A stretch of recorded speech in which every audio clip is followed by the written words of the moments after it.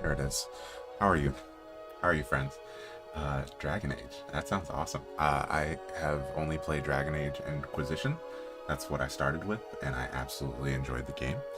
Um, but to give you an idea of what I'm doing right now, so those of you who are on TikTok, you will see a hairbrush. This is going to help me get some texture, skin texture today. Those of you on Twitch and YouTube, you can see the detail here. I've begun the process of getting skin texture started on Azog.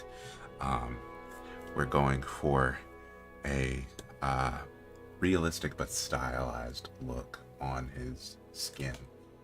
Considering that I'm going to be wearing this and it's got a mesh with my skin. So, I'm going to be doing some special effects makeup to myself when I wear this, but, gotta have some realistic skin texture on Azog to get him, get this up to snuff. So you can see there's been a lot of progress since we streamed last time.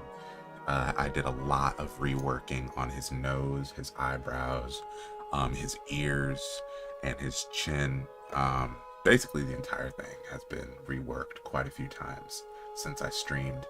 And yesterday I should have streamed it, but I didn't get any of the progress of putting his scars into his skin. That was really, really fun. I can show you how that process worked, but it was super fun. And I'm sorry that I didn't film it. But yeah, his head is looking phenomenal now. So today we're gonna focus on getting some texture put into his skin. And so in my regular monster clay, I have some monster clay medium, and I did some impressions to make some stamps. They work a little bit. They're not these are stamp likes. I think these will be like some subtle work for some subtle variations in skin tone. Let me see if I can put this here. There you go. That's better. Subtle variations in skin tone around the mask once I do the deeper wrinkles and things like that. But it's all about a layering effect to get this looking like, real skin. So I'm actually really happy about what's going on around his eyes right now. Layering this effect in with some more stippling is gonna really help add more depth. So let's go ahead. What we're gonna do first, I'm taking some monster clay and I'm gonna shave it off into this little container here. You guys can see it. There we go. Little container. And I'm gonna shave off some monster clay into this little container. And the goal here is to essentially, we're gonna create a thinned out clay wash that I'm going to use to these pinholes that create pores on his face.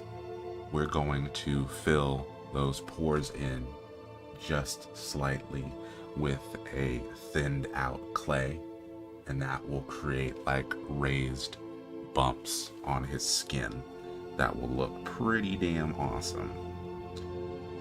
So, because right now those pores look too well defined, so the key is smoothing it all out. That's the key. So we're just getting little pieces of clay to put into this little mixture. Pieces of clay. Doesn't have to be too much. Just enough when I put some naphtha in here. And for those who are just joining, naphtha is you want to actually, do I have my gloves? Hold Hold on a second. I need to make sure I have my gloves. So here's the deal. Naphtha is incredibly flammable, and like most chemicals, it is a carcinogenic. So you don't want to touch it with your bare hands.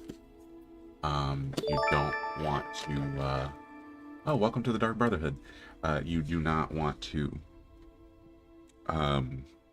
get it on your skin, and you want to make sure you're in a well-ventilated area. I have my window open and I have a fan going. It doesn't smell super bad or anything like that. There's no major fumes. It's literally just like lighter fluid that you would find in a Bic lighter. But you still want to be careful with it. So what I'm going to do is I'm going to take some naphtha, just a little bit of it. I'm going to put it into this container.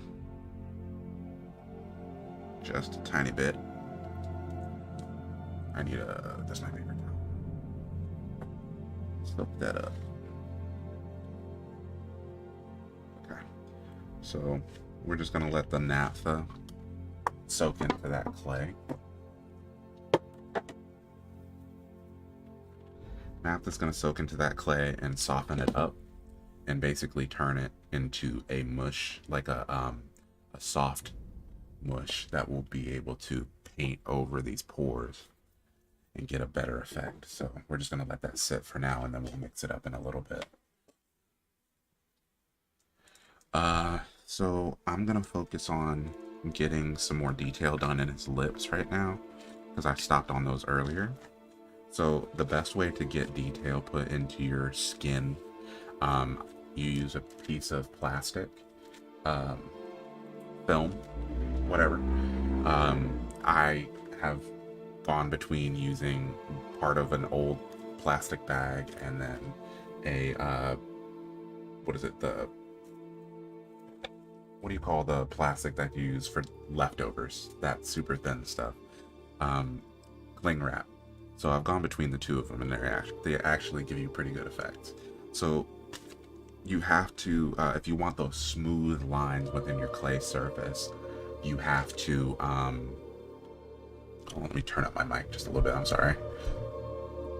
There we go, that's better. Okay, you have to put this plastic over it when you're doing your details, and that gives you smooth lines underneath. I can show you the difference. So if I do just a line on his forehead right here without that plastic, I don't know if you can see it from the camera, but there's flared lines and excess clay that pushes up to the edges of that mark. And the difference, oh shit, I accidentally hit that with my thing. You know, smooth that back in. The difference when you put the plastic over it,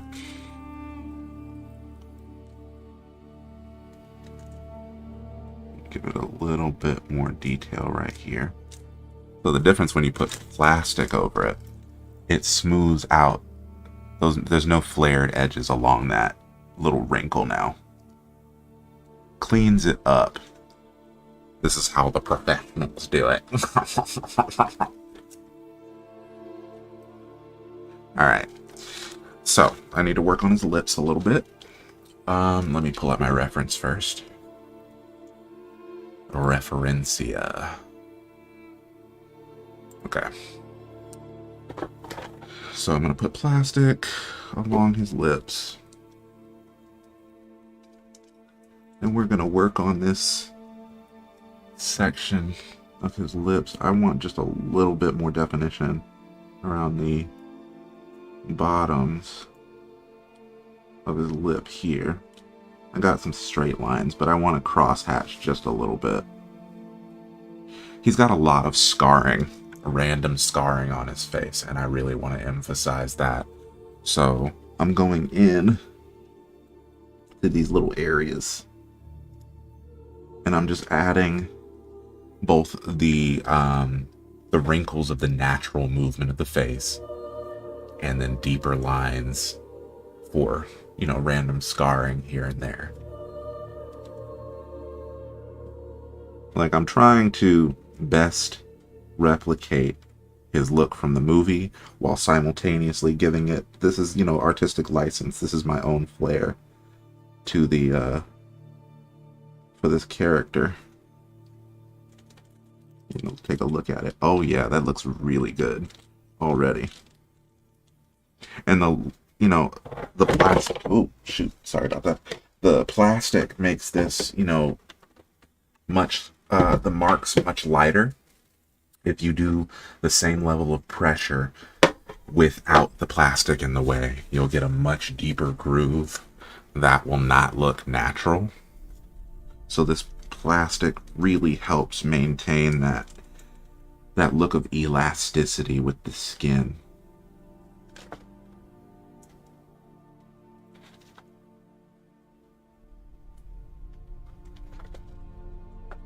Go in. And the cool thing about this plastic, like with the plastic on top, it'll look like you're going really deep into the clay, but you peel it away and the piece underneath has these really soft, intricate looking lines. It's really, really beautiful. Yeah. Oh yeah, that looks really good. I'm gonna do a little bit more because the whole lip here has to show.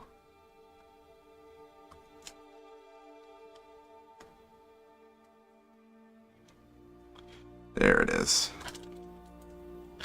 Much better. See, now it's starting to bring out character in his face. So he doesn't just look like, you know, he looked like an orc, but now he's got his scarification, his veins. That's what I did the other day too. I put all of his veins on his head, so you guys didn't get to see that full process. He has the veins on the sides of his head and on his brow, and the other side of his head. I did all those veins in his skin, and I totally forgot to film it. But there is that detail along his lip makes it stand out now. It's not just a, you know, solid block of clay. It's it looks like he has lips. You wouldn't want to kiss them though, because they're extra nasty. The whole point of being an orc is being gross. And it's just cross-hatching pattern that you would see in human skin. Well, not human. You know what I mean. Skin. Not human skin, but you get it. Yeah, see, look at that. That's really beautiful. And when this gets casted in silicone, it's going to capture all that detail. So I'm going to put some more right here. I'm going to get his upper lip. There's a little bit of heavier lines just for a scar at his lip. And then... okay. Oh yeah, that looks really good. Oh yeah, this is so cool. This is such a fun process. There's a lot that goes into making, you know, this realistic skin texture, and it takes a while, but it's such a fun process that the time just really flies by.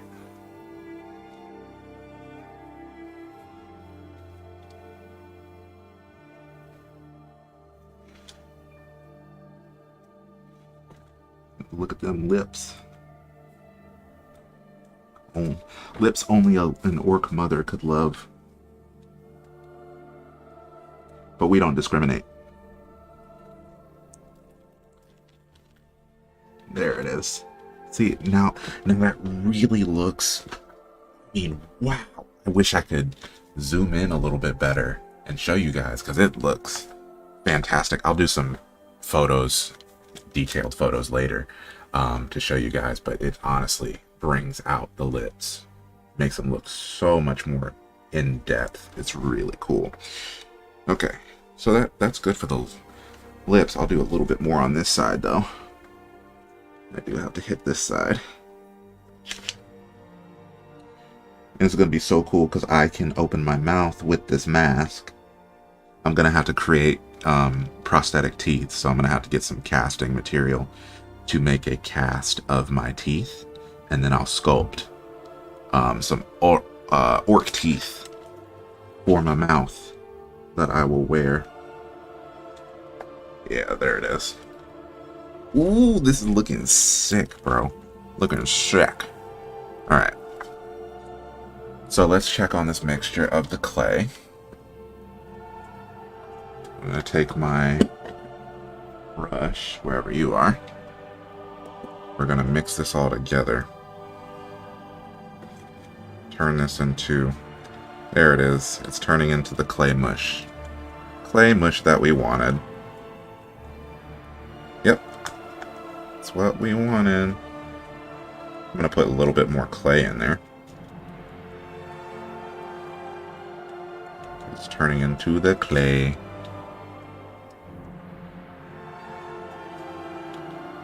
So you can see the consistency. Actually, I'm going to add just a little bit more clay to it. Just going to add a little bit more, because I want it to thicken up just a little bit.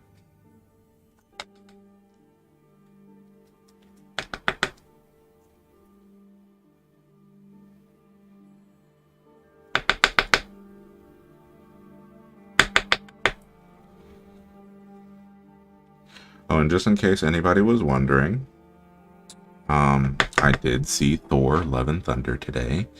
It was... I'm the type of person that it takes a lot to really just, like, disappoint me when it comes to the MCU. I was not all that impressed by the movie. I tried my best. I just was not super impressed. It's a bummer. I need a little bit more naphtha to go in here, though.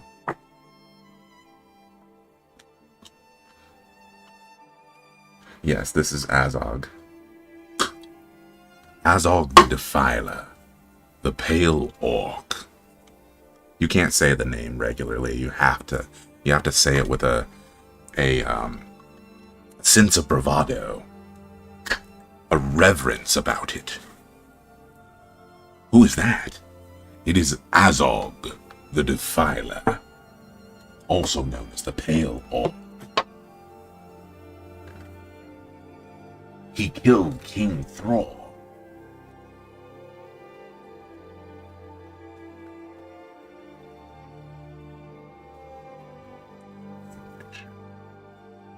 Okay. So we have more clay in there. We're going to let it sit just a little bit more, so that'll... Now it's a little too watery. Gotta put more clay in it.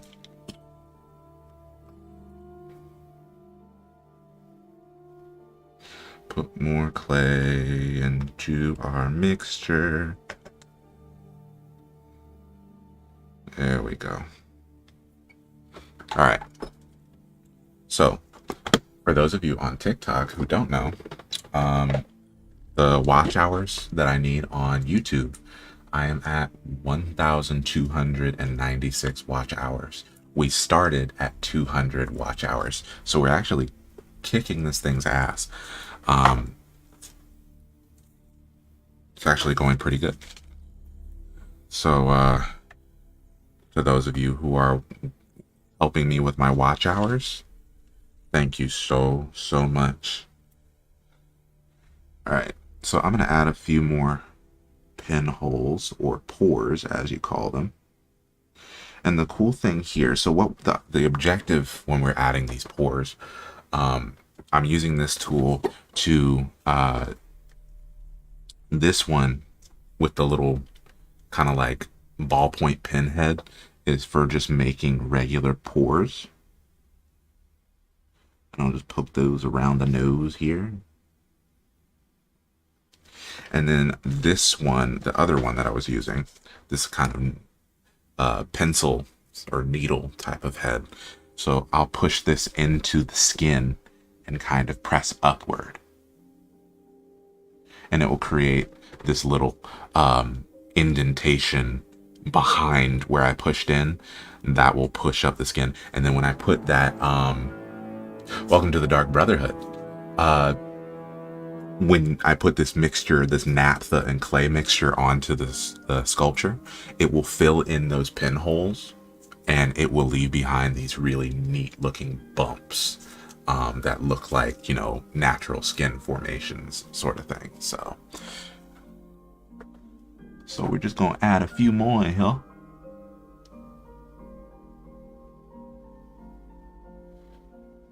And just like, you know, anybody's face, there's gonna be places on the face where it's like regular skin tone, places where you have like extra wrinkles, blah blah blah. So just variation, all about variation on the face.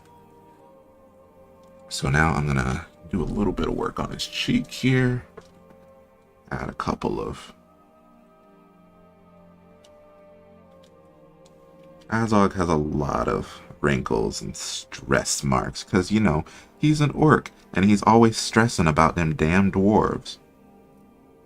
He has vowed to vanquish the line of Durin, so he's always stressing. Oh yeah, that looks really good.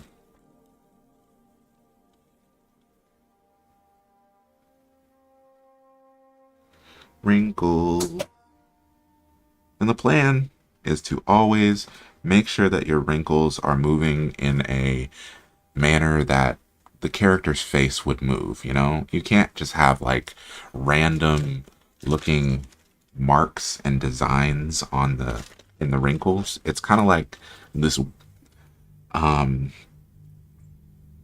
almost cross-hatching type of pattern in the skin. There's like many, if you look at skin up close, it's almost like many triangles. Because the goal is, you want your skin to look like human skin. On this particular character, you want it to look like human skin versus scaly skin, you know? And too much that hatching, you can start to get a scaly look on the skin.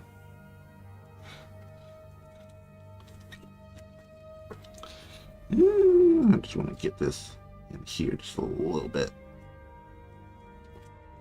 Ooh, yeah, that is what I'm looking for. It's fantastic. All right, so I need to do a little bit more wrinkling on his lips here, his upper lip. He definitely got a lot of wrinkles on his upper lip. Like, boy making scowls all day. Of course he's gonna have wrinkles on his upper lip.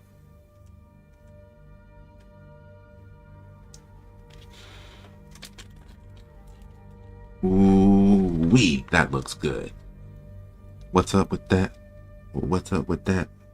Ooh wee. All about detail.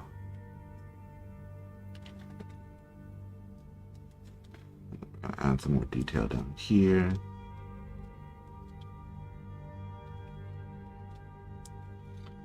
And then pull that off. Boy, that looks spicy good. I like that.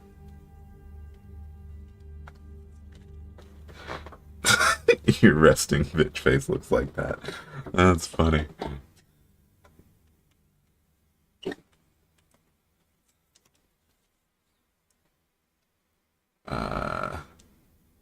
Okay, here we go. Now we're going to check on our mixture of clay. And we're going to mix that with the naphtha. Clay, clay, clay, clay, clay, clay.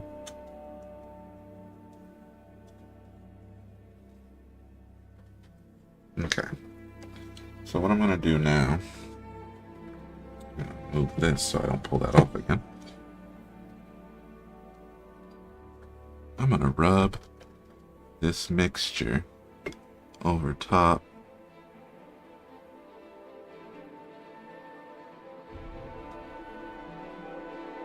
Yep, and there it goes.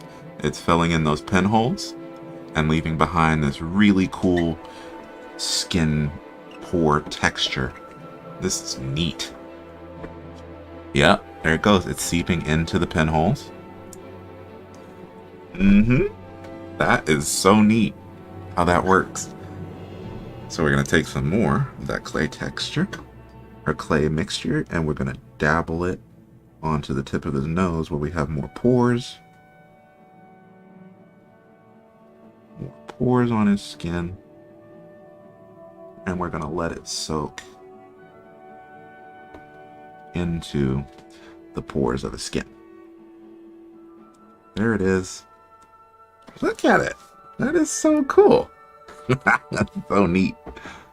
And there it goes. It's filling in the pores and it's making it look like real pores on the skin, and rather than just, you know, like holes in the face. So I'm going to do more of those later, but I'm going to let those first ones dry.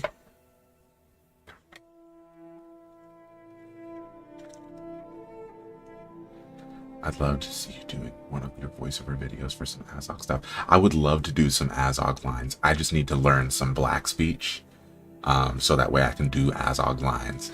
His voice is incredible, so I would love to do some Azog voiceover stuff. That would be really, really fun.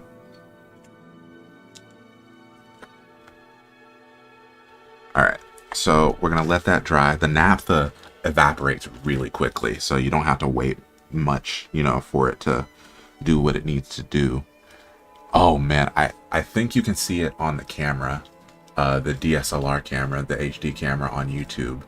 You can see how it's drying, and you now have those holes filled in, but it leaves behind this bump, or these bumps that look like real pores on the skin. So that looks really, really dope. I'm going to go over it one more time with a little bit of naphtha and clay. Fill it in just a little bit more. It looks really good.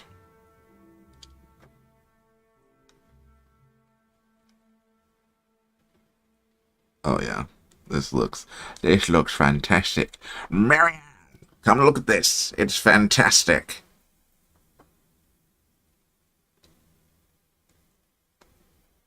Alright, so I want to test this just a little bit. I'm going to do it on this corner right here. I'm just going to put a little bit of naphtha in here on these. I don't want to smooth out my wrinkles, but I do want to put a little bit of naphtha on them just to see how it'll react. Just to see. And see if it'll soak in or if it's going to cover up my wrinkles. We'll see. Those are really fine wrinkles, so it might just cover them up and I'll just redo them again.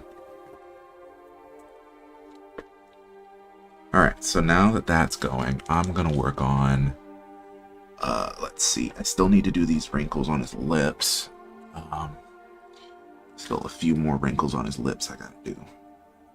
So, put that there. More cross-hatching. More cross-hatch. Hatchy hatch. Cross-hatch.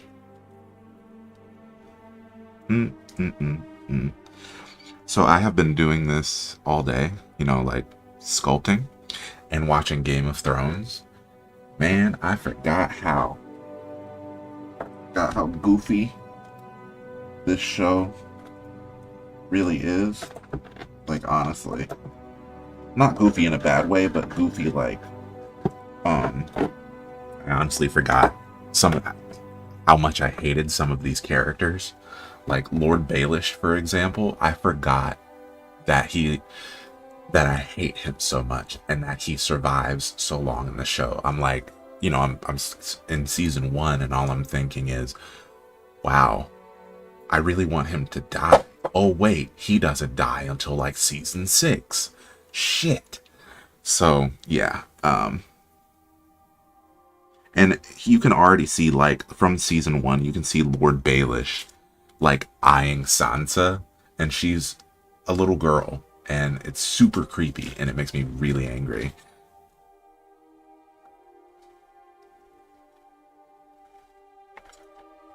Littlefinger is annoying as fuck. He makes me so mad. I want to do I'm gonna do this marathon, but I don't know if I'm gonna be able to watch season 7. Like, I may stop at the end of 6 and then just headcanon my way. You know, season 7 can fuck right off, because I don't want to do that again. I mean, the disappointment. the disappointment.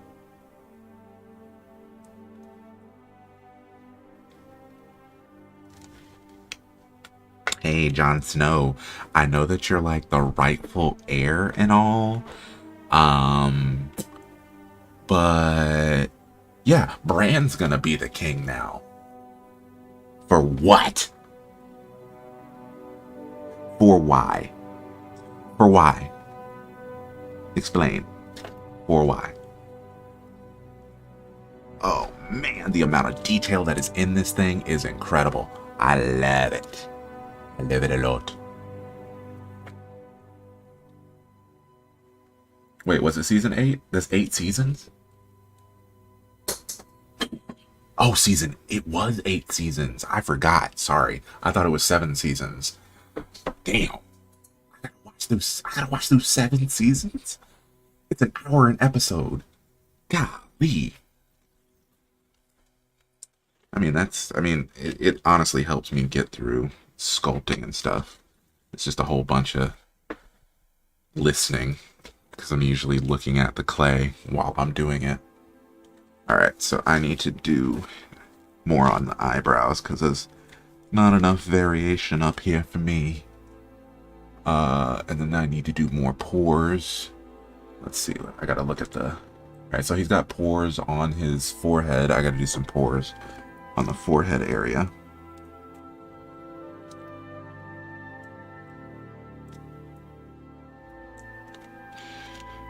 Ooh, subtle variations in skin.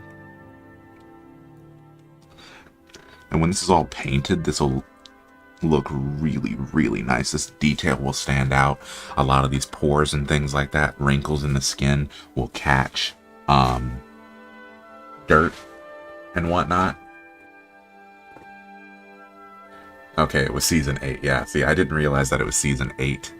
I'm sitting here thinking that it was 7 seasons, because my brain pushed out the fact that there was a season 8.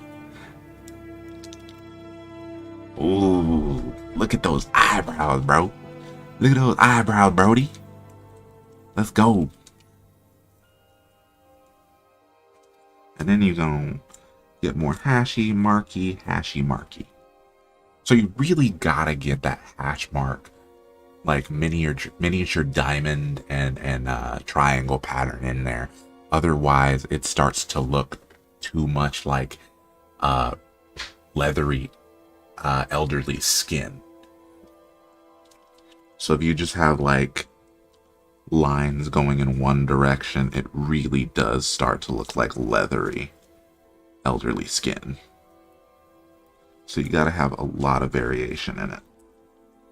And it can't just be, yes, see? Yeah, there it goes.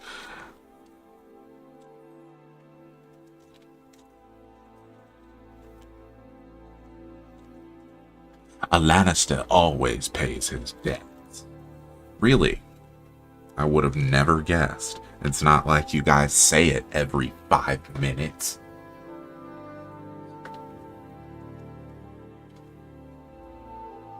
We were literally cheated for season 8. I don't know. I want to know like what their honest reasoning was behind season 8. It almost felt like they just rushed through it because they were... I know that they were getting ready to work on another show, and it feels like they were trying to rush it off just so that they could work on that other show, you know what I mean?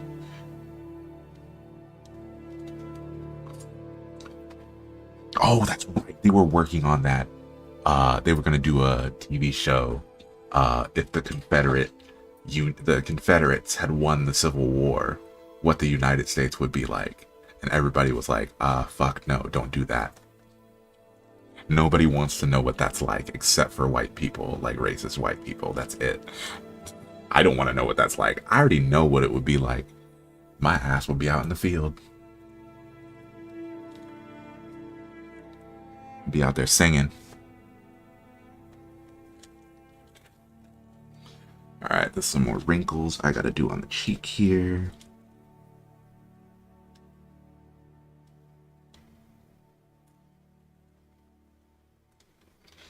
This is all about variation in the texture.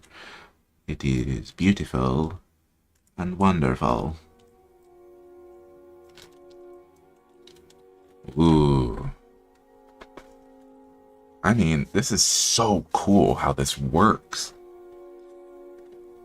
And what's really neat about this, when you start doing the skin texturing process, if you know you do it in one area and then you stand back and look at it, it looks so weird when you just have one spot that has the skin or the, you know, the texturing on it. But once you start layering everything in, that's when it really starts to pop.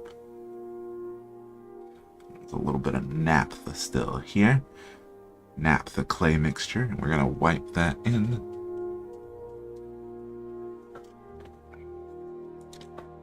Well, that looks really good.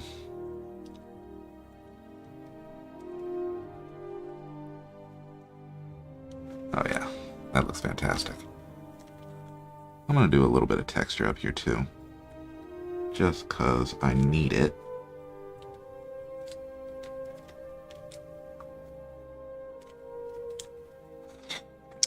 So for those who are wondering when I'm gonna get back to gaming and streaming, I got Red Dead Redemption 2 because it was like super on sale on Steam. So I'm gonna be playing some Red Dead Redemption 2 coming up soon, because I haven't played it in a minute, and I had a lot of fun with that game. Have I added the texture from the leather? No, I have not got. I haven't been downstairs to grab any of my spare leather to add texture, but I'll do that. That'll be part of my like finishing work process for this thing. The arm of my chair came unscrewed, so I need an Allen wrench to put it back on there. Oops. That's okay. Everything's fine. Alright, so that clay mixture really did work quite well. Worked really well on the pores. Looks really dope. Just gonna let that dry. That's really dope. And the skin texture is starting to look so much more uniform.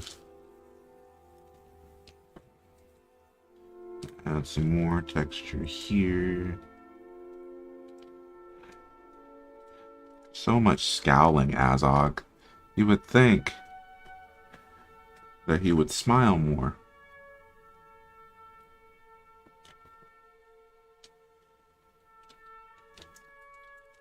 Oh yeah. That looks really good. Alongside that scar there. I need a little bit more here. On this inner part of his cheek.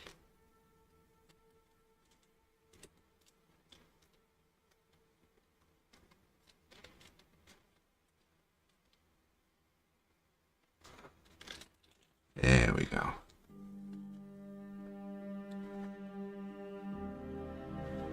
That's better. Okay.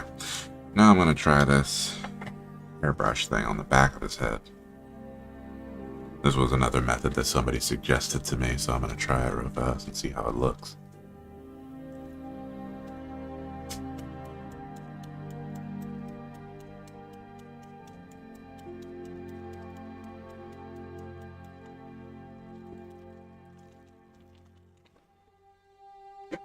Ah, that actually does do something. That's actually...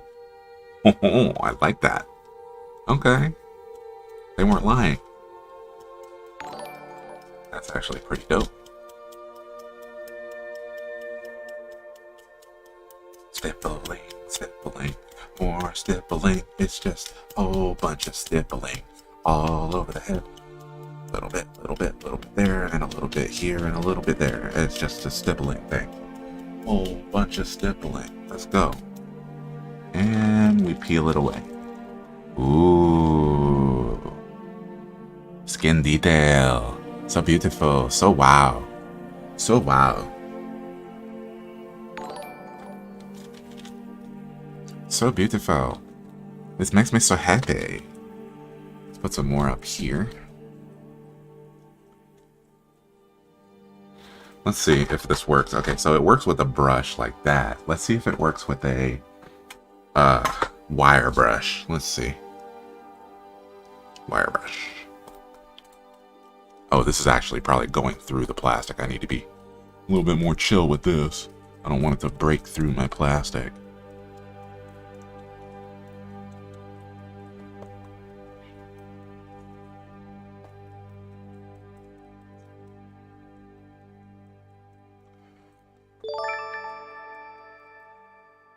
What?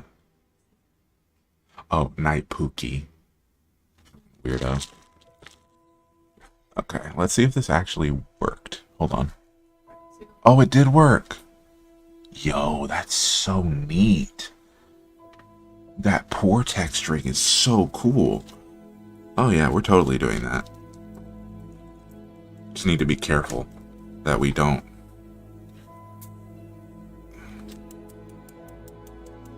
Just whack it. Whack, whack, whack, whack, whack. Whack it. Whack. Whack, whack, whack.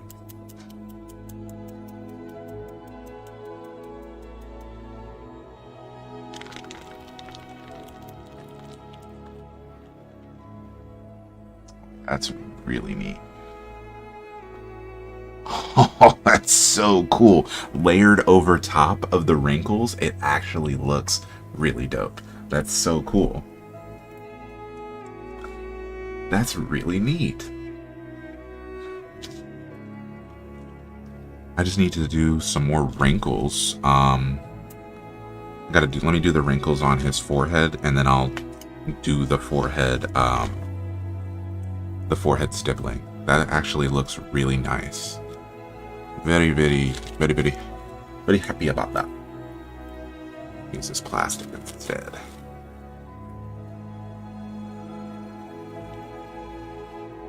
So that way I can see better. Oh wow, that stippling looks like real skin, bro. That's so neat.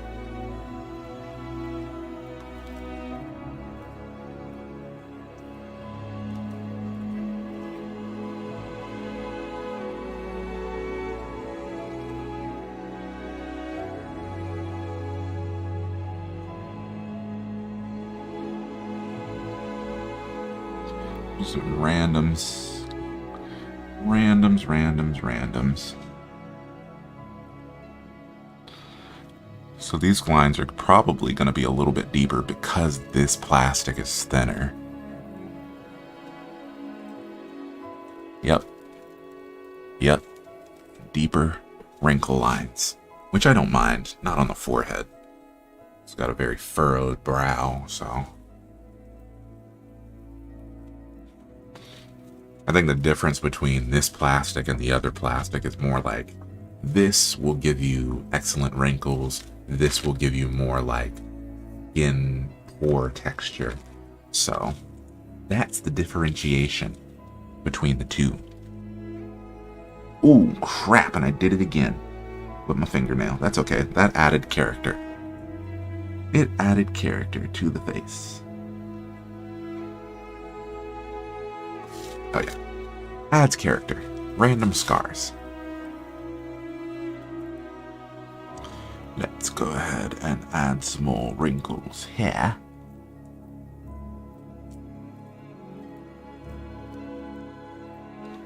Oh, that's beautiful. Welcome to the Dark Brotherhood.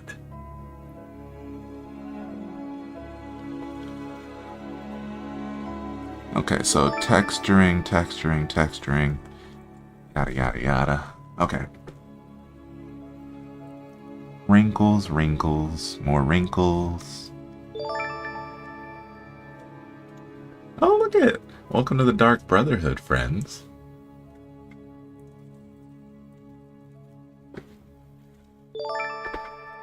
Damn, how many people are subscribing right now? Goddamn.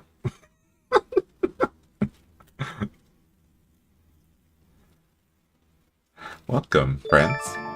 Jesus. Good God. Why everybody's subscribing? Welcome to the Dark Brotherhood. Good Jesus. Do do do do do do do do do do do. Okay, all right. This is where the party is, apparently. Goodness gracious. Oh, someone gifted subs. Well, I appreciate that for the gifted subs. Thank you. All right, so now I'm going to add some more of that lighter texture up here too.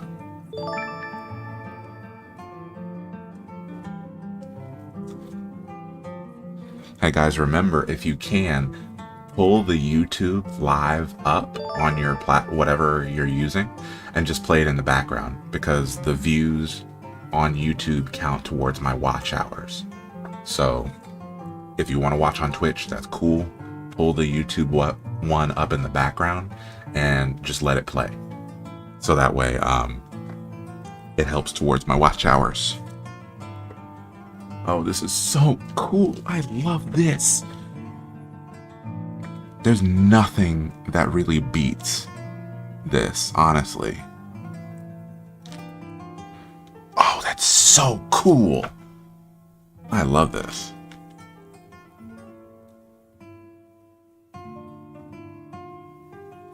Oh, yeah. This is beautiful.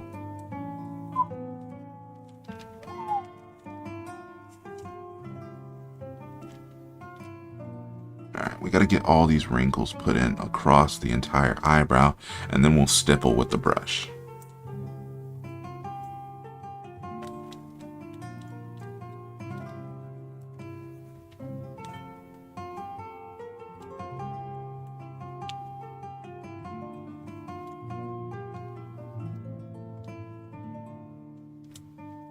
There we go. Ooh. Spicy.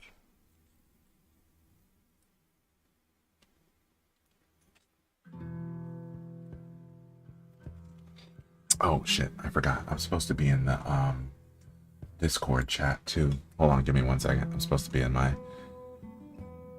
Discord channel for streaming. Give me a second. There, I'm in it. In the Discord channel.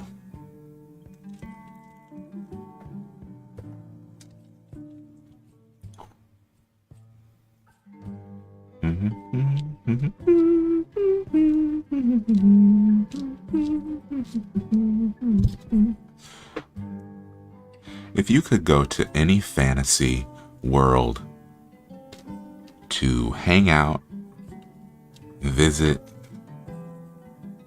and do whatever you wanted, what fantasy world would that be? Hey, somebody joined the Dark Brotherhood on YouTube. Welcome, friend. Oh yeah, YouTube is definitely a better view.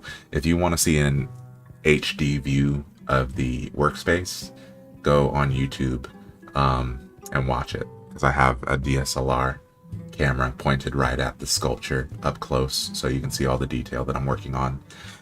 So yeah, YouTube, better view. Ooh, that's spicy, bro. Spicy.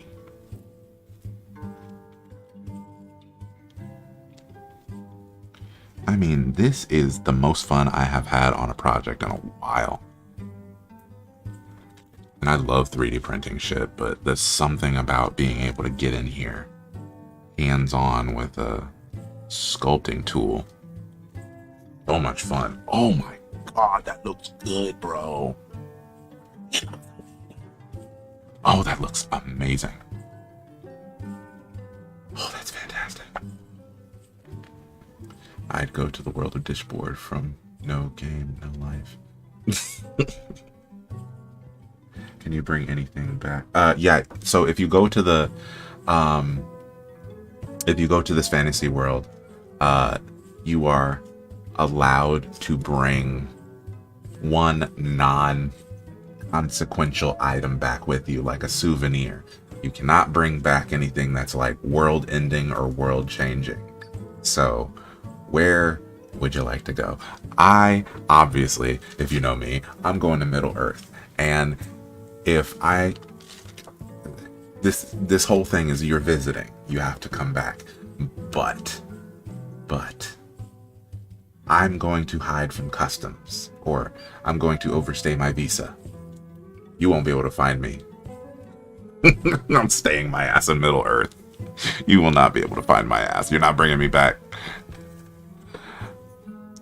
You best put a tracking device on me, because I will disappear in the Misty Mountains and you will never see me again. Like, intentionally disappear, not like I would get taken by the goblins or anything like that.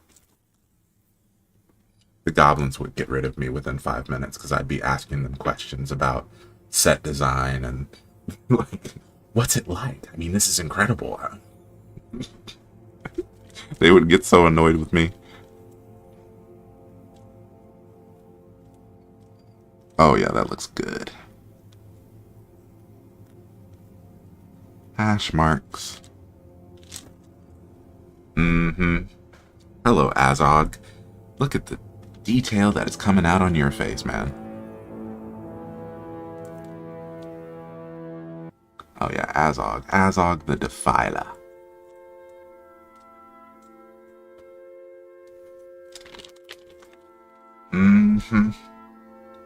This, my friends, is so much fun. I love the way that this looks. This patterning is just so neat. Okay, so now I'm going to look at my reference again. I have some wrinkles along the inside of the eye here that I want to get.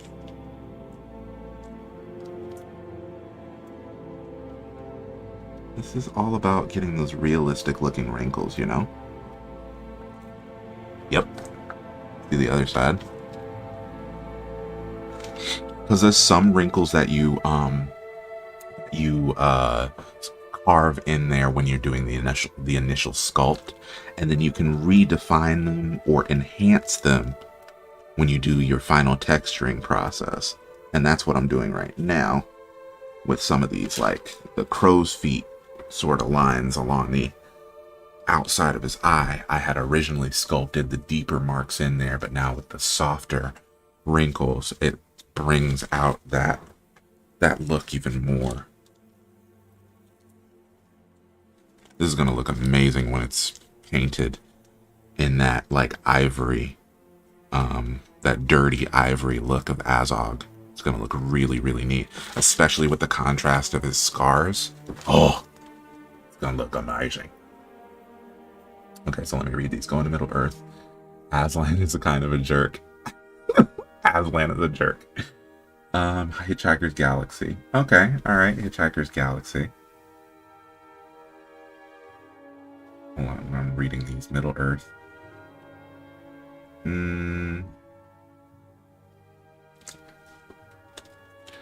Discworld. Okay, Discworld, that's a good one.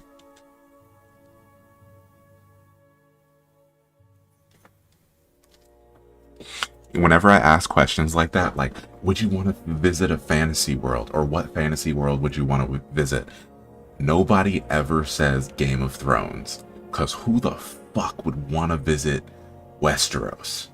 In all seriousness, like, oh wow, it's, you know, it's got such beautiful landscapes. No, fuck no, I'm not going to Westeros. You cannot walk around Westeros without getting your ass murked or attacked or assaulted in some form or fashion. Literally walking down the road, somebody's gonna jump out the bushes and they gonna beat your ass, or they gonna kill you, and then they gonna hump your body, your dead body. That's what's gonna happen in Westeros. You can't travel down the road without being accosted. Hell no, I'm not going to Westeros. Ain't nobody safe in Westeros. They got little kids dying in Westeros. I ain't doing that.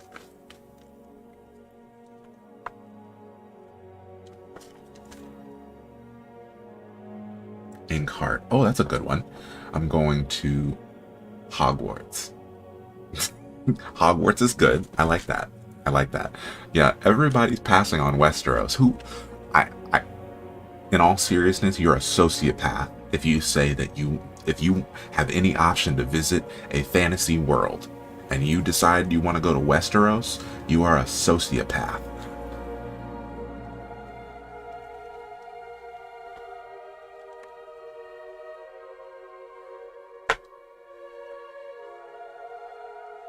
There's so much detail in here. It's fantastic.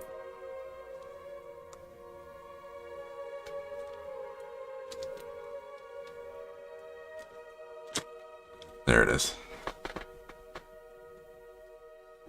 Okay, so let me look at his skin again. Okay, so we got to do some more wrinkles along his chin, along the side of his face here.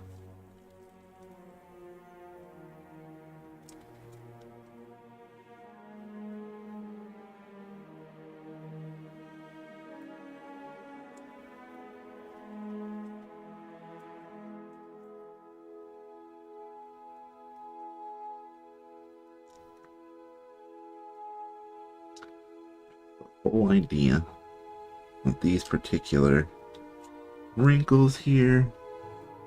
I'll make this hatchy. There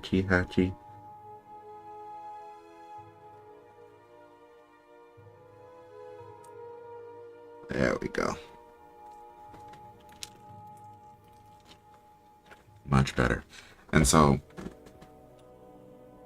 not everywhere is going to have these really defined, like, skin markings and whatnot. It's more around the brow, the parts of his face that move a lot, and then everywhere else will really have that sort of stippling. So we're gonna get the wrinkles done on the sides of his face here, and there's a little bit of wrinkling around the edges of his ears, and then the rest of it is really like that stippling effect with the hairbrush. And my glove just broke out of the blue.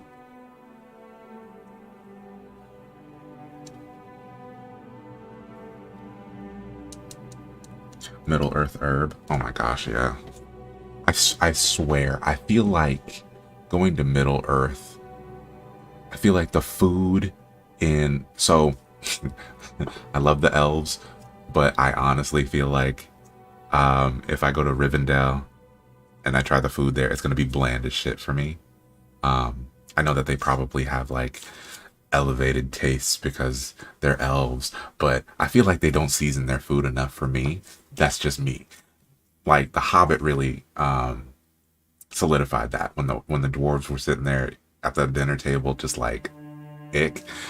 I feel like the dwarves possibly over season that food.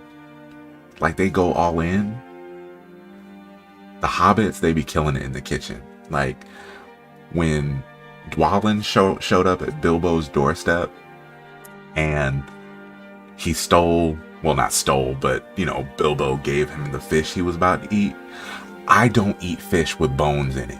I'm telling y'all, I can't eat fish with bones in it. It makes me sick to my stomach. But the way that Dwalin was eating that shit, the way that it looked, dear Lord, it looked good as fuck. About to make me go out and get a bone-in fish and cook it. It looked good as hell. And then Bilbo's entire pantry. Oh, I was jealous as hell. Taters. Yes, taters. Sam would probably cook the best fucking meals. I mean,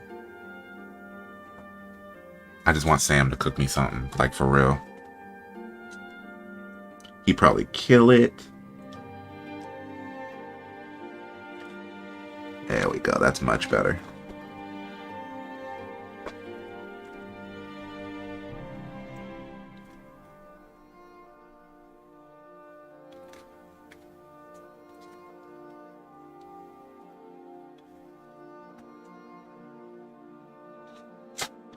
Ooh.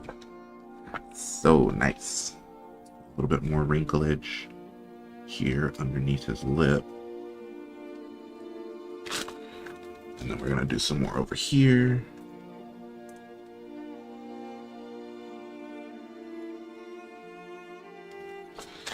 Oh yeah, that's way better.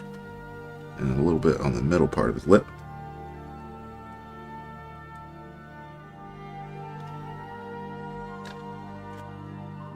Oh boy, that looks good. You can't love food like hobbits do and not learn to season. No, I'm not saying but like boneless fish. I'm saying like I don't particularly like when somebody cooks a fish without filleting it. Like I'll typically do, you know, fillet of salmon and things like that. I don't like one, I don't like having to debone my own fish, and two, I don't like it when the fish is cooked and it's like, you know, still got the bones, and you have to essentially after it's cooked cut your own meat out around the bone, you know, sort of thing. I feel like, because I'm the type of person, it's kind of like this. So if I'm eating food, like if I'm eating eggs and there happens to be a bit of eggshell in there, if I bite into eggshell, the entire plate is done. Like I cannot do it anymore. Like if I am eating egg, like I've eaten most of it and I just get a little bit, like a bite into eggshell, it'll make me gag and I will not eat the rest of the plate. That's how I am with like fish with bones. So if I'm eating fish, I'm like enjoying the shit out of it, but then I bite into bone, a little bit of bone, I'm like, fuck, nope, can't do it. I will put the entire plate away. I cannot do it. That's just me. that's just me, but I cannot do it. I don't mind the fish looking at me. It's just, it's like a sensory thing. I can't, if I feel the crunch of an eggshell in my food, instant gag, throwing the food away. Cannot do it. Ugh. Makes me sick. Ooh, this texture looks so dope, bro. Okay, so now I'm gonna look at the reference imagery just a little bit more. This texture along the outside of the ear here. So what we're gonna do is place this. We gotta be careful. So I was working on his ears a little while earlier, and I pushed a little too hard on the other ear, and the ears are held on here by clay. So I pushed a little too hard on the other ear and the ear fell off. Luckily I put it back on and then did like another layer of clay around it. I was like, shit.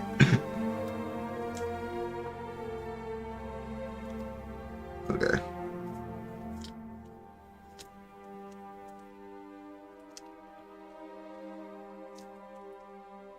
Okay. Perfect. Wrinkles around the ear.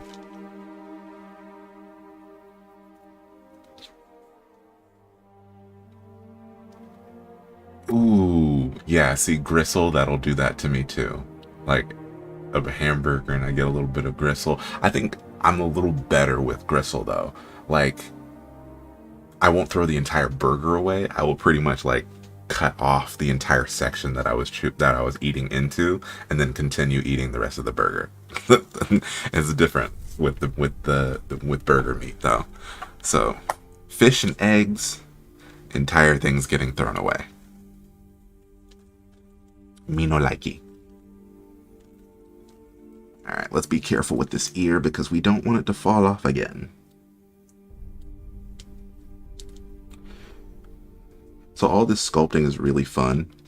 I'm not looking forward to the whole, you know, molding and casting process because it's going to be very arduous. I have to make a silicone, first a silicone mold of the entire thing. And then I also have to make, oh wait, no, not with this. Not with this, I don't have to make a silicone mold. I'm going to make a jacket that'll go on top of this. I don't have to do silicone too. Yeah, I have to do silicone too. But a jacket that's going to hold the entire thing. And then the scary part is going to be I either need to print another bust of my head at the exact same size, or I have to take all this clay off and use my bust here as the little master thing that goes inside of the mold on which I make the final silicone piece. So I'm leaning more towards printing another bust of myself because I really don't want to have to take all the clay off this thing. as much as I probably will have to do it in the future, I do not want to take all the clay off of this just yet.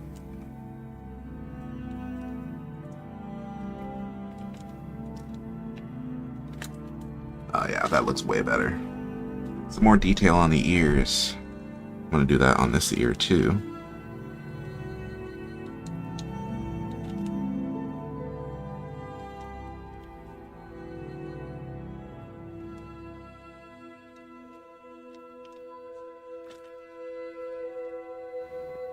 Oh yeah, that's better. Much better. Okay, so we got most of the detailing, the wrinkles done. I want to take a look at my reference, make sure I'm not missing anything that I would like.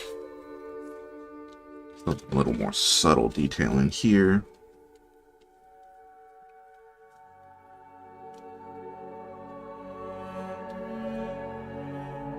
There it is. Yep. That's better.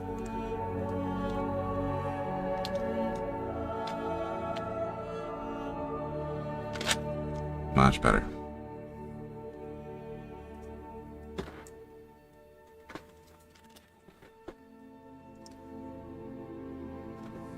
Isn't it right? It looks so nice now. It doesn't look like, I mean, the smoothed out piece compared to where I started with this looks phenomenal. But there's something so unsettling about just a smooth creature sculpt like this. It really starts to come alive once you start adding texture to it.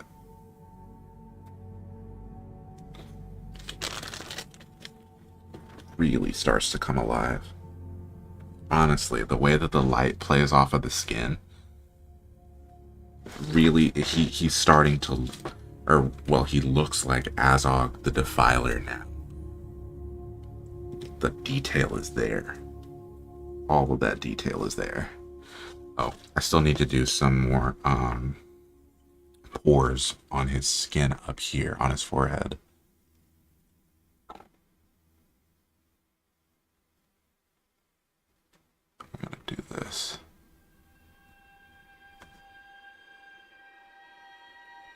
Pores on your forehead.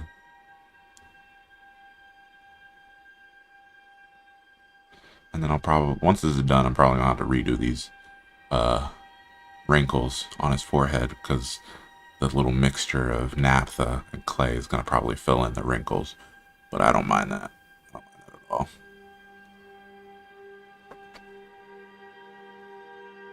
Oh yeah, that looks way better. And we're just gonna randomize these pores. We don't want it to be all uniform. We just want some variation in where they show up on his skin. He definitely has some on his cheeks. I'm gonna add them.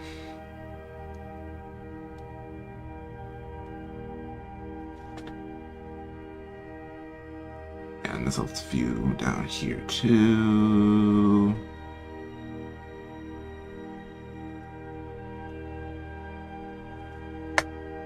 Ooh, God. That almost triggers my trypophobia. Because that's, ooh. I don't like it. I don't like it. I gotta fill it in. It's making me itch. It's making me itch.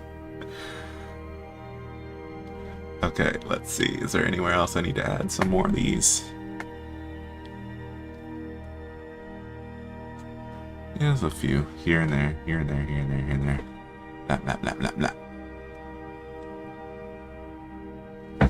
Oh, yeah. I'm telling y'all, this is so much fun.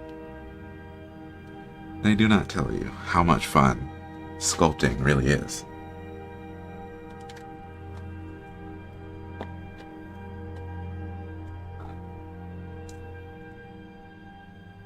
I'm not multi-talented.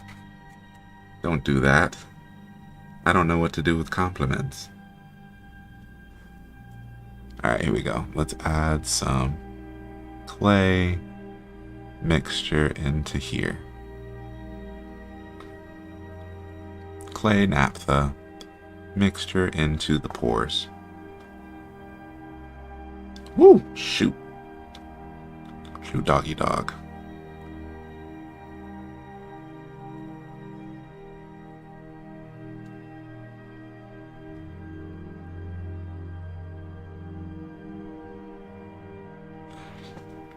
It really does fill in those little pores, which is so neat.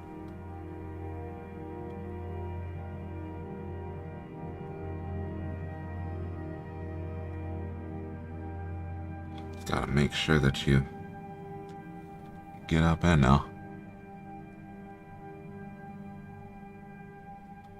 Don't want it to stay open.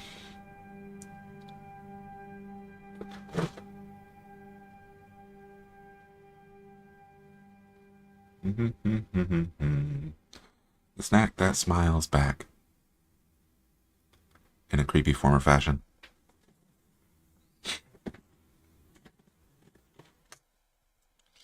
Ooh.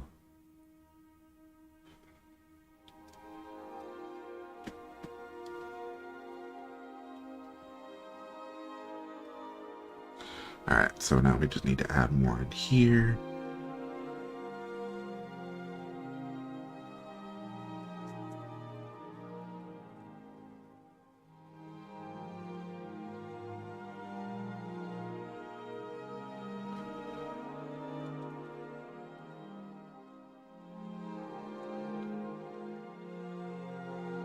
Ooh, shoot. Maybe I'll overdo that.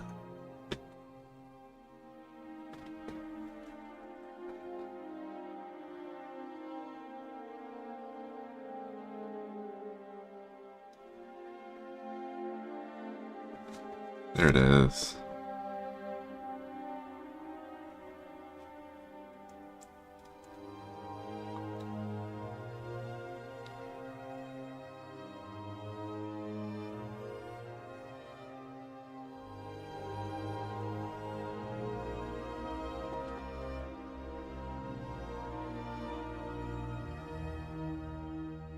Oh yeah, that's better.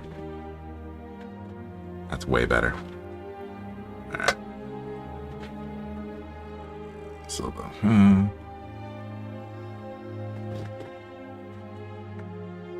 oh yeah.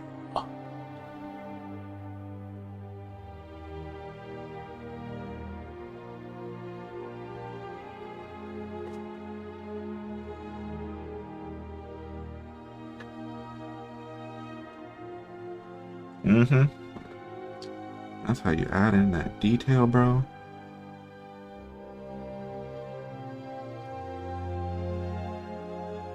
Perfect.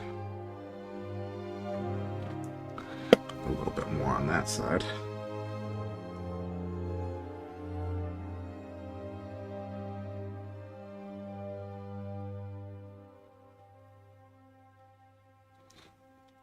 There it is.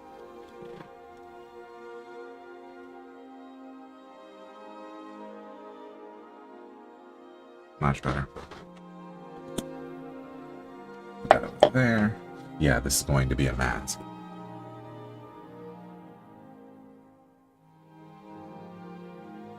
Oh, you showed your dad? That's awesome. Would I go to Game of Thrones? The Game of Thrones in the newest series. I don't know enough about the newest series. Isn't it a prequel? It's a prequel, and I'm pretty sure that Westeros is way more tumultuous in the prequels too. So, probably not. And considering Westeros doesn't have very many people of color, like, in all honesty, my ass would stand out in Westeros. No.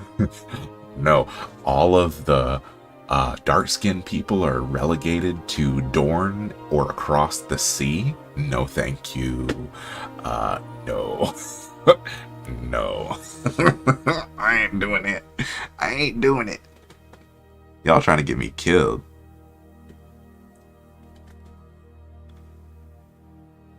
Queen seriously gonna see my black ass and be like, who's this? Who that is?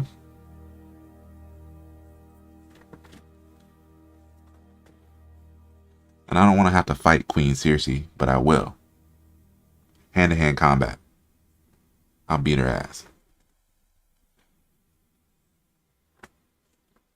I will not put hands on a woman, but Queen Cersei can catch these hands. $3.99. 2 piece and a biscuit, bro.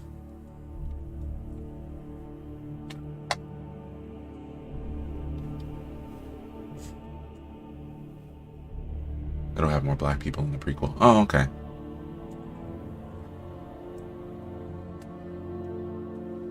Oh yeah, that looks, those pores look really nice. Yay. So what we're gonna do is go over those areas once the naphtha dries. See, now the naphtha's dried here. That looks really good. We're gonna go over those other areas once the naphtha dries. And then give it a little touch up with the wrinkles. Because it's starting to look good, bro. Let's go ahead and get the stippling done on the other part of the head, on the back of the head here, and then we'll move up to the front when the naphtha is dry. Stipple, stipple, stipple, stipple, stipple, stipple, stipple. Beat that stippling in there.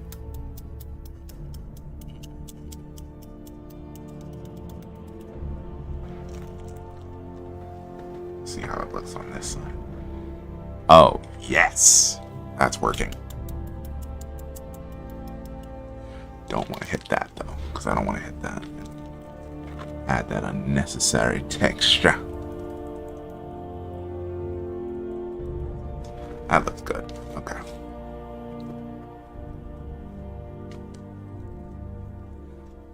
I feel like I should heat it just a touch. It might help it if I heat it just a little bit.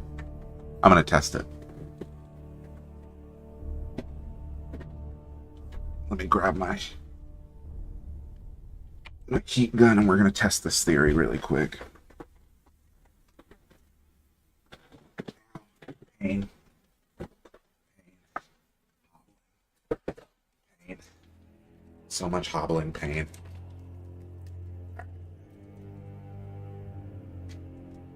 Alright, we're gonna test a theory. Ow.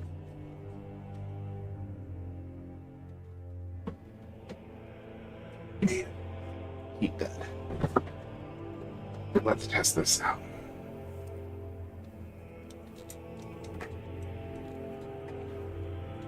Heat up a section, let it cool down.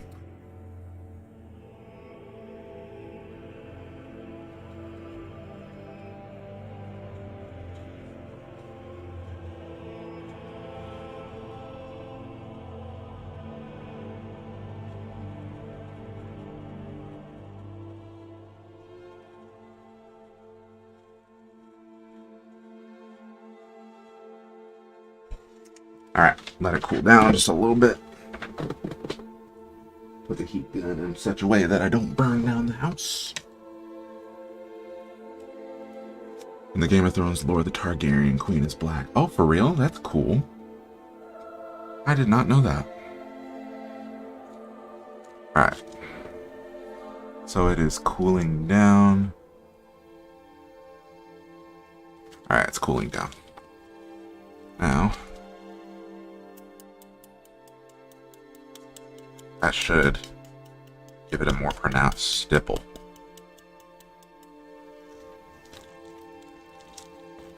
Yup. It totally does. Ooh, that is the key. Heat it up, then beat it up.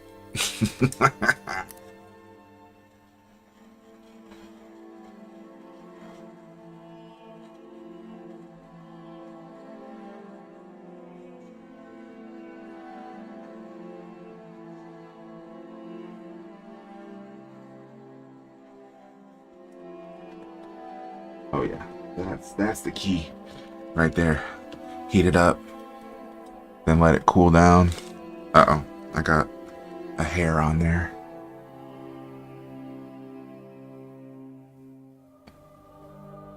There we go. Heat it up, then beat it up, bro.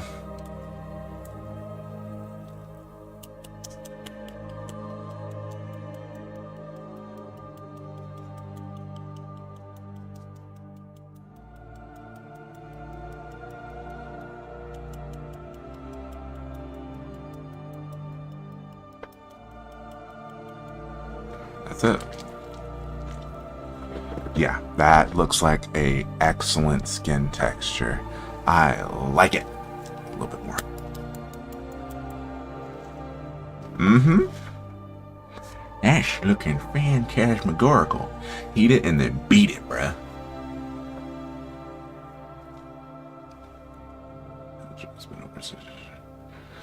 Oh, that's right. Well, yeah, so my I think it's next week I have my appointment. And they remove a section of the stilt that's or the lift that's in my boot. So I don't know when I start physical therapy. I would like to start soon because I can definitely feel the I've been trying to flex my calf muscle, you know, but I feel the loss of definition, the loss of mass within that muscle because I haven't been walking on it. It's very floppy and I don't like it. Very, very floppy. Alright, so now we're gonna get this other side. A bit of soup.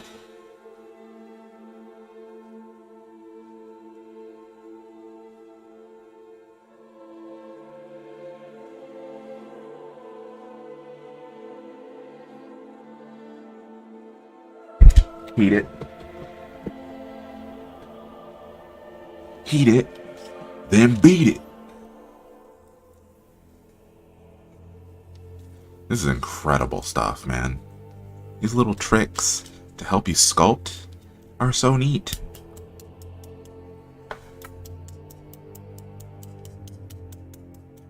Oops. I don't want to hit that too close.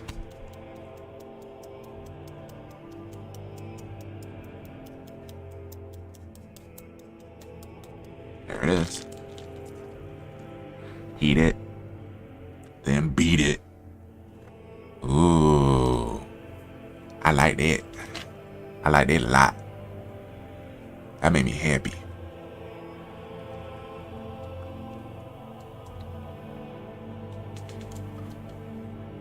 Ooh, good. I like it. Okay. I do need to heat up. Let's get the rest of the back of his head. Words to live by. you can't hit it if it's cold. You cannot hit it if it's cold. You gotta warm it up, then you hit it. Heat it, then beat it.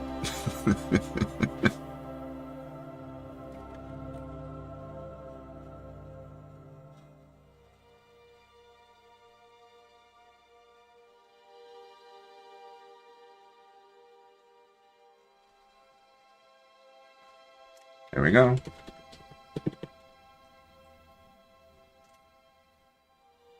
Heat it, then beat it. It's heat it, then beat it. Heat it, beat it. Now we put this on there.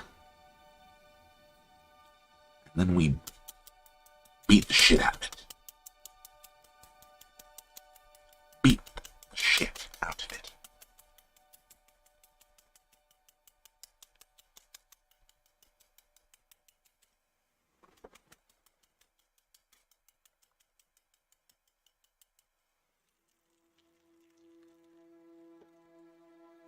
Oh, yeah. That's that realistic pore and skin texture that we were looking for. It meshes really, really well with the wrinkles.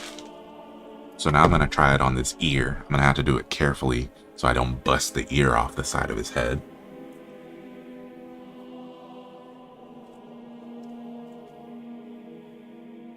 Azog's about to get some waves on his bald ass head.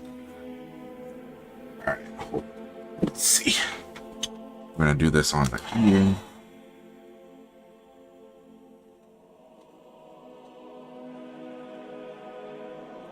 Alright, ear.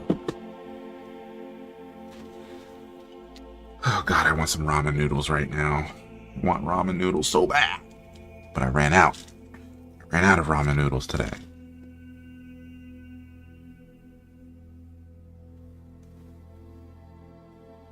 Of course I would get a hair in it. Damn it. Okay. Heat it. Then eat it.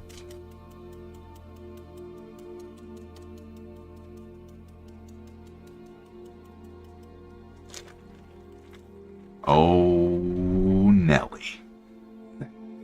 So nice, bro. I like it. I love it. I want more of it. I wonder if I can... Hold up.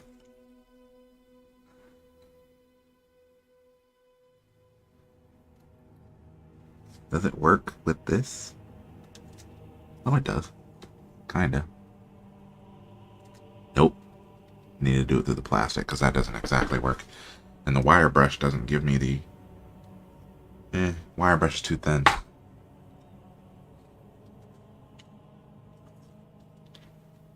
Need tweezers for those fibers.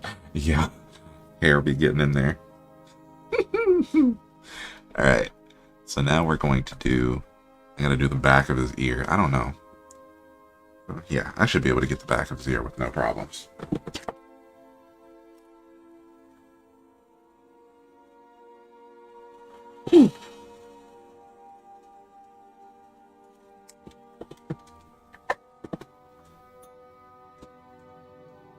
Let's not touch the plasticine clay with a hot heat gun. Let's... Shit.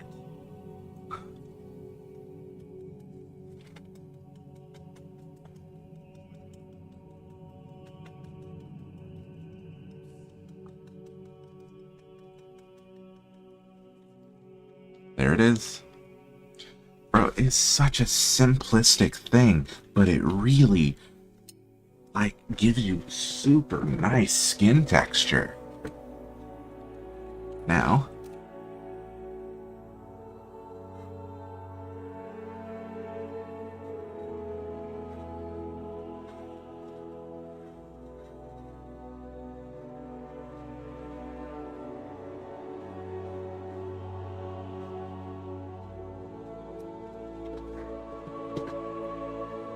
next,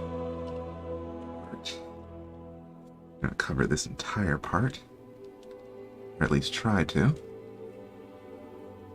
There we go. Cover, cover, cover.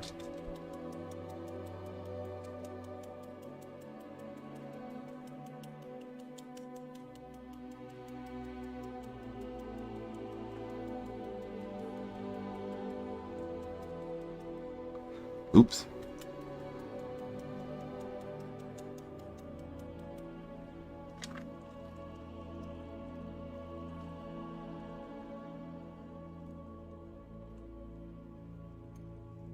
It's so neat. Little skin detail. Just add it in there. So cool. I missed the spot right here.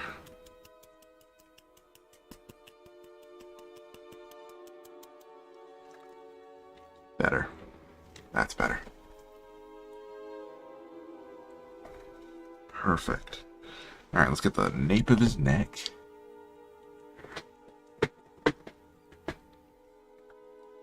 I don't even know if you can see the texture on TikTok, but honestly, that the texture it does add.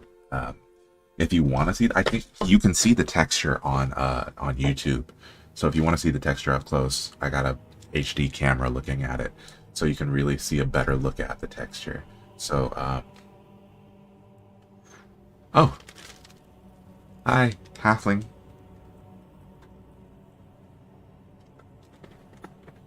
All right, heat it.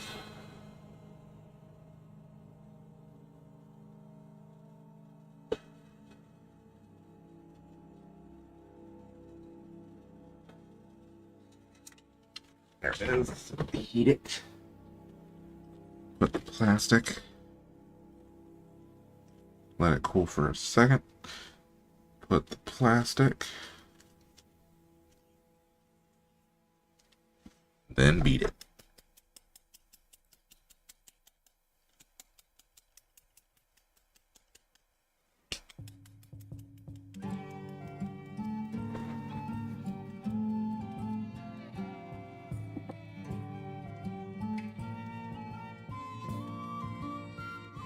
Uh-oh. Soft spot. Don't want to accidentally mess up the detail on my ear. It looks like real skin texture. And here I was sitting here trying to mold an orange to get the texture off an orange. All I had to use was a hairbrush.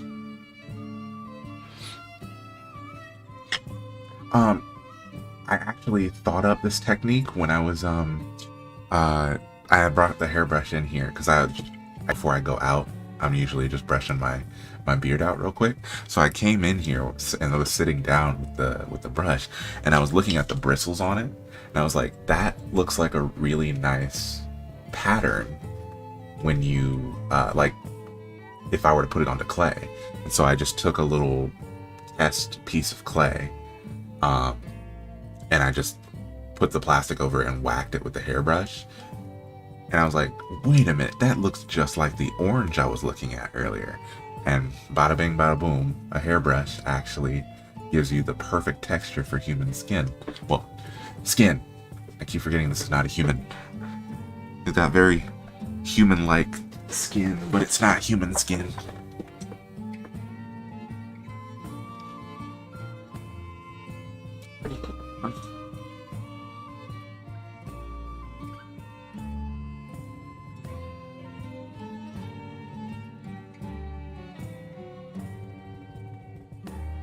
Do that.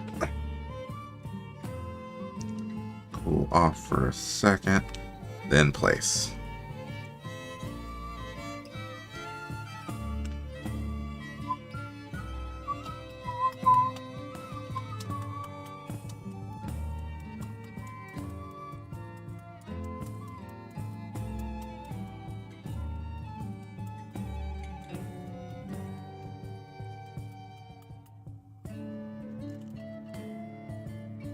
Oh yeah. That's a lovely looking skin texture right there. Absolutely lovely.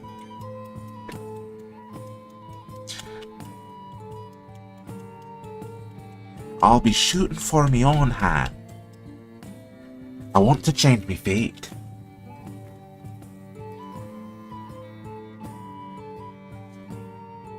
Yep, that looks like real skin. That is incredible. Absolutely incredible, boy.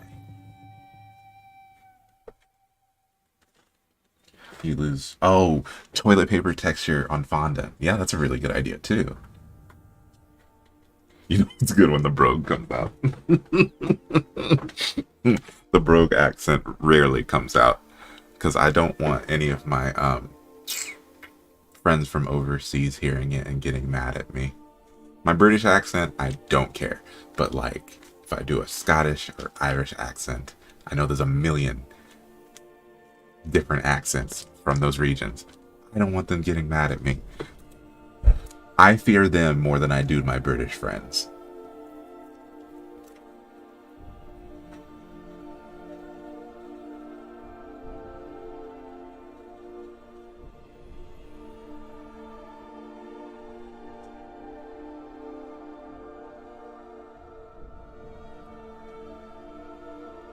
There it is.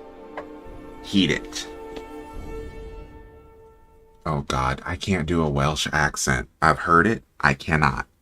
I do not have the ability to do it. I'm really bad.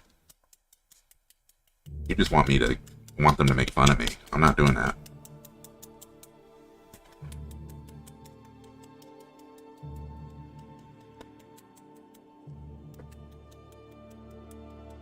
Beat it.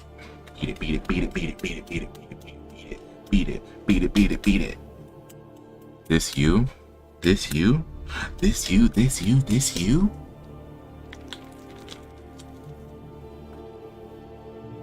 Oops. I didn't let it dry at the bottom enough, or cool. Peel a little bit up. Oh no. I done peeled a little bit off. That's not good. To redo that texture down there. There we go. The texture feels so nice too. Oh, this looks so cool. And all of the little like dings and imperfections in the sculpt, like the skull, actually work really well. They look like they're supposed to be there. They look like they're supposed to be there. That's neat. I like that. I'm gonna fix this part right here.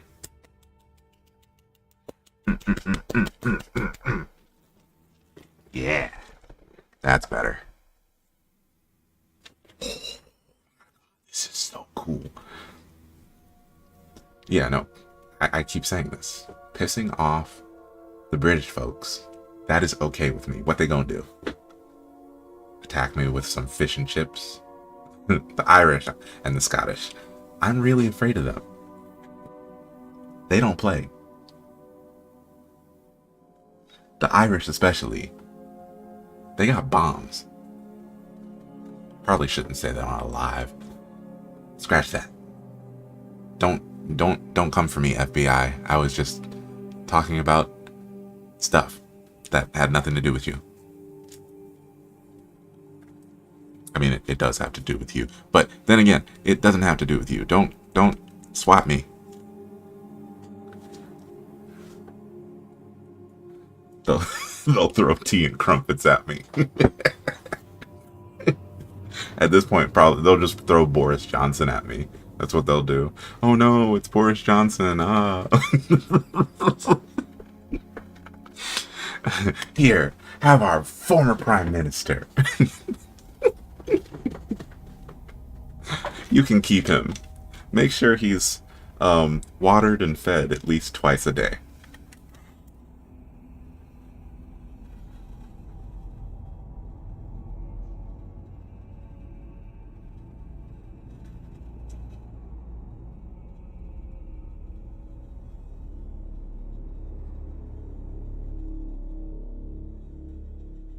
There it is. Ta-da. What can a former PM do? I don't know. What can a former president do? It's the same thing. Boris Johnson is the same thing. You know, he's probably got the same amount of lethality that Trump does. You know, he may be out of office, but he's still got influence with, you know, the racists that he that love him so much. So, you know, I would say that he's still a threat.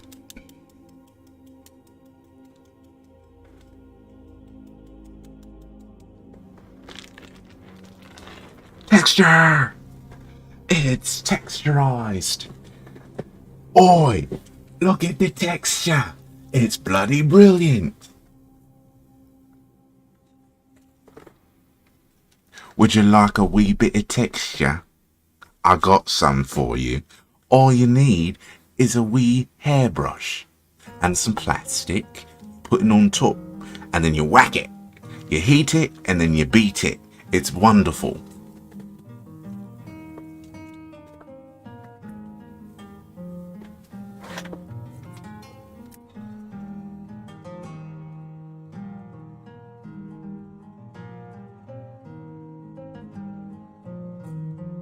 Agent Orange. I like that one. That's the first time I've heard Agent Orange. I really like that one. I'm gonna use that one. Agent Orange.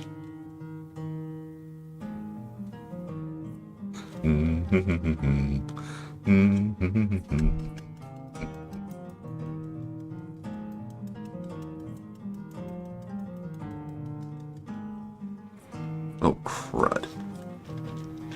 I accidentally hit my thingy.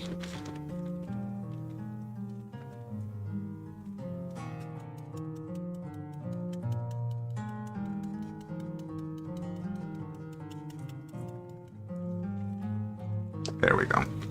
That's better.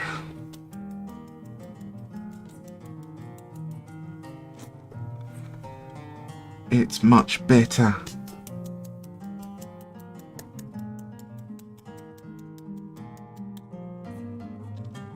Oh yeah. That texture is so nice.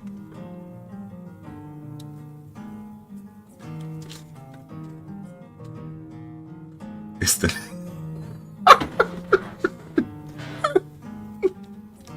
I know my glove tore. I was literally just sitting here and it just ripped open. It's okay though, because it's still protection on my fingers.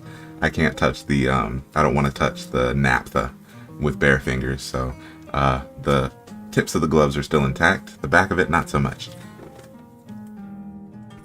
It's the newest sensation taking over.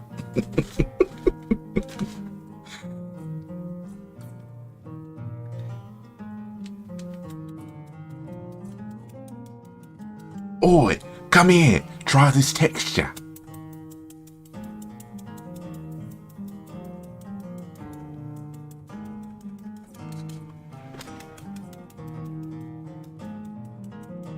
Gotta whack it.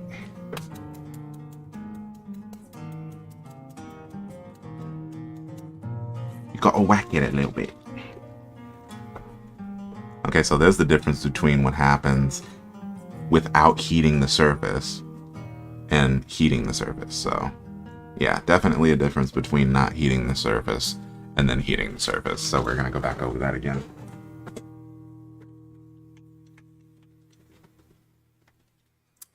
This is Azog the Defiler. So we've been working on this for over a week now.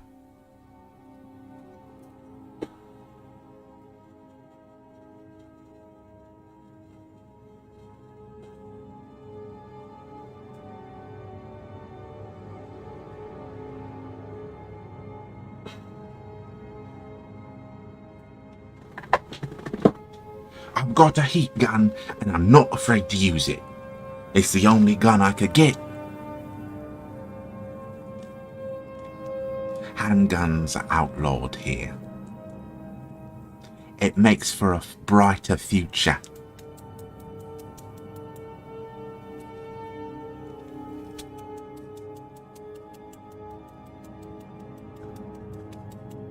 Oh, dang. Actually stuck into the thing. Bro, that looks amazing on the ear. That texture looks awesome.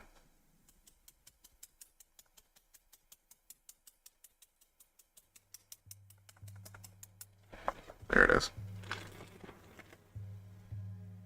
Oh, that's incredible. It's incredible. Now I'm going to put some more texture along the inside of the ear. I got to be real careful that I don't knock the ear off, though.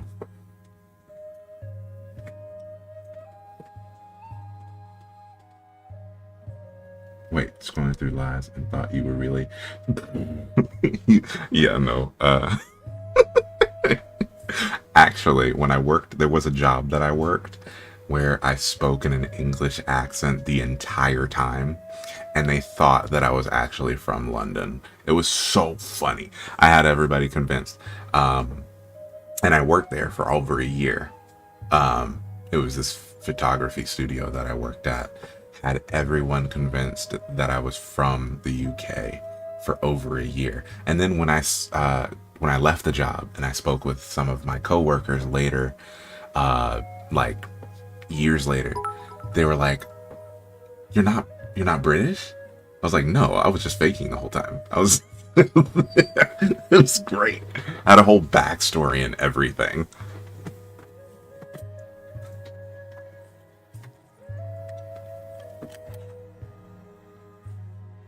Had so much fun with that.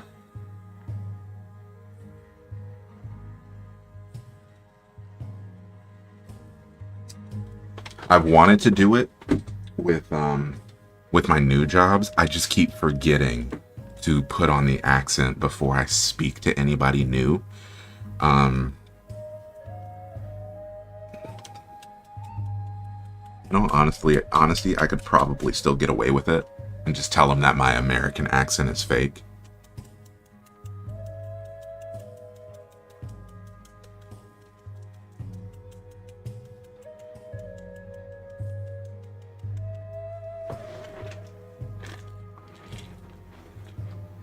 There it is. That's better.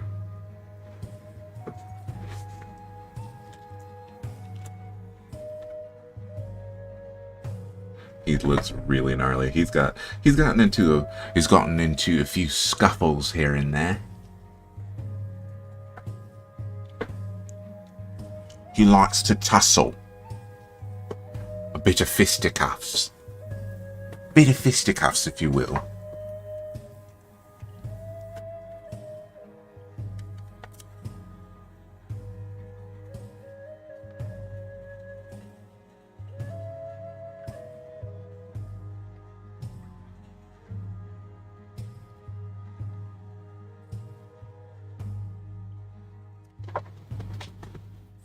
So the difference between soft plasticine clay and medium plasticine clay, which is this monster clay right here, when you hit this monster clay, the medium, with heat, it smooths out the entire surface almost immediately.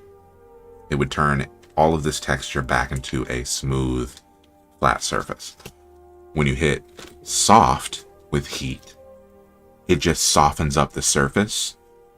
Any tiny imperfections are smoothed out, but like deep texture or indentations are not affected.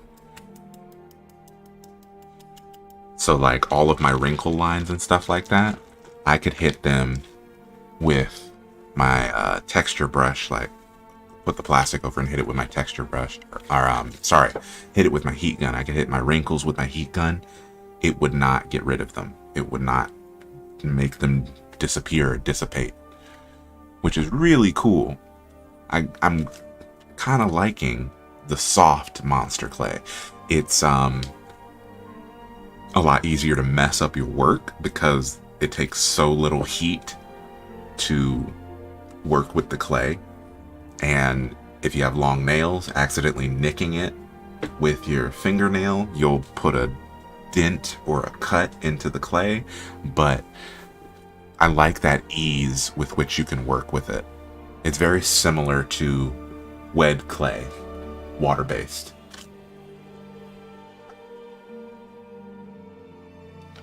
Alright, how's the texture looking? I think I need to hit the other ear with the texture on the inside real quick. Yeah, I need to hit the other ear with the texture on the inside. That would be good.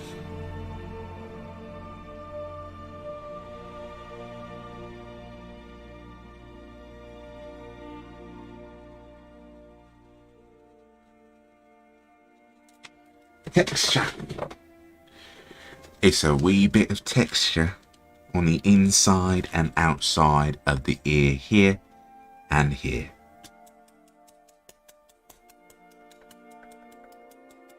The texture looks lovely, doesn't it?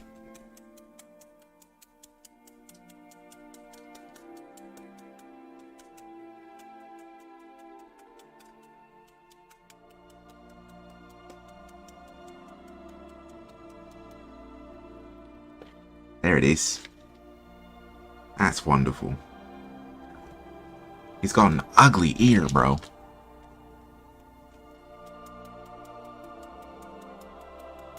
Really has such an ugly ear.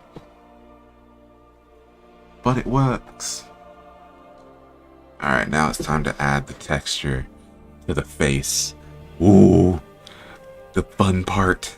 All of this should be dry now, so we're going to do the brow first. I'm going to hit the brow, and then we're going to start working down the face.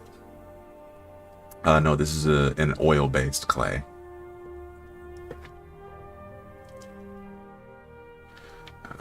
The way... Not for me, but then I have sharp answers.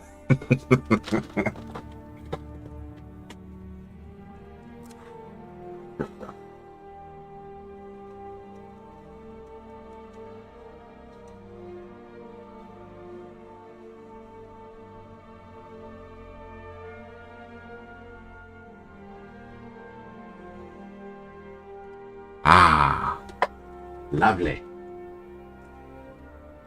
I am fond of it already.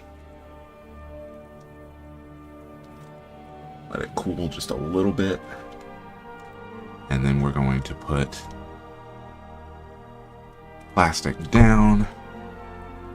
Heat it. Beat it. Beat it, beat it, beat it. Heat it, beat it. Take a little bit of plastic off and put it right here. There it is. Lovely work, as always. And that, my friends, is the lovely texture that we are wanting. Need to whack this a little bit more. Ah! Ha ha! Splendid. Wonderful.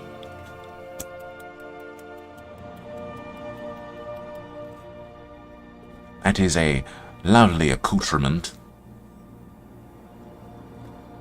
Oh yeah, and it really blends in with the wrinkles.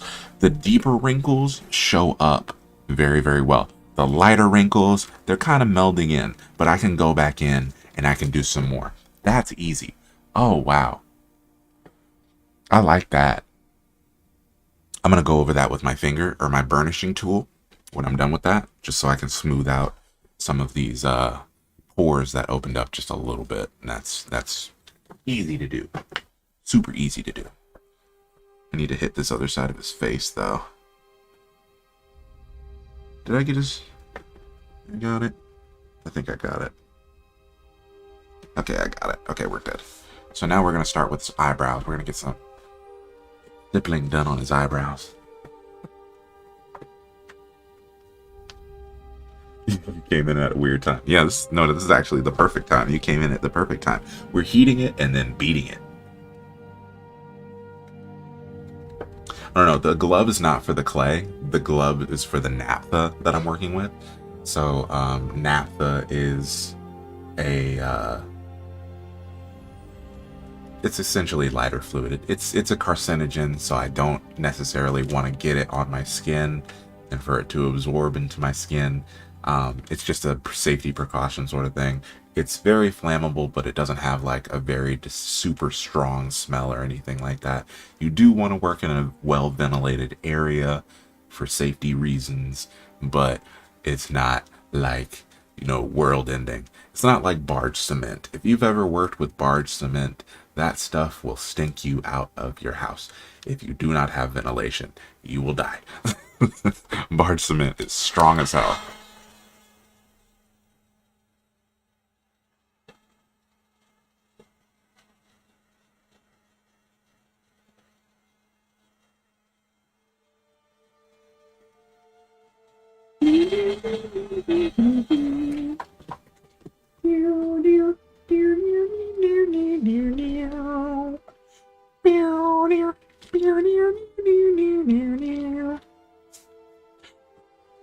Cool off.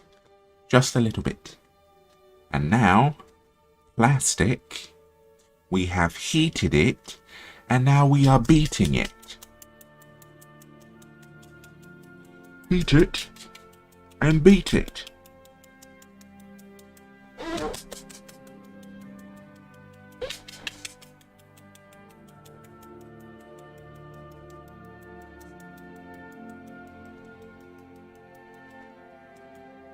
And now we peel back the layers. Ooh. Yup, that's it. The mixture of the stippling with the wrinkles is absolutely gorgeous. Oh my good golly gosh. This is amazing.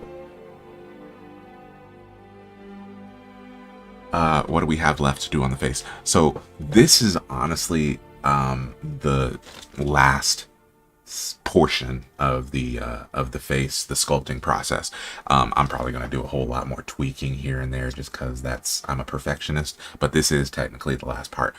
We had to do the layering effect of the wrinkles and pores in the skin, and now we're doing the final stippling that goes on top of all that to give like realistic skin texture. So it is working. I wish you could see it up close because it looks incredible. Actually, I probably can show you. Give me a second. Let me see if I can do this without knocking anything over on my desk. Probably can't.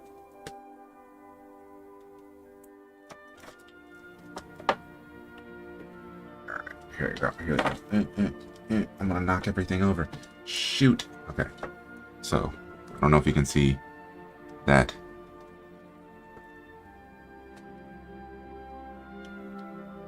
Yeah, the detail or the stippling really adds some amazing texture to the skin. And now I gotta put this back without knocking anything over. Probably not.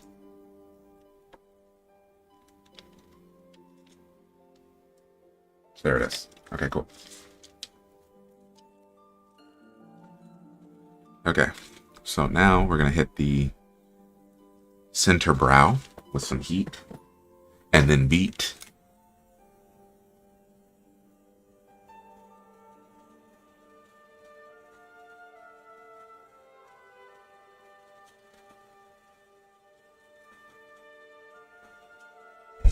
Heat and then beat.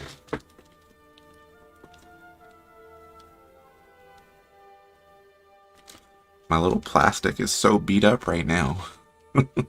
It's seen battle.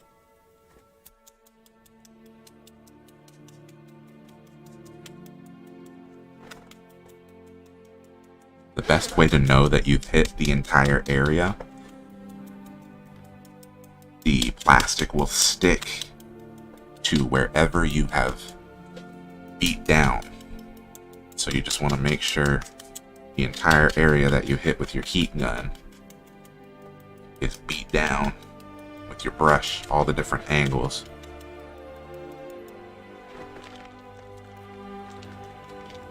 There it is.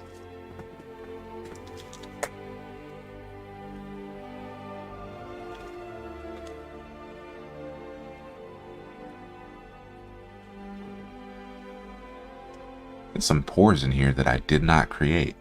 That's weird. Are there holes in my plastic? I don't think so. Huh. I may need to smooth that part back out again and redo it, but that's okay. Moving on to the other eyebrow.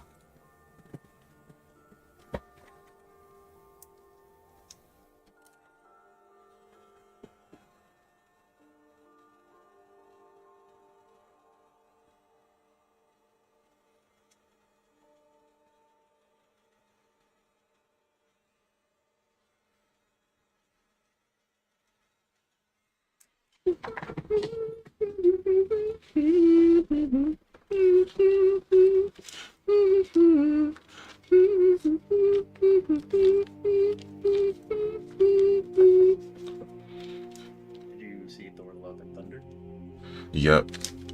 That's why I got it. I got all the 80s music stuck in my head. What'd you think of it? God. Okay, so Wait, we can't spoil though. I'm not gonna spoil anything. I'm not spoiling anything, but in all honesty, it was it's very difficult to disappoint me. I'm the person that liked the movie Skyline, so it was mid. Oh. Yeah, it was I'm not gonna spoil anything. It was just a lot of it was full, chock full of gimmicks. It was so full of gimmicks that it was overpowering. So, yeah. I see that. I feel like that for me is the most valid I've heard is that I liked it, but I also understand what people didn't in terms of like how many jokes there were. Like the MCU, pretty jokey already. Right. But as the movie went on, I was like, okay, can we get a moment here? Yeah, it was a little much for me. Like I tried to enjoy it. I mean, I still enjoyed it, but it was just there was so many gimmicks, so many. Yeah, that's fair because there's just too much kind of took away from some moments. It really did. But if we had just gotten a little bit more time with, I feel like we got some more time with Jane and Thor, and a little bit more time on Gore by himself, and seeing his perspective, it would have been a pretty top. Yeah, Gore really felt wasted. He really did. Oh wow, that looks incredible. Yeah, this looks like a real deal skin suit now. Alright, let's get down to the lower parts of the face. I do need to hit some of this.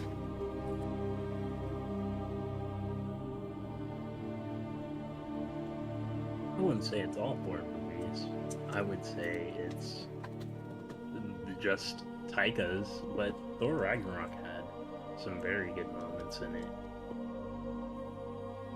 Yeah, Thor Ragnarok though, I think it was Thor Ragnarok felt a little bit more a little more high stakes. The villain was given a little bit more time. Well, quite a bit more time. And there were gimmicks, but it didn't feel like it overpowered. This movie really felt like Marvel was like, okay, Ragnarok was a hit. We're going to give Taika full reign to do whatever the hell he wants. And it felt like he just went a little overboard. Yeah, and I like that they're giving directors more creative control, but Taika it was a little much. I love Taika's movies. I loved, yeah, he's an excellent director, but that was, ooh, it was a little much for me. I've been under this opinion. I've talked to some of my mutuals about this, that as of late, I've seen the movies with white leads having a little bit less soul, especially in the actors' portrayals. And the POC shows and movies like Shang-Chi and Falcon and the Winter Soldier, Miss Marvel, all have like a little bit more to them, because a lot of those actors, like, you know, Aman Vellani and all those actors have all been very much, they understand the meaning of their character and what it means to their respective communities. So they're like, I gotta put my all into this movie. Right. While you see these interviews with Chris Hemsworth and all these guys, and they're just like, well, you know, you can act down a little bit in these movies. You know, they're just fun little movies. Yep. Shows. 100%. 100%. I think I saw that interview the other day where they were talking with like Natalie Portman, and she was just saying, you know, like, you're basically acting down in MCU movies. And I mean, I can see it. I can definitely see it, because it just feels more like, you know, you're in a comedy and the people of color are putting in all the work, because like you said, it's all about the representation that they bring to the screen.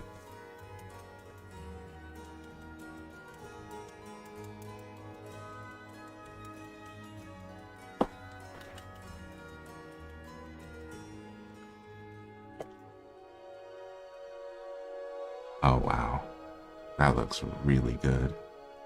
Yeah, It's really coming together. I like it. Oh, wow, that's dope. Let me hit the inside of his eye here.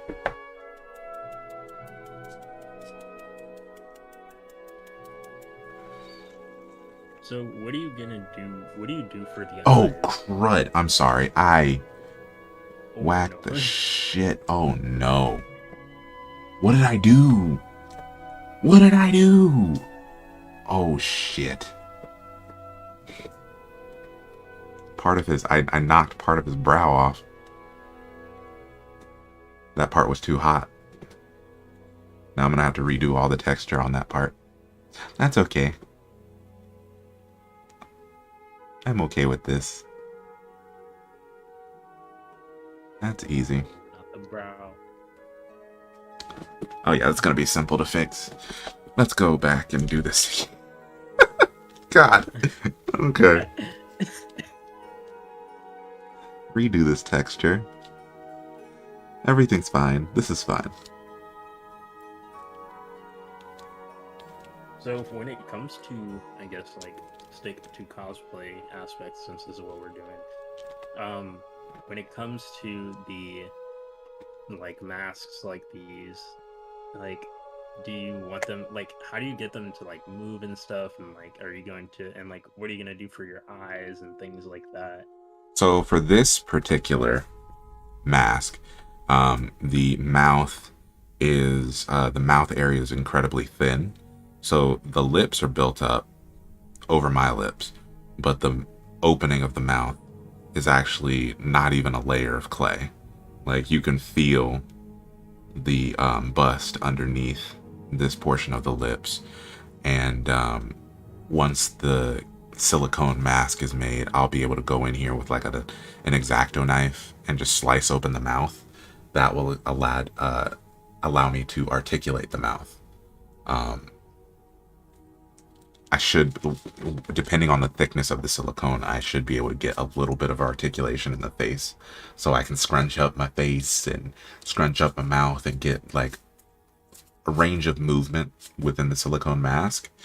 But the eyes themselves, I'll be wearing contacts to match the blue eyes of Azog. I look weird as hell with blue eyes. I did a video. I did a video. They had a filter that came out on TikTok, and I did a video with that filter that turned my eyes blue, and I looked creepy as all hell. I looked like the video I did was like a house Negro back in like the 1800s, threatening the other slaves. If you run away, I'm gonna tell master. It was one of the creepiest videos I've ever done. I was playing a villain and I played it to a T. It was a terrifying video. But me with blue eyes is horrific. So I have to wear blue contacts for Azog. And then, what do you do for teeth? So I'm gonna be sculpting teeth. So I'm gonna make, I'm gonna get that nasty ass sculpting or casting stuff that they do with the dentist office that makes you gag. And I'm going to make a copy of my teeth and then mold or sculpt a denture of Azog's teeth on top of mine, and then make a mold or a mold and cast of that, create a copy, and that I can wear in my mouth on top of my teeth, so that I can have Azog's snaggletooth.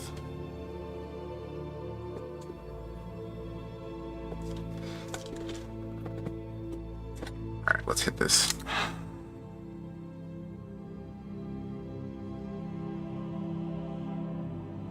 Woo! Shit.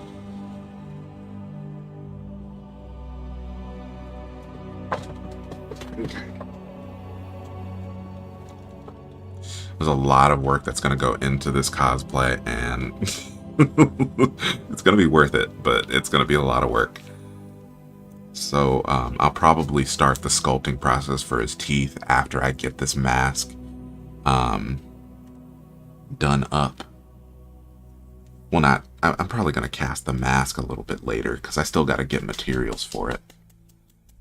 I So gotta- are you going like the full armor set as well, or yeah, I'm doing a armor set from the pre-production. So it's not his exact armor set from the movie. It is the armor set, one of the armor sets that they designed for him that got passed over. It's one that has a helmet to it. So I'm going to be making a helmet that will go over top both my head and the Azog head at the same time. So I'll be wearing two masks essentially.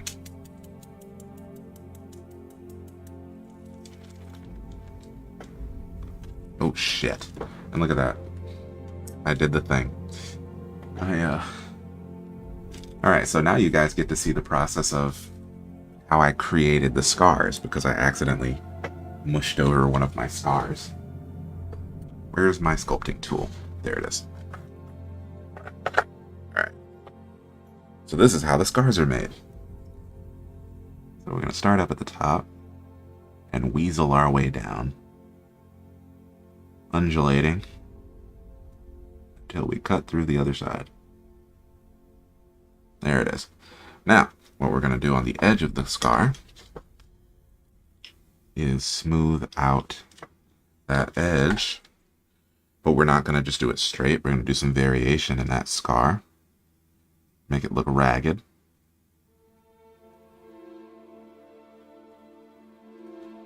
Now we're going to make sure that it's opened up. You don't want it to look all straight.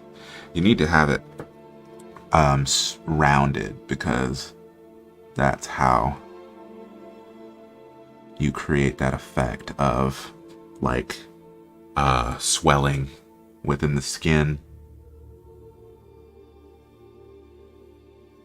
Because this is not a fresh wound on Azog's face. These are intentional scarification marks that have healed, but they've healed jaggedly.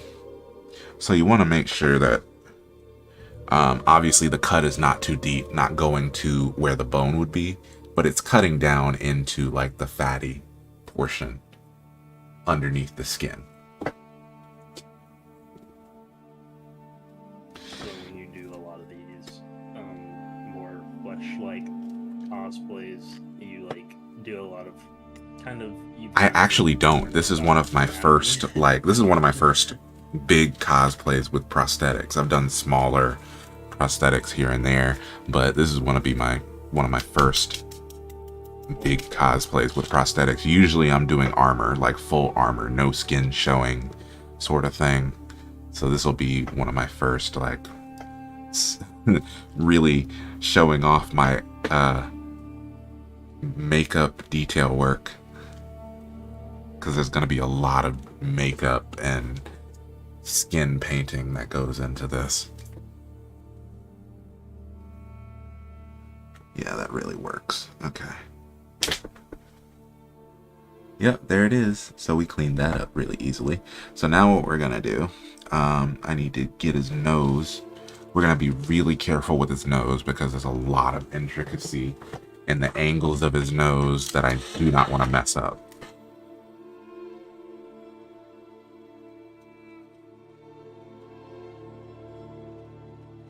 Let's see. Cassie asked, "Do you usually do this much detail regardless of the piece?" I'm sorry, say that again. Cassie asked, "Do you usually do this much detail regardless?" Oh, God. Yeah, typically I do, because I'm very detail oriented and a perfectionist when it comes to my cosplays. So that time blindness that we talked about, I really zone out and get that when I'm doing these details. I'll spend entire days, like, I've literally been working on his wrinkles and skin detail all day today.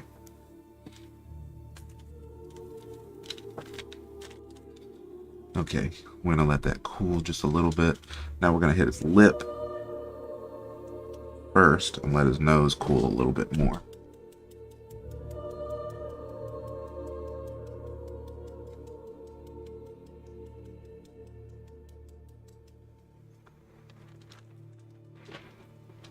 I mean, it is incredible the detail that this stippling technique gives. It's awesome. Now we're going to hit his nose. Just be very careful around the ridge of his nostril. We don't want to mess that up. Let's be very, very careful.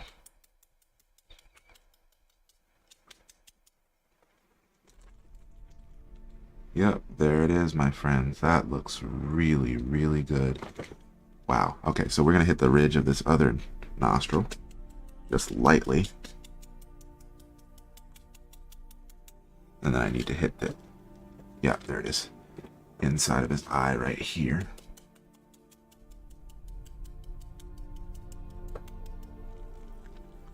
Oh, wow. That looks really good. It looks like real skin texture.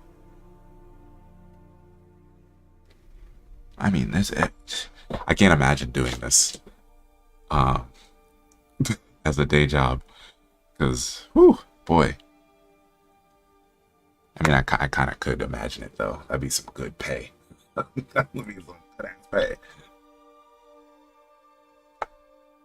Oh, wow. That looks incredible. I love it. It looks fantastic. Alright, so now we're going to move down to the other side of his lip.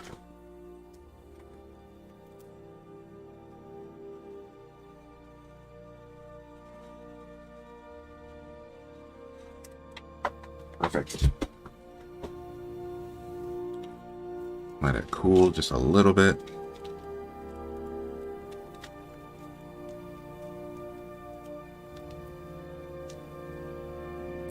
We're going to put this on here and whack his lip.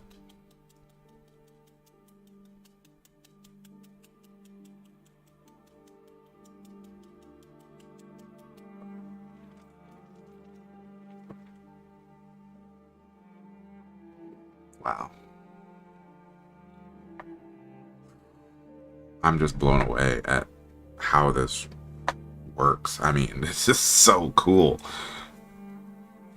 Actually, I can probably record a little videos that I can save and put it on YouTube. Or not YouTube, but, well, I can put it on YouTube and I can put it on, like, my other social media platforms. Okay, so we're going to start the recording. Here we go. Alright, so I'm going to show you how to do a textured technique, a skin texture technique that actually works really, really well. You layer it on top of other skin texture techniques like putting in your wrinkles and your skin pores and everything, but if you want an overall skin texture technique that layers really well and brings the whole piece together, this method works super well. So there are two steps. You're going to take a heat gun or any source of heat and you're going to hit the surface.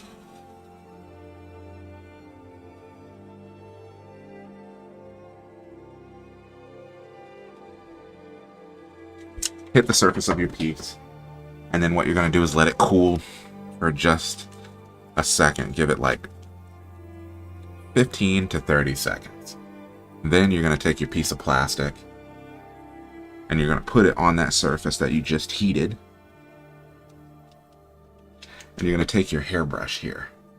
Hairbrush, and you're going to heat it and then beat it. So the stippling from the hairbrush creates a realistic texture in the skin.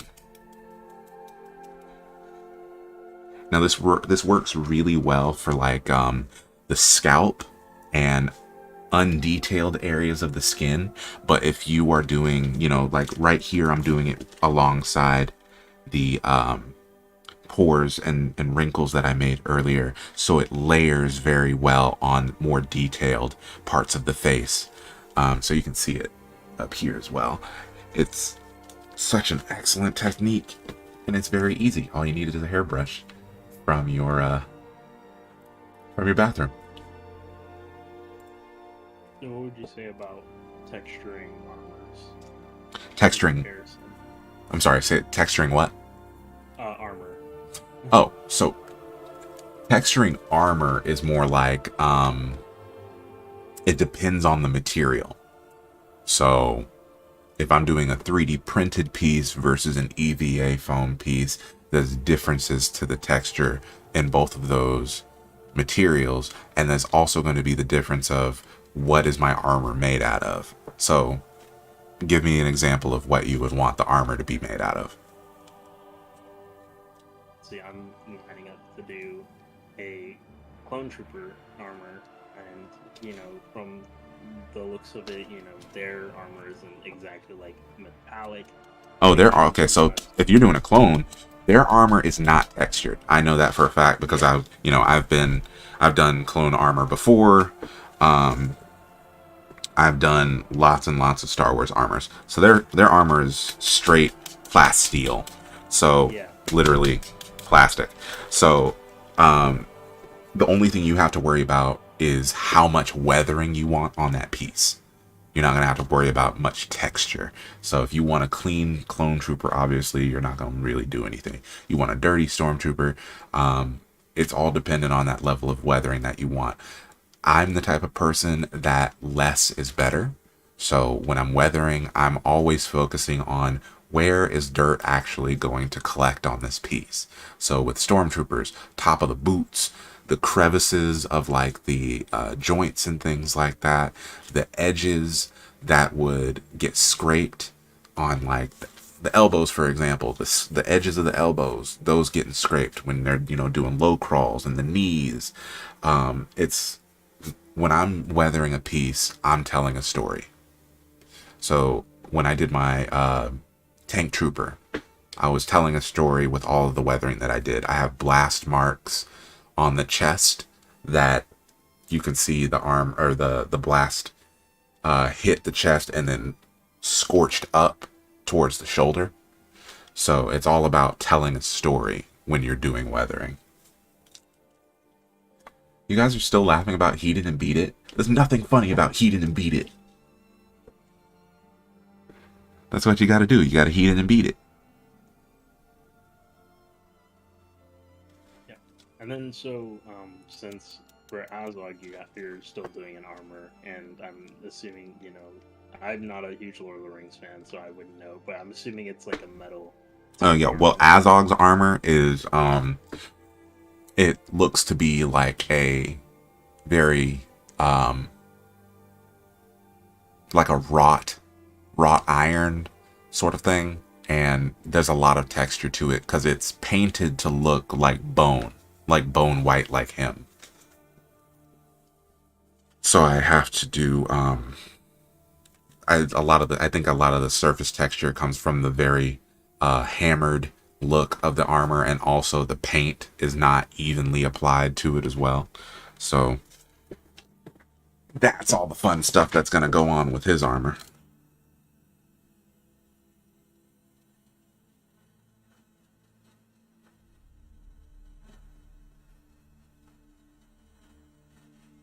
There we go. Let that cool a little bit.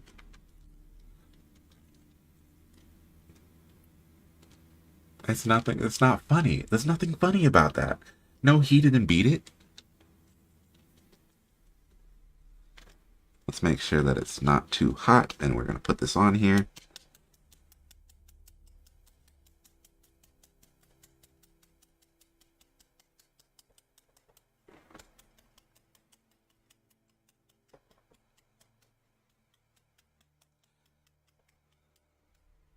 How many seasons do I have to wait for Circe to get humiliated in the streets of King's Landing? Because I'm looking forward to that. She already pissed me off. I've been trying to start Game of Thrones. I can't do it. I keep trying, but because I know the end is just disappointment. I'm like, man. Like the show as a whole is really good, but season 8, dear lord, it is the absolute worst ending to a show I've ever seen, and I've seen some horrific endings to shows. That takes the cake as the worst ending to any show I've ever had the displeasure of watching. Like, seriously.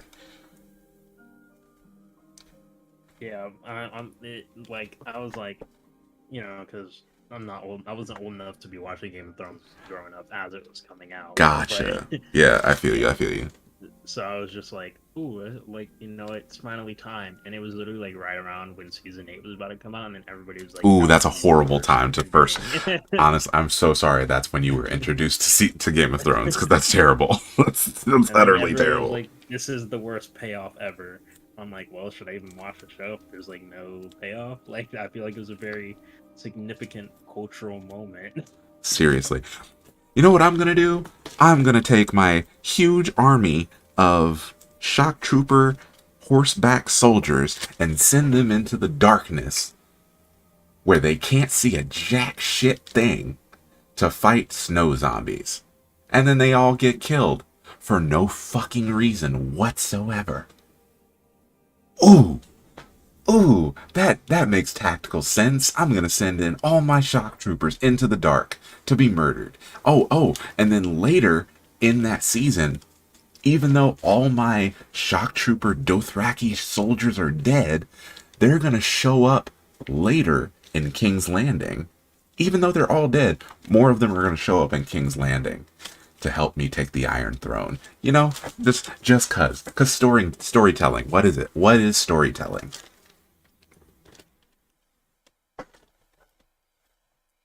I'm sorry if you haven't seen season 8. I probably spoiled it for you, but you know, who cares? I'm at a point where I'm like, I know the ending. I don't know, every person who lives and dies. So I'm like, because it's 8 seasons long. So Jeez, I it's don't okay. know. So I mean, honestly, there are incredibly satisfying deaths within the show, and season 8 dropped the ball with some of the deaths that should have been the most gratifying. Literally dropped the ball with some of the most gratifying deaths that should have happened. And I'm so angry about that. Like, the battles, fuck it, but the season 8 was what I was waiting for some of the most gratifying on-screen deaths of characters that I've had to suffer through for 8 seasons, and I didn't get it. And I will never forgive them for that. I will never forgive them. Man, it's the same. Like, I've had this issue a lot lately. Like, I was finally gonna get into Harry Potter, and then Well, then yeah, J.K. Rowling. yeah. It's a bummer. And then just like, what else? I was like getting prepared to do DCEU, and I was like doing a full rewatch, and then I was like, and then Joss Whedon's stuff came out, and I was like, man, I'm just Oh gonna my skip the god. Justice League movie. Josh Whedon's Justice League is the worst movie I have. Probably the worst superhero movie I've ever seen. Next to Green Lantern. No, you want to talk about worst superhero movies ever made? I got you. I did a challenge last year where I was watching every single superhero movie ever. Have you ever seen the Howard the Duck movie from Oh god, the the original 80s? Howard. Oh my god, that movie is a Yo, fever dream. The original that Howard the is Duck is a so. fever dream. It is actually scary to watch. Doesn't he? Isn't there like a sex scene in that movie? Yes. Oh my He no, god. there's not a sex scene, Well, but it's he's trying to right. hit on the human girl, and That's. it's very much implied. Oh my god. Um, Yeah, you know, I've because who doesn't want to bang an anthropomorphic duck? yeah, I've seen the worst of the worst. Um, if you've ever seen the original Supergirl movie, Ooh, yeah, okay, the yeah, that that's one, bad. That's bad. and if you want to talk about a disappointment, have you ever seen the original Judge Dredd with Sylvester Stallone from 1995? Yep.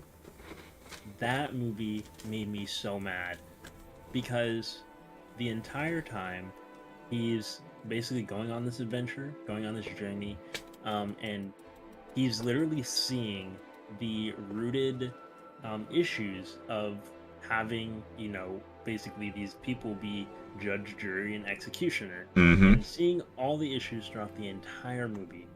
And there is so many moments, like even from I can't remember her name, but the girl who's in the movie, who's basically his partner, who's like, you can't do this, and she's like blatantly telling him the issues of the system that they have, of this oligarchical system and this capitalist system in the movie and show. I mean, in the movie, and then the ending just says nothing about it, Yep. and it just ends with him going off into the sunset with no reform in the nation or anything like that. And instead of, having him learn his lesson of like, hey, we need to change our ways, he just goes off into the sunset. Yep. I'm like, wow.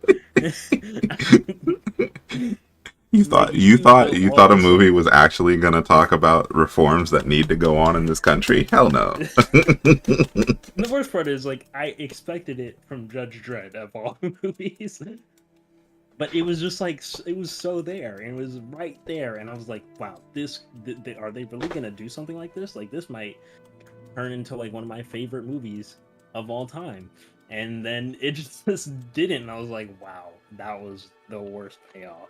I like the Carl Urban Judge Dredd.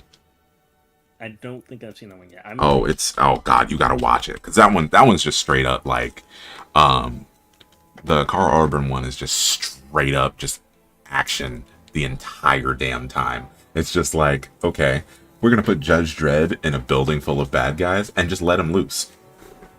Yeah. See, however, one movie that did surprise me while I was doing this challenge was the 2000 and I want to say 2004 Punisher movie. I hate the Punisher. I hate the Punisher. I think the Punisher is one of like the characters that I feel like has not gotten enough development for people to see the issues that come along. But I was so shocked and surprised by the 2004 Punisher movie because it did not play into all of those like conservative stereotypes that come along with the Punisher, Right. which was insane to see. I love the 2004 Punisher is one of my favorites. It's honestly, it's one of my favorite movies. I still go back and watch those. I consider those part of the. I'm pretty sure he actually shows up in the Sam Raimi Spider-Man in the background. I think so I too. think he's walking in the background of the Sam Raimi Spider-Man. So I really enjoy those Punisher movies. Um, we haven't gotten any new Punisher movies yet, have we? We got the TV No. show, but we haven't gotten any movies yet. And my thing with the TV show is I liked it, but John Bernthal is I feel like they were always so close to getting to that meaning of the Punisher where he's like, yo, I'm the only one who's gonna do this job. Oh shoot! I am so sorry. Hold on, I messed up my headphones.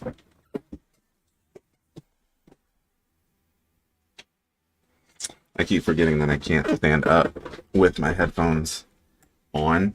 I gotta get some wireless ones because I'd be yanking my headphones out of the damn thing. If I can find the headphone jack. Where'd it go? Where's my headphone jack? I need light.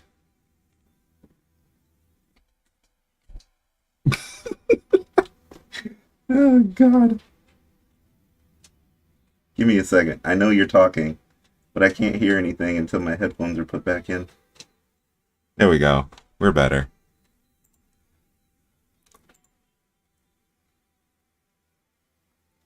Oh, shoot. Got the wrong jack. Where's my jack? No.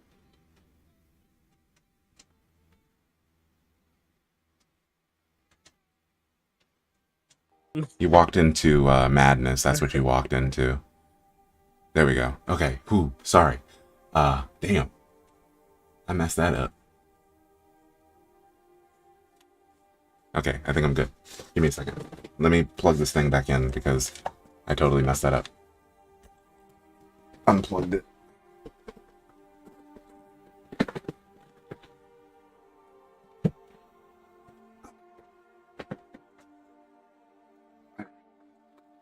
Let's not kill ourselves this time.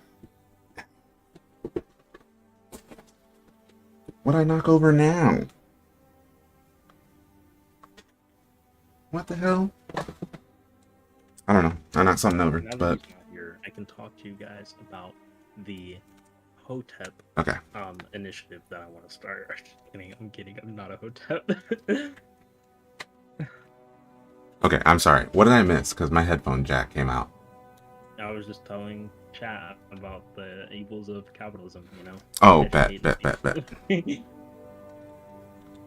Okay, now. No. I like cut off as soon as I saw you messed up your your headphones. But dang, I completely lost track of what I was talking about. I think we were talking about the Punisher. How I like that. Yeah, the show. The show is interesting. I never finished it. Especially season 3 of Daredevil, where he's, or is it season 2? I can't remember which. Because it's literally just constantly the whole, hey, we're gonna talk about why the Punisher is a terrible person, but like, you know, things like that, why his methods are wrong. But like, have you ever seen people who pull out that clip of them arguing like on top of the building and Daredevil's chained up, and then he's like, "Oh, I'm the bad guy. I'm the bad guy." But you wouldn't, but I do what nobody else can, and blah blah blah blah blah. And like you're Yeah, wrong, I've seen. Daredevil. Yeah, I've seen that clip. Yeah. Yeah. Every time I see that clip, I just get so mad because it just ignores so much of what the Punisher is supposed to be. It's like Punisher is the worst of the worst. There's a reason why in Civil War, um, Cap like lays him out in front of everybody as soon as he's in the room. There's a reason why literally everybody's just like, I don't want to work with this guy. I refuse to work with this guy. Right. Like even Moon Knight doesn't want to work with this guy.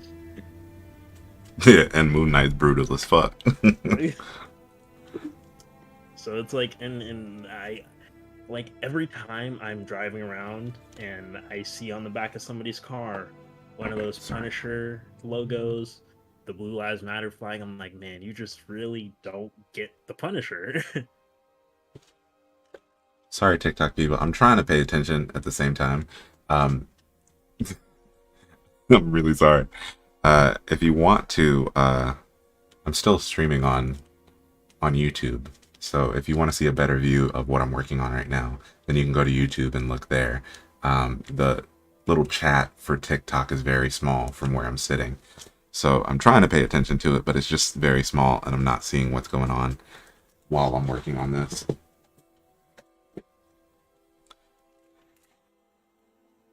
All right, here we go. This is like the last section. It's all coming together.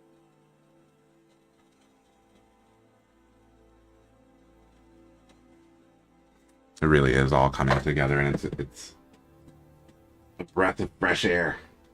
It's incredible. It's so incredible. I'm gonna put this up here, and we're gonna put it down there, and we're gonna whack it, heat it, then beat it.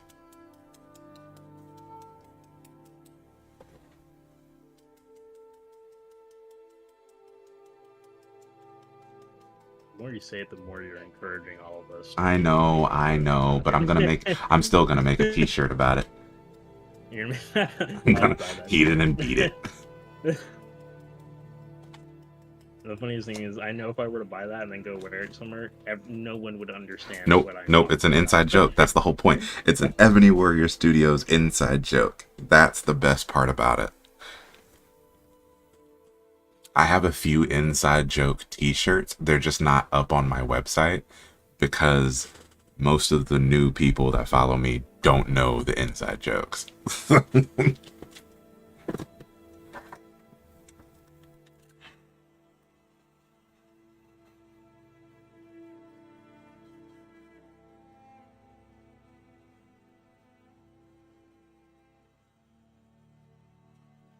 Oh wow, that is nice.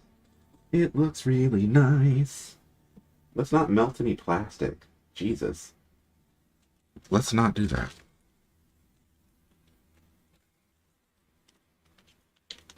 Yeah, this brings the entire thing together. Oh, this is awesome. What? Oh, they put all the Teenage Mutant Ninja Turtle movies on HBO Max. That's crazy. Wait, what? The original ones? The original ones. Let's go. The one, The Secret of the Ooze, and 3, and they put the 2007 animated one up on there. Welcome to the Dark Brotherhood. Hey! Welcome to the Dark Brotherhood, friends.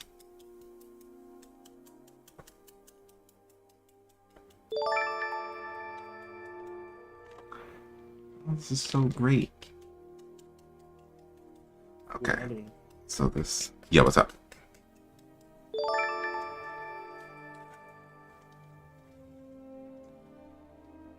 It's so realistic. Oh my god, it looks like real skin. Oh, wow. I really do. You would definitely... Oh, I'm gonna have to do an HD video. I have to do like a 4K video of the texture on this thing, because this is incredible. I gotta do a close-up. Oh, wow. The level of detail I was able to get in this, I'm surprised that this is my work. Somebody made this and then they gave it to me. This couldn't possibly be my work.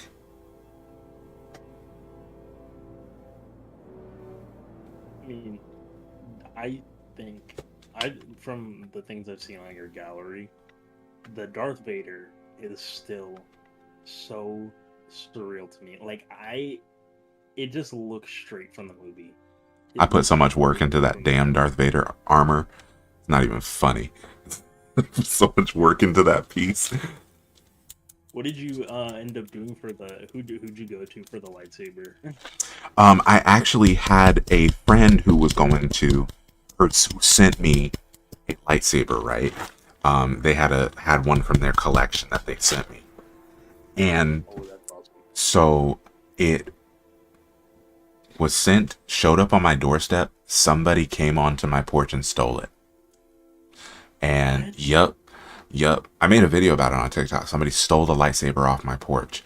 And then Level Up Sabers saw the video about somebody stealing the lightsaber off my porch, and they so graciously sent me a Darth Vader saber from their from their store. And I was like bawling. It was awesome. But yeah, no, somebody walked up onto my porch and stole. This was after I was talking, somebody was like stalking my house. A car that I had seen driving past my house for months on end, and I didn't think anything of it. I thought they were somebody that was living in the neighborhood. But they just stopped in front of my house that one day, grabbed the package off my porch, and took off.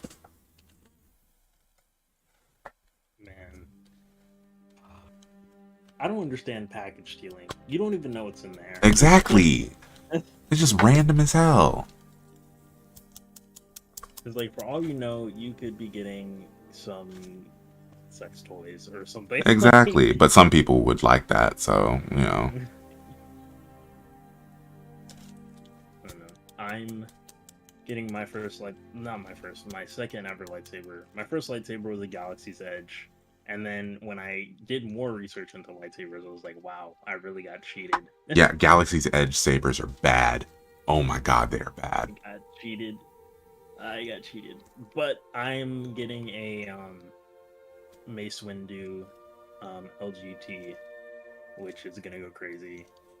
I want to etch in Bamp, just like how Samuel L. Jackson has his, and then I'll have a complete official like Mace Windu cosplay. That's gonna be because I already have amazing. robes and everything, but I don't think I'm gonna take the risk of trying to etch and Bamp on there. That would look amazing. have been ant traps and dental floss. That would be the weirdest combination of package delivered to your porch. Ant traps and dental floss. Actually, come to think of it, so you reminded me. So we've had really heavy rain the past couple of days.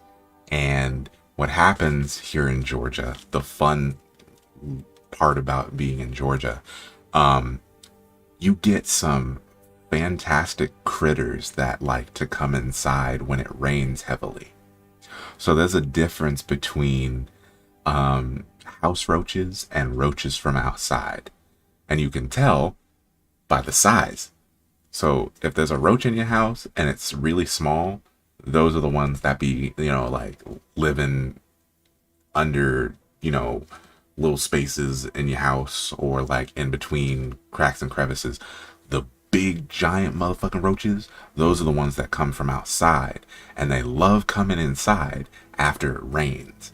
So I was downstairs checking on my printer during this rainstorm, and all of a sudden I see something out of the corner of my eye, huge, and I'm like, what the hell is that? I turn around, it's this ugly ass roach skittering across the floor in my studio. And I'm like, oh fuck no. And I have no spray down there. So I'm freaking out because you turn away from a roach for literally 0.5 seconds. It'll disappear. You will never find it again. So I'm trying to keep my eye on it while simultaneously finding something to trap it in. And I'm screaming upstairs, throw me down the bug spray. And so I got the bug spray thrown down to me, and I find something to trap it in. Look away for 0.5 seconds, and it's gone. I was wigging out. Luckily, I put down a little bit of the spray, and it's the kind of spray that kills on contact, but also is a border sort of spray. So you spray it around the room. If the bug comes in contact with it, it'll die eventually. So I put down the spray, and I'm still trying to find it. Can't find it. I'm just like, okay, it'll hit the barrier spray at some point. At that moment, it comes crawling out from underneath a corner of the room. Apparently, it had touched the barrier spray because it was already doing that twitching, wigging out thing. And it's still fast as all hell.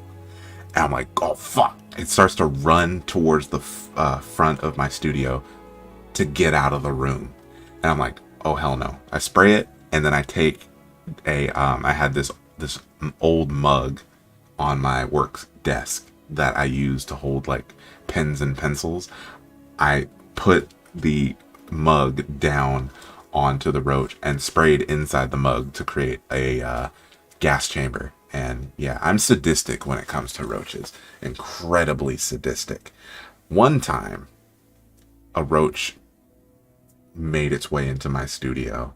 I trapped it in a container, took this container outside, focused the sun. You know how you can focus it through like either glass or plastic?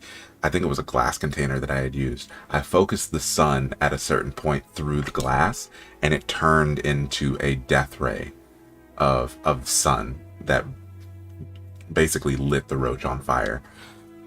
I like lighting them on fire too. You ever get a roach, put a little bit of hand sanitizer on it, then hit it with any sort of spark or flame? You got a running flaming roach. It's amazing. Amazing. But that's not nice to the roaches. They shouldn't have come in my goddamn house.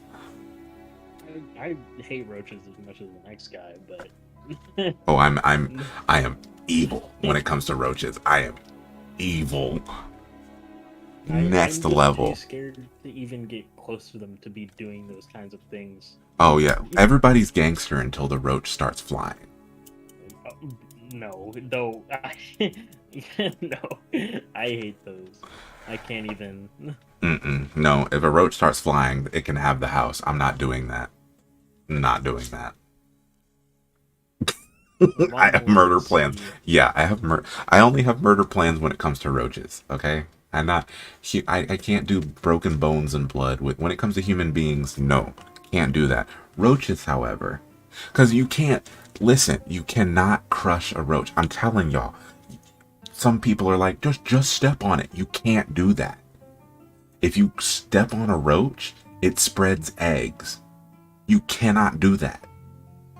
Cannot step on a roach. You have to either burn it or spray it or trap it. You cannot step on a roach. It is a bad idea. All's fair in love and roaches. Yes, that part. That part. I've seen Wally. Okay, but Wally, those are super mutant roaches. The roach in Wally is one that survived nuclear war. I mean, all roaches could survive nuclear war, but still, that's like a mutant roach in Wally, so it doesn't count. I'm still trying to get over the fact that Disney sat here and tried to give one of their little cute characters a sidekick that was a fucking roach. They tried to make me sympathize with a roach, and I'll never forgive Disney for that. Wait, what movie is this? You've never seen Wally? You've never seen Wally? I've seen Wally. Well, I've seen his Wally. sidekick is a roach. His sidekick is a roach. His sidekick is a literal roach. They tried to make me feel every other little sidekick is all cute. You know, Sebastian, the chameleon one in Rapunzel. That one's actually, I love that one. I love Sebastian. I like no, sorry. Is it Sebastian? I don't know. I can't remember his name. Yeah, I think it is. But I love him. But they tried to make me sympathize with a goddamn roach. No, I think the best sidekick animal is the one, the chicken in Lake Mo. Oh, Hey Hey's the best. I love Hey. But they pissed me off when they set up all the promo for the movie made it seem like the pig was gonna be her sidekick the entire time. And then the pig's only in the movie for 5 minutes. That made no sense to me. Oh, it's Pascal. Okay, sorry. Pascal is the chameleon. My bad. Oh yeah, because it's like the colors. Yeah, sorry, that's my bad. Pascal is the chameleon. Sebastian is the crab with the really terrible Jamaican accent. Man, I hate Little Mermaid. I was never a fan of Little Mermaid. I think it's simply because it was just, you know, little girl pining after a man the whole movie. Never really enjoyed that. Never really enjoyed it. And then the whole kiss the girl thing was weird to me. The fact that, oh, I can't talk, but I could. Like, this is little me thinking. I'm like, you can't talk, but you do have the ability to communicate in other ways. It's so simple. Learn how to write. Write this shit out. Write this shit out. It's so easy. No, here's the thing about Little Mermaid. Okay, I'm seeing people be like, King Triton is an ass. No, everybody in that movie except for Ursula is an ass, because Ursula is just playing. She's just doing business. She's for real, Ursula. See, yeah, no. I've heard this argument. I've heard this argument. Ursula was legit just doing business. She was just doing her own thing, minding her own business, and then here comes this little girl, and then she's like, "Look, here's a contract. If she gave her all the fine print. Ursula gave her all the fine print, but her goofy ass still signed it. Like, she acted surprised when her voice got taken away, but the entire fine print was there. They sang an entire ass song about it, and she was like, "Oh my god, I don't have a voice." Ma'am, you didn't read the fine print. This is why children, I mean, honestly, that contract should have been null and void, because according to California law, you know, kids Ariel's age can't sign a contract like that. It's not void, or it's not legally binding when a kid's signing a contract. So Ursula, I'm sorry, Ursula, you're in the wrong on that. But you gave Ariel all the fine print. She just didn't listen. I'm wondering if they're still gonna do that whole spiel in the new Little Mermaid movie or if they're gonna change it up. See, I'm at a point where I don't even think that new Little Mermaid movie is coming out because there's no news about it. Oh no, it's coming out. They just I just saw a video of what's her face in the studio doing Oh, some like songs for it. Like um so I just saw some video of it. It's been in production for forever now, but they're still working on it. yeah, no, I think I don't know. I like that Disney is, doing this live action remake, but I also hate it. If you can't read or write, then the fine print don't matter. My thing about these live action movies that Disney is doing is I understand, this is part of Disney trying to reach out to a new generation, but at the same time they're trying not to lose their creative rights to these properties. So they're, Yeah, trying to do the movies before their time limit is up so that the way they maintain the rights to the properties. Um, but what's if you're gonna do live action movies, give us the movies that we're asking for that would be done, like justice would be done to them in live action. Give me Atlantis in live oh, action. Give yes. me Treasure Planet Treasure in Planet. live action. I would fucking love that. Give us that modern, well, futuristic retelling of Treasure Island as Treasure Planet in live action. That movie was incredible to begin with, but Y- Disney literally sabotaged it because they were trying to move on from Okay, 2D animation. Ricky, I see you're saying Hercules, but the thing about Hercules is you cannot do Hercules live action. Well, they're already doing it. Hercules, the No, I Hercules I live action's already in pre-production. you cannot do hate. That movie is just too perfect. Hades That's what I'm saying. I've said the same in thing. live Hades is action too is perfect. you And can't you're not do. gonna. Apparently, the actor that plays Hades is like a really big bigot. So you're not gonna be able to have the same voice actor play Hades again, which I could not forgive. Them like Chiwetel Ejiofor or whatever his name is an excellent actor. I did not like him as Scar. It wasn't working for me. Yeah, I needed my Jeremy Irons. It's going to be the same thing with Hades. I I yeah. I can't see anybody else's voice with Hades. I cannot do it. You can The only thing with you could totally do Hades in live action. Somebody with the makeup and the fire for hair. That would be pretty cool. But the voice is where it's at. He's the sassy gay yeah, friend. Hades is the sassy gay friend.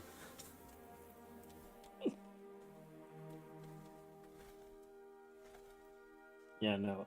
I think the only one who's ever surprised me in any of these movies was Will Smith as Genie. That Yeah, one yeah. See, Will caught Smith. me off Yeah, guard. yeah, yeah. Because it wasn't like he was trying to He wasn't trying to be replicate. Robin Yeah, he Williams. wasn't trying to replicate Robin Williams' genie. He was making his own genie.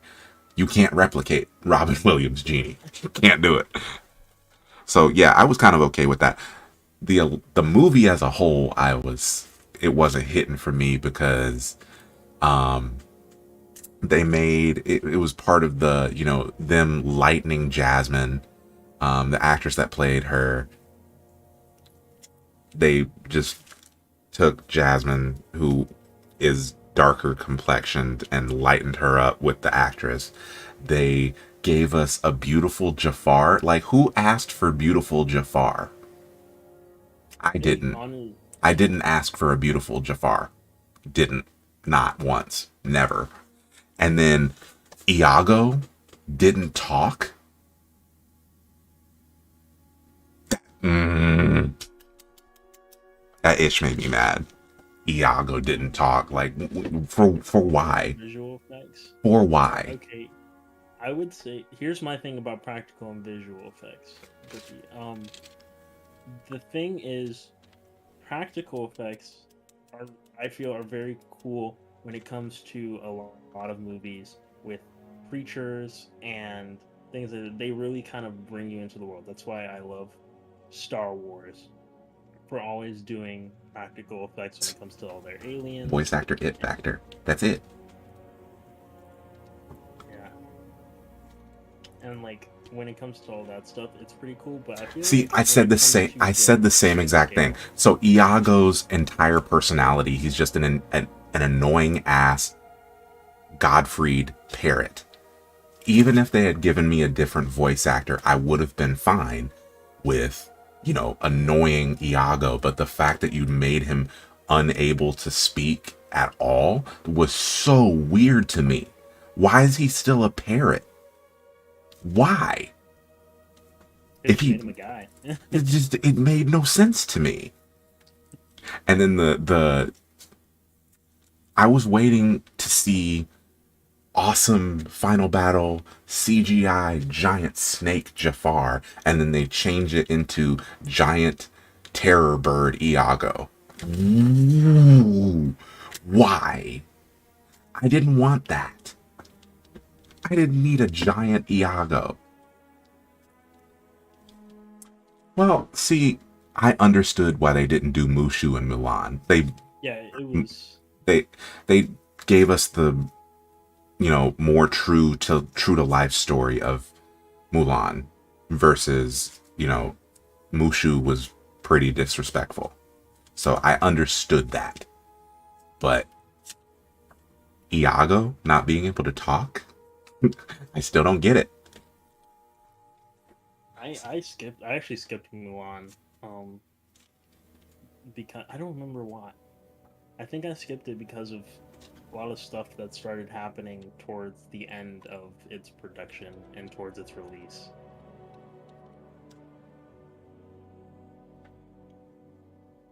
You saw The Lion King, right? The live action one?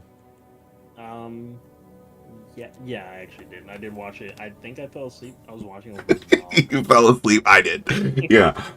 No. The Be Prepared, or their version of Be Prepared for that version, the live action was, phew, it was rough. That was rough. Okay, I'm gonna play this. I'm gonna play this for the people who've never heard it. Actually, I'm gonna play it right now. I'm gonna play it. The soundtrack in that movie is literally that, like, they tried to recreate every song, but Elton John is still alive Yep. and kicking it. He could have just, like, you could have just asked him. Like, I get it. They were trying to uplift all these black artists, but, like, do you really need to uplift Beyonce? No, It's Beyonce. Beyonce didn't need no spotlight in that goddamn movie. You cannot tell me that Beyonce needed all that limelight. Stop it. Stop it right now. Beyonce did not need all that. They gave Beyonce everything in that movie. And I applaud her for, you know, being in that movie, but Beyonce's voice acting irks me. It irks me because it sounds like she's saying this, giving the same intonation for everything she says. It bugs the hell out of me. Oh, is that copyright stuff to listen to that? Damn. Oh, it is. Yeah, I can't listen to it. Okay, I'm gonna listen to 2 seconds of it. They can't strike me for 2 seconds. They can't do that. No, definitely. I just want you to hear, like, the very beginning of this. I just want you to hear it. Is yesterday's message. A clapped out, distracted regime. That is the entire song. He's literally just talking the entire song, and it makes me mad. It makes me mad. And I'm not going to do any more because I'm not going to get a copyright strike on my video, but that's literally the entire song. Him talking with a almost drum beat type beat in the background. It makes me angry. You could have done so much better with that damn song. Be Prepared is my favorite song in that entire movie. And they dropped the ball. Man. I think my favorite Lion King song is Hakuna Matata still to this day. Hakuna Matata, yeah, that's a good one too. That is a good one. It's basic, but nonetheless. The live action version of Hakuna Matata wasn't bad. It wasn't bad. Yeah. However, if we're talking, first off, I gotta say this: Hercules is for black people. I'm sorry. Hercules is for black people. That The movie muses, was the made muses are with literally black. like you can't tell me it's not. And if anybody like, I wanted to make a video about this, but then I was like, you can't listen to Zero to Hero and tell me that movie's not for black people. Zero to That Hero, is you my going to church. favorite song in the entire soundtrack. It's probably one of my favorite Disney songs. But that entire movie was basically just made for black people. You can't tell me otherwise. It's just like the Goofy movie. Goofy movie is a black cult film. Period. Period. There's no ifs, ands, or buts about it.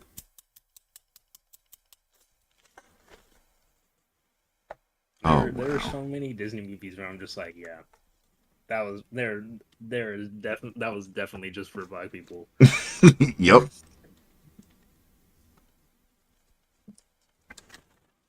But like going back to the live action thing, I don't care if they do anything else. I need my live action Atlantis. Period. That would be the most. If you want to Disney, if you want to spend money and actually get your money back, I can guarantee you every single one of our millennial asses will be first in line for Atlantis. Give me that shit. Yeah. Give me that shit. I will buy every toy. I had so many Atlantis toys when I was growing up. So, like, out of all the Disney movies, I think Atlantis had the best toys that came with, like, the best merch. Because you could, I remember one of the sets I had was of the landing craft that ejects from the main ship when they're being chased by the Leviathan. And you could take it apart and turn it into different vehicles. And it came with vehicles that could go inside of it. Yo, Atlantis merch was the best. That movie slaps still to this day. Oh my god. Okay, somebody brought this up in chat about Danny DeVito as Phil. Is he playing Phil in the live action version? He better? Yes. No, seriously. If he's cannot see anybody else. If Danny DeVito is not playing Phil in the live action version, then I'm rioting because there's nobody else. Literally the embodiment of Phil in voice and stature. Period. Danny DeVito. I can't see anybody else playing Phil. Seriously, it would be this. It's the same exact thing as bringing back James Earl Jones to play Mufasa. We need Danny DeVito to reprise his role as Phil. Period. I'm looking it up. I gotta find out. Oh yeah, it's Disney. They're gonna replace Phil with an actual goat who doesn't talk. It's Disney. That's what they're gonna do. It's gonna be an actual goat that doesn't talk.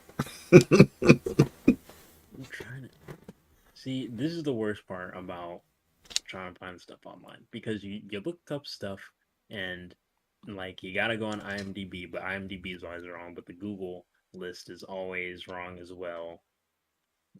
So I don't know. I'm just gonna wait until they announce officially, but oh man, if they don't get Danny DeVito, I'm pretty sure Danny DeVito would want to come back. Too. Oh, he would definitely want to.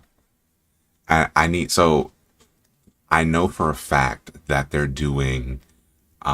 They already announced that they're doing live action Lilo and Stitch, and I'm excited about it, both from a story standpoint, and then representation standpoint.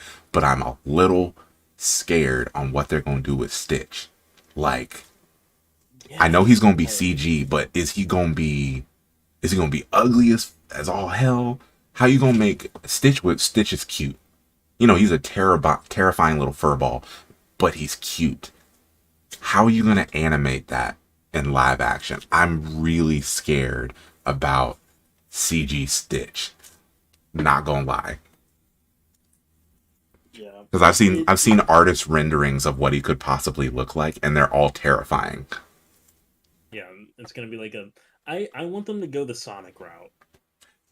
Right. So Where yeah, they basically just animate him like he's in like a 3D animated version of Lilo and Stitch, but everybody else around see, him is somebody on live TikTok action. said the same thing. Don't pull the same thing that they did with Sonic. Do not give me ugly Stitch.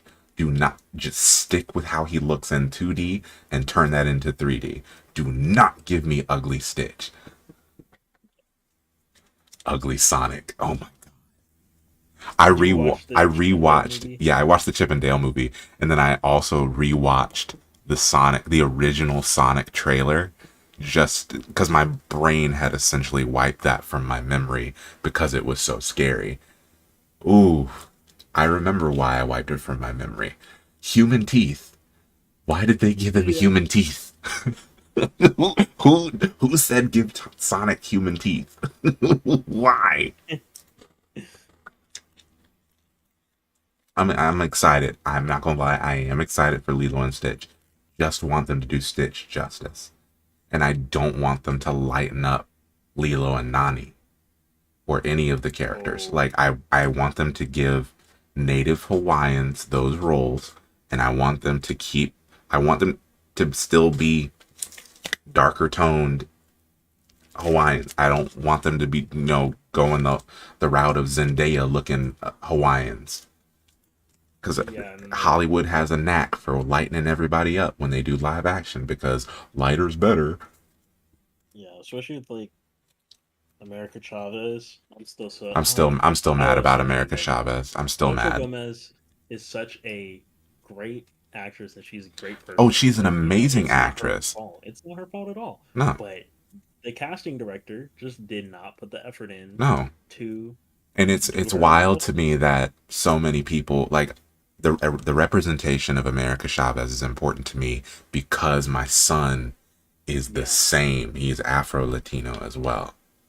So him seeing a superhero on the screen that looks like him, Miles Morales is important to him because of that, and America Chavez would have been part of that representation too. I understand that it's still representation to have the actress that we have now, but you stripping away that Afro Latina part of her character, that irks me in all sorts of ways. I think somebody asked if you've seen Miss Marvel yet. I've watched the first like 2 episodes of Miss Marvel. I have to wait till all the episodes are out because I hate waiting a week. It makes me mad. So I'm gonna binge watch it as soon as all the episodes are out. Like I haven't finished Moon Knight yet because I got mad having to wait. So I'm binge watching Moon Knight and I'm gonna binge watch Miss Marvel.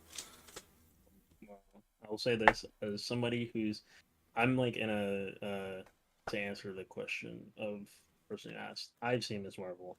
Um, I believe Miss Marvel is literally the best representation I've ever seen in any like show, movie, uh, just in general. Especially from going from comic to screen. Um, they're doing the history of South Asia justice. They're Dope. doing the history. They're doing like the only, literally the only issue.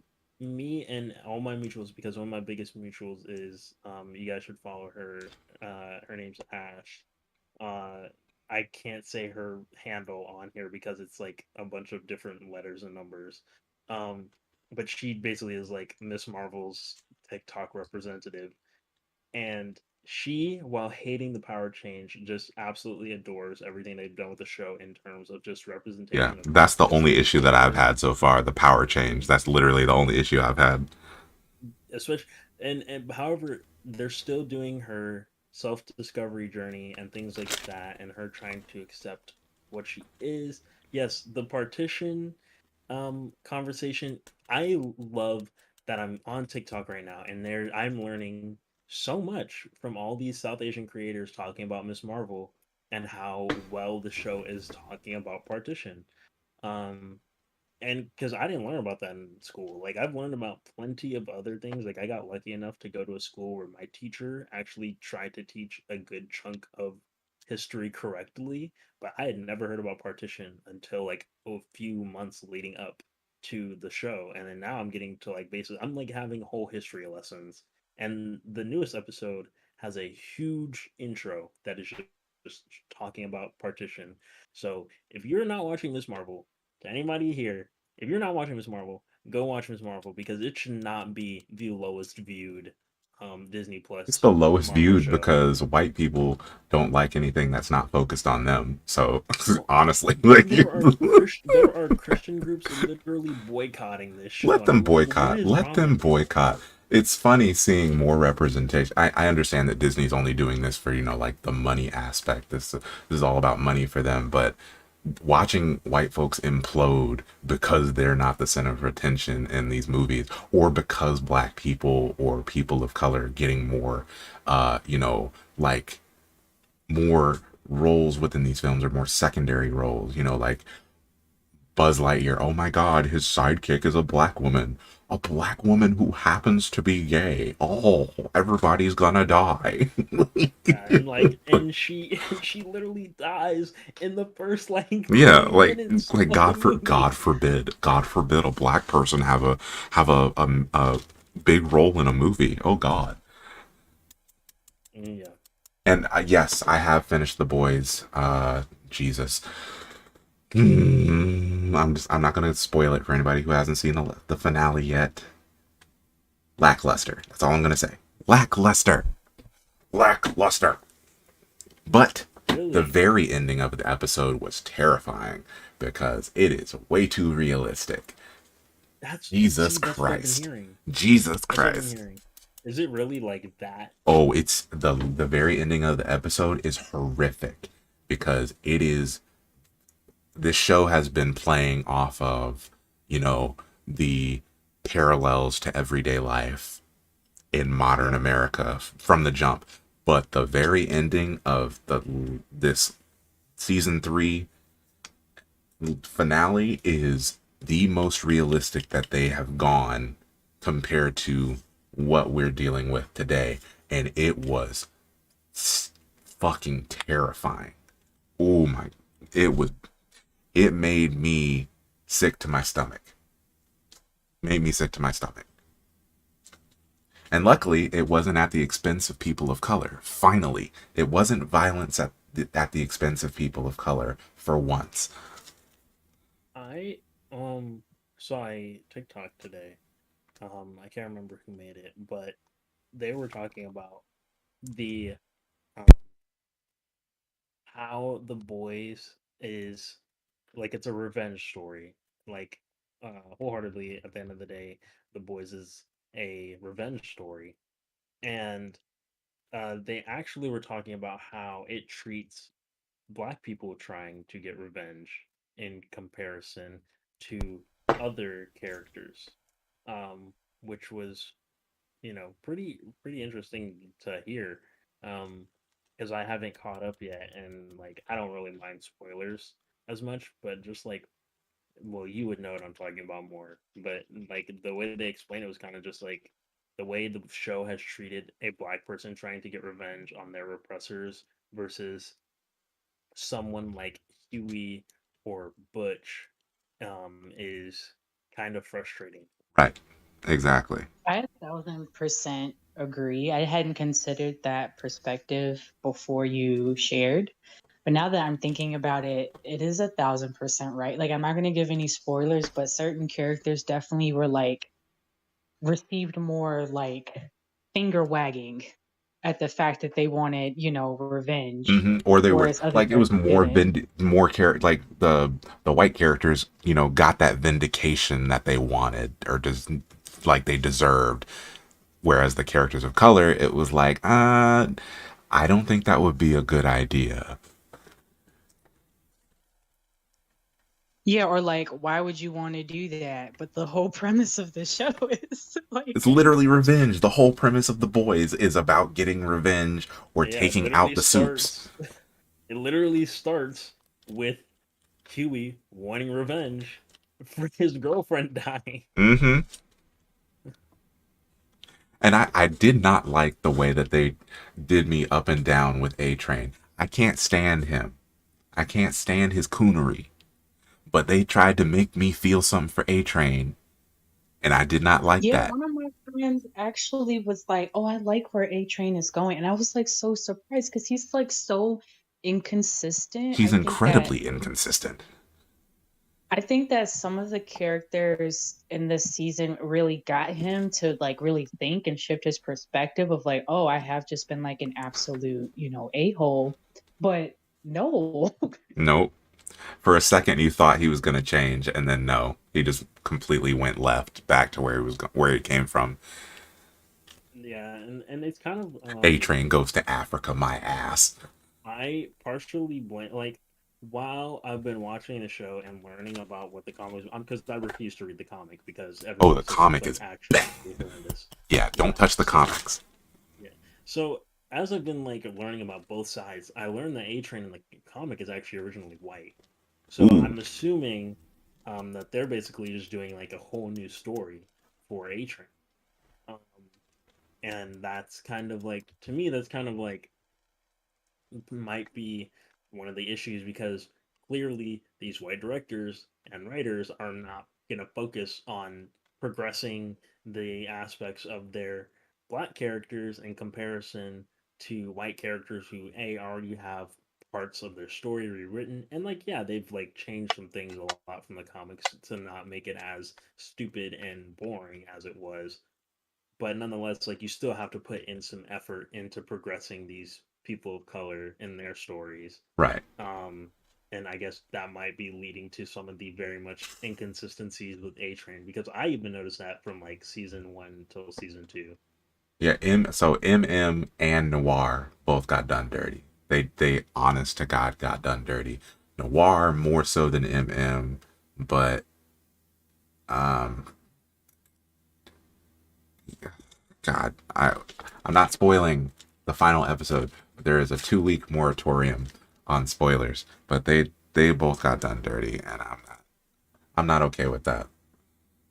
Yeah, and like this season we got to really learn more about Noir. Like he was kind of like literally like a shadow. Like, there's still like that mystery to him, and then you get to like learn more about him, and then Yeah, these we could basically got his whole Mhm. backstory, and then all of a sudden, yeah, Yeah.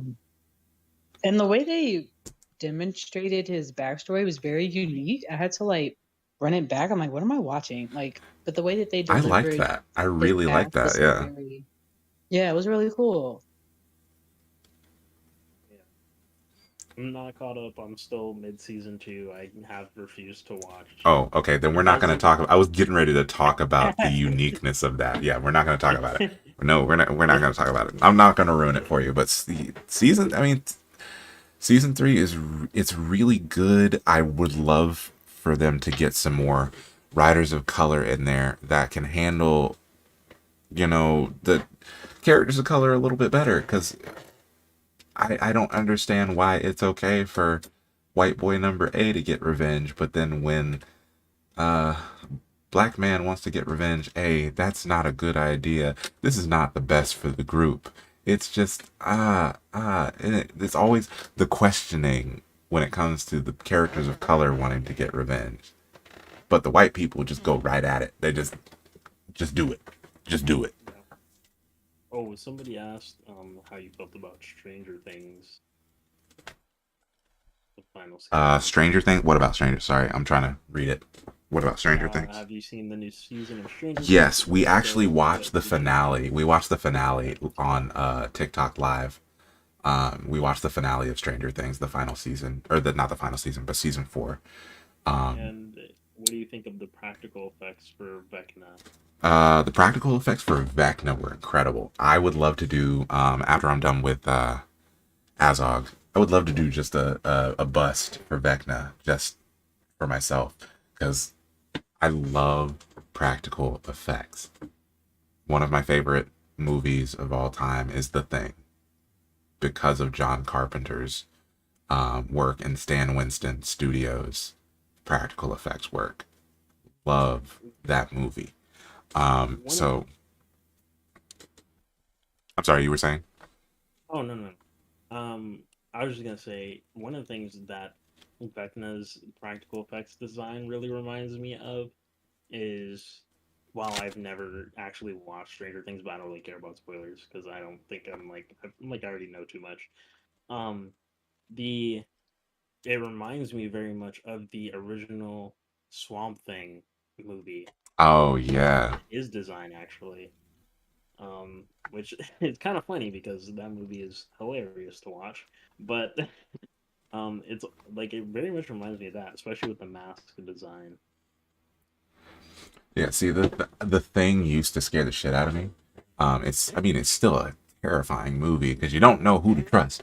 But I now that I've watched it so many times, you know, it's it's not scary simply because I know if I was in that situation, or if we got like a, you know, modern version of that film and they changed things up, I would love that. It was just it's so scary having a replicating. I love those type of movies where you have the replicating alien or replicating creature that can turn into anybody. You don't know who to trust.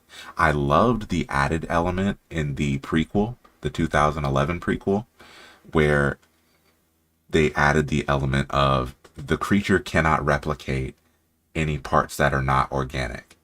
So people with fillings in their teeth or people with braces on broken bones, the creature can't replicate that. So who had the fillings in their teeth and why is there blood all over here and why are there fillings here? Who was the person that was replicated that had fillings in their teeth? And it was cool seeing them play that up with people who you know, they were checking people. This was before they did the blood test. The prequel, they don't know about the blood test just yet. So their thing for figuring out if anybody was a replicant was, okay, let me check your mouth to see if you have any fillings. If you don't have any fillings, you're suspect.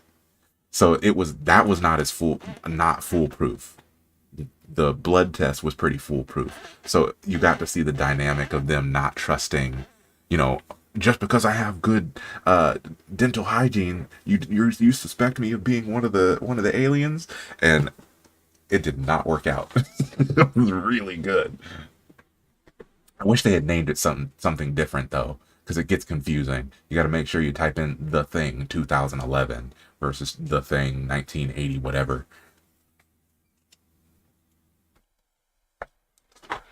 You could have put The Thing the Thing something else. Just give I don't like the same title.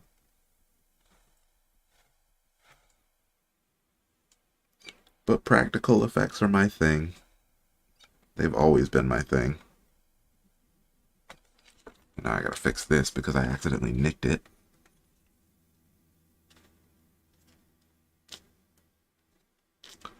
There we go. That's better.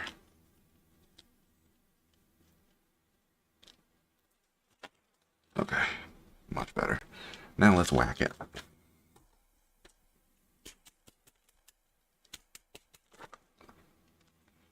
Hey, get Chrissy, wake up out of my head. I'm dead. The what? I really have it in my head too, and I've never even seen the show.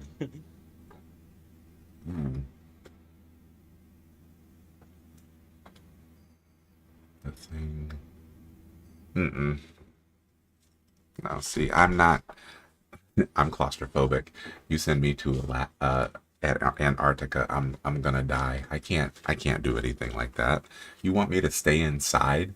I mean, other than going out to do the whole research stuff out in the snow, you want me to stay inside for how many months at a time? No, I can't. Quarantine, but worse.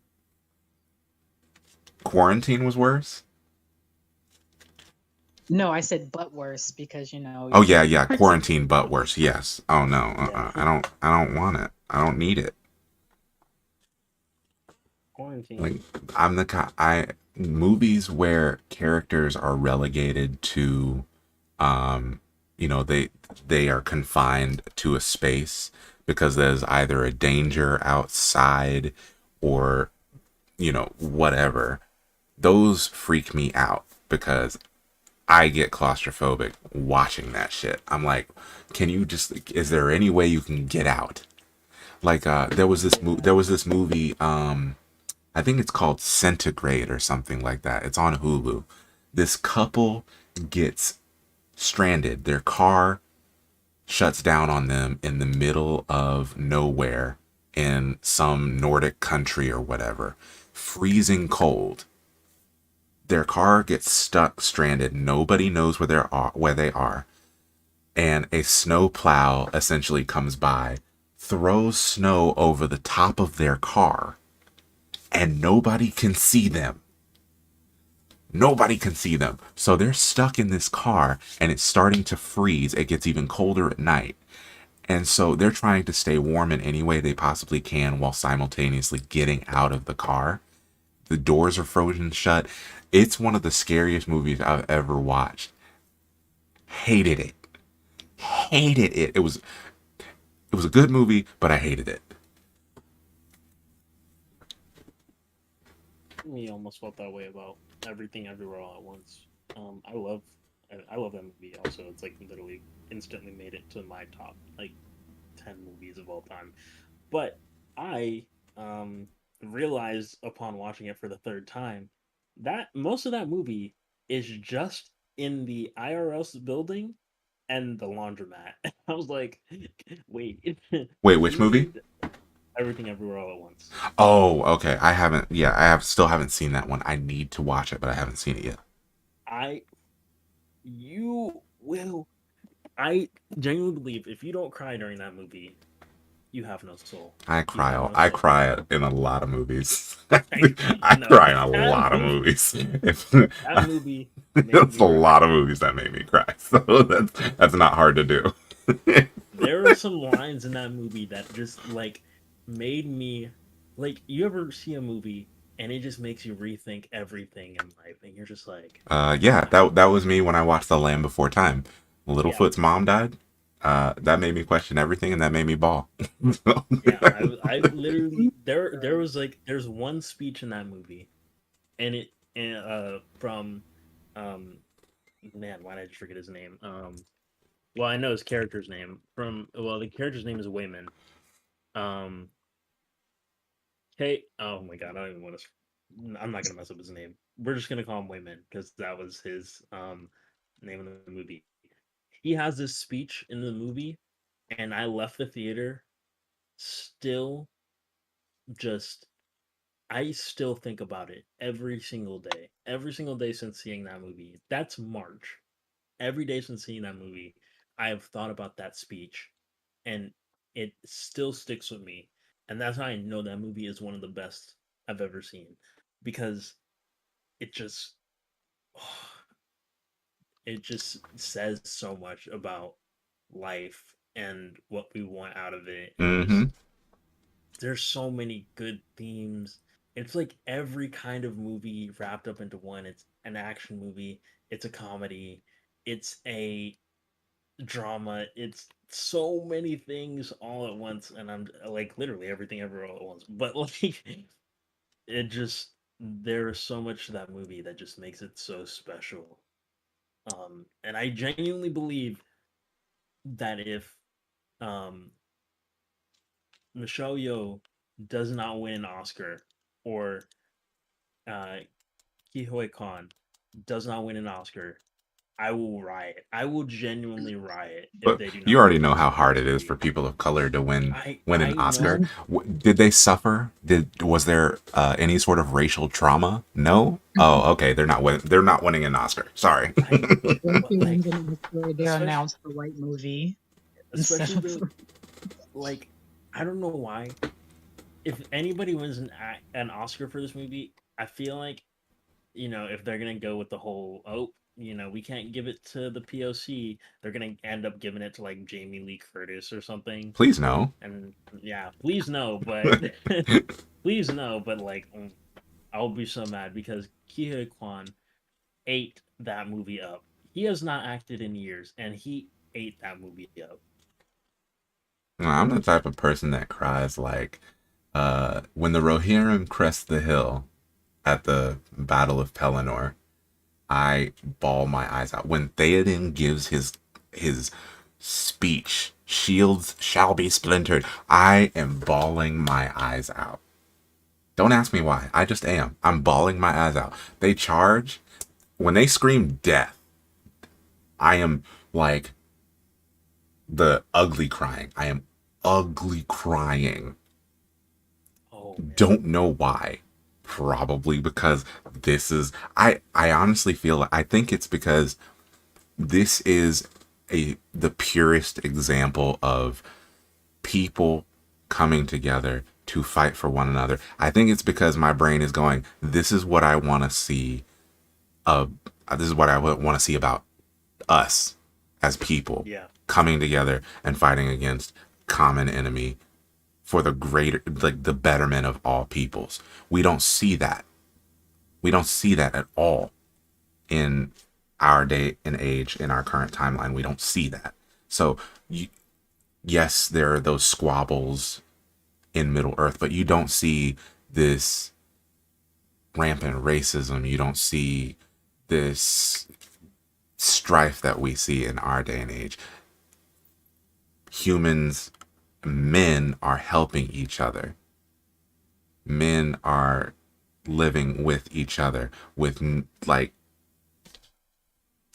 it's just seeing Theoden charge in to help the people of Gondor tears me the fuck up every time. Every time.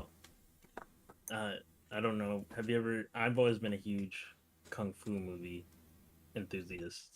Have you ever seen Ip Man with Donnie? Mm-hmm. Donnie? Love it. Yep. Every time there are two scenes in that movie that make me cry. First is when, man, when oh my gosh, what's his name? What's his character's name?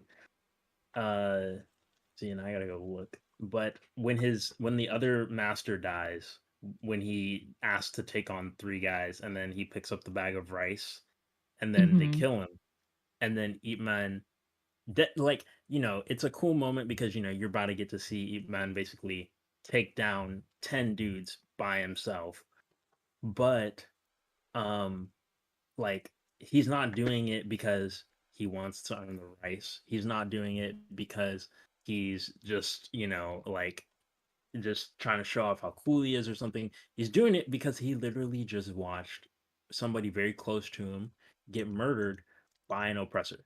And that's what I've always loved about kung fu movies is they get to fight their oppressors. Right. Like every single one of those movies, they are fighting their oppressors and they are just beating the crap out of them. And it makes me cry because he's fighting because even though sometimes like in the beginning of the movie you can see they're not like the best of best friends, but like he still respects him, and that's his neighbor and he's fighting for his neighbor. And it makes me cry every time because he's just getting that opportunity to actually just beat the crap out of everything that he's against, everybody that's against him, everybody that views him as less than them, and all those things. And then on top of that, you get the scene where at the end, where he is basically fighting, he takes on the general, and he does like the final fight, and then he gets shot. But it's like it's seen as a victory, even though they're basically losing somebody very important to their community. But like that one man inspiring all those people to just storm the stage and attack these soldiers with guns literally just aimed at them, and I'm just like, that's what, like, and there's just like already so much weight put into it, and that's why I love all these kung fu movies because they just get to have all these scenes and moments of them being like, hey, this is a moment of oppression. We're gonna beat the fucking crap out of our oppressors. Like, and there's always weight to it. But whenever, here in the US, when we get a movie about beating the crap out of our oppressors, it's made by a guy who put himself in a movie just so he could say the N word a bunch of times. Yep. And things like that. And like there's always something in the background that makes it worse. But like in kung fu movies, it's always like just a genuine moment of being like, hey, we need to unite as people, and we're just gonna beat the crap out of them because we're tired of this bullshit. Yeah, I see. When it comes to our movies and anywhere we get any sort of vindication or justice, there's always a price to pay at the end for that vindication. And I don't like that. So one of the ones that I watched recently was hold up, I gotta look it up because I can't remember what the name was. Um it's a Spike Lee movie. Man, I love Spike Lee. Oh, he makes some excellent movies. Defy, Defy Bloods, Not the maybe. no, not that one. It's okay, so I'll give you the premise. So there is a dad and his son. They get pulled over by the police. The police do their whole, escalating thing. His son is murdered right in front of his eyes. And he is, Oh, I've been wanting to yeah, watch so this. he is absolutely devastated. So what he does, he's former military, so he gets all of his battle buddies, black guys who were also former military. They go to the police station of the officers that murdered his son. They go in guns blazing. They don't hurt or kill anybody, but they take over the police station, take everyone hostage, and then they have a mock trial for the officer that murdered his son. And it Is is it American Skin? American Skin. Yeah, it's called American Skin. It is, I mean, I was bawling my eyes out during this movie. It was incredible because Spike Lee always is telling a story with a message. And so in this movie, they are going into the ins and outs of systemic racism in America. And it's not just straight up informational. This is all part of the story, but it's also giving you that information about the, you know, how this stuff works in our country. And he gets people of color who are being held at this police station, and he tells them, you don't have to participate, but if you would like to, you're going to be the jury. And he also gets people, like just random people who were at the police station. They're not police officers. They're just random people who happen to be at the police station at that point in time. He tells them, I want you to be on this jury. And he gives them all the information as to what happened during this traffic stop, gives them more information about what it's like to be a black person in America. And then he tells them, I want you to pass a verdict. And he also gives the police officer time to get on the stand and defend himself. And it is one of the most gut-wrenching movies. And if you haven't seen it, I'm not going to ruin the ending for you, but it's just like, we get these movies where it's sort of like we get this vindication, but there's always a price to pay. And this movie has, a price to pay at the end. The same with, what's that movie? Like the Black Bonnie and Clyde movie, Queen and Slim. Oh, That, yeah. I can't watch it. I can't watch it because as soon as I heard, what happens at the end of the movie, I'm like, what is the point? This Yeah. incredible love story, this incredible on the run, but why do I don't want to see more black trauma at the end. I'm not going to watch it. Yeah, and it's like I love Spike Lee, and a lot of his movies do end like that. Like Black Klansman kind of ends like that. Yeah. Like you know, he's the one who solved the case. If not for him, all of this would like this whole journey, this whole moment would have never happened. Like I mean, would have just gone through, and like people would have died and things like that. And then it just ends, and then they're just like, well, he's the one who did it, but we're gonna give him no credit for it. Yeah, That's at how the least he movie ends. didn't die. Yeah, That's yeah, all we can say. At least he didn't die. That was one of the things that scared the shit out of me about Get Out. It was so yeah, high stakes, and then yeah. And the very end of the movie, we're like, did he just go through all this just to get stopped by the police. to get killed by the police, and it happens to be his friend? The alternate That ending, was the alternate yes. ending is fucked. I can't do the alternate ending. As soon as they Jordan said we're Peele. releasing an alternate ending, I was like, nope, nope. Yeah, Yeah, Jordan I had a Peele. When heart Jordan Peele did in the that movie interview, theater.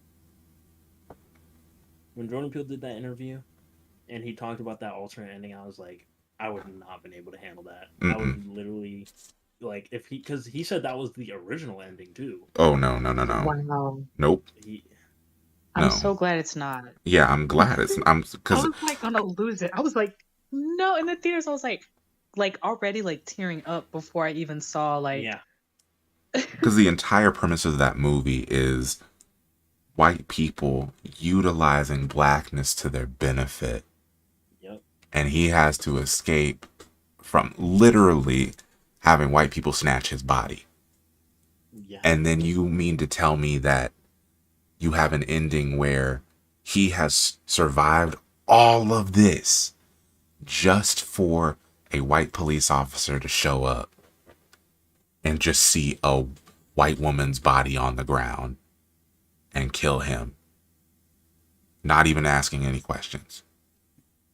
yep Can't do it. and yeah it's like that with I mean like that movie is like hard watch. I watched it when I was like in my mid teenage years.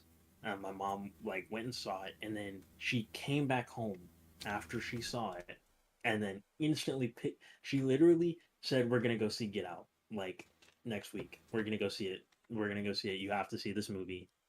Um, and man, am I glad she took me to see that movie? But like, it was a lot for me to take in, especially like you're a teenager, you're still not really you're aware of like the black plight in America, Mm-hmm. but at this point, you don't fully understand it and the messages. But like that movie made it very clear to me, and that was pretty much one of the first days where I was like, I really need to learn about this kind of stuff. Like Mm-hmm. that movie was like a wake up call for me. But somebody just said they will never watch 12 Years a Slave. There's Oh, I will no.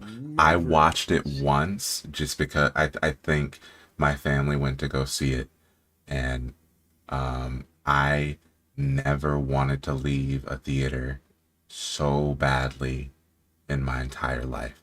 That movie was literally just Oscar bait. Literally just it Oscar. was It was literally Oscar bait. That's like the black perfect trauma adjective. just cause black trauma. It was I hated that movie with every fiber of my being.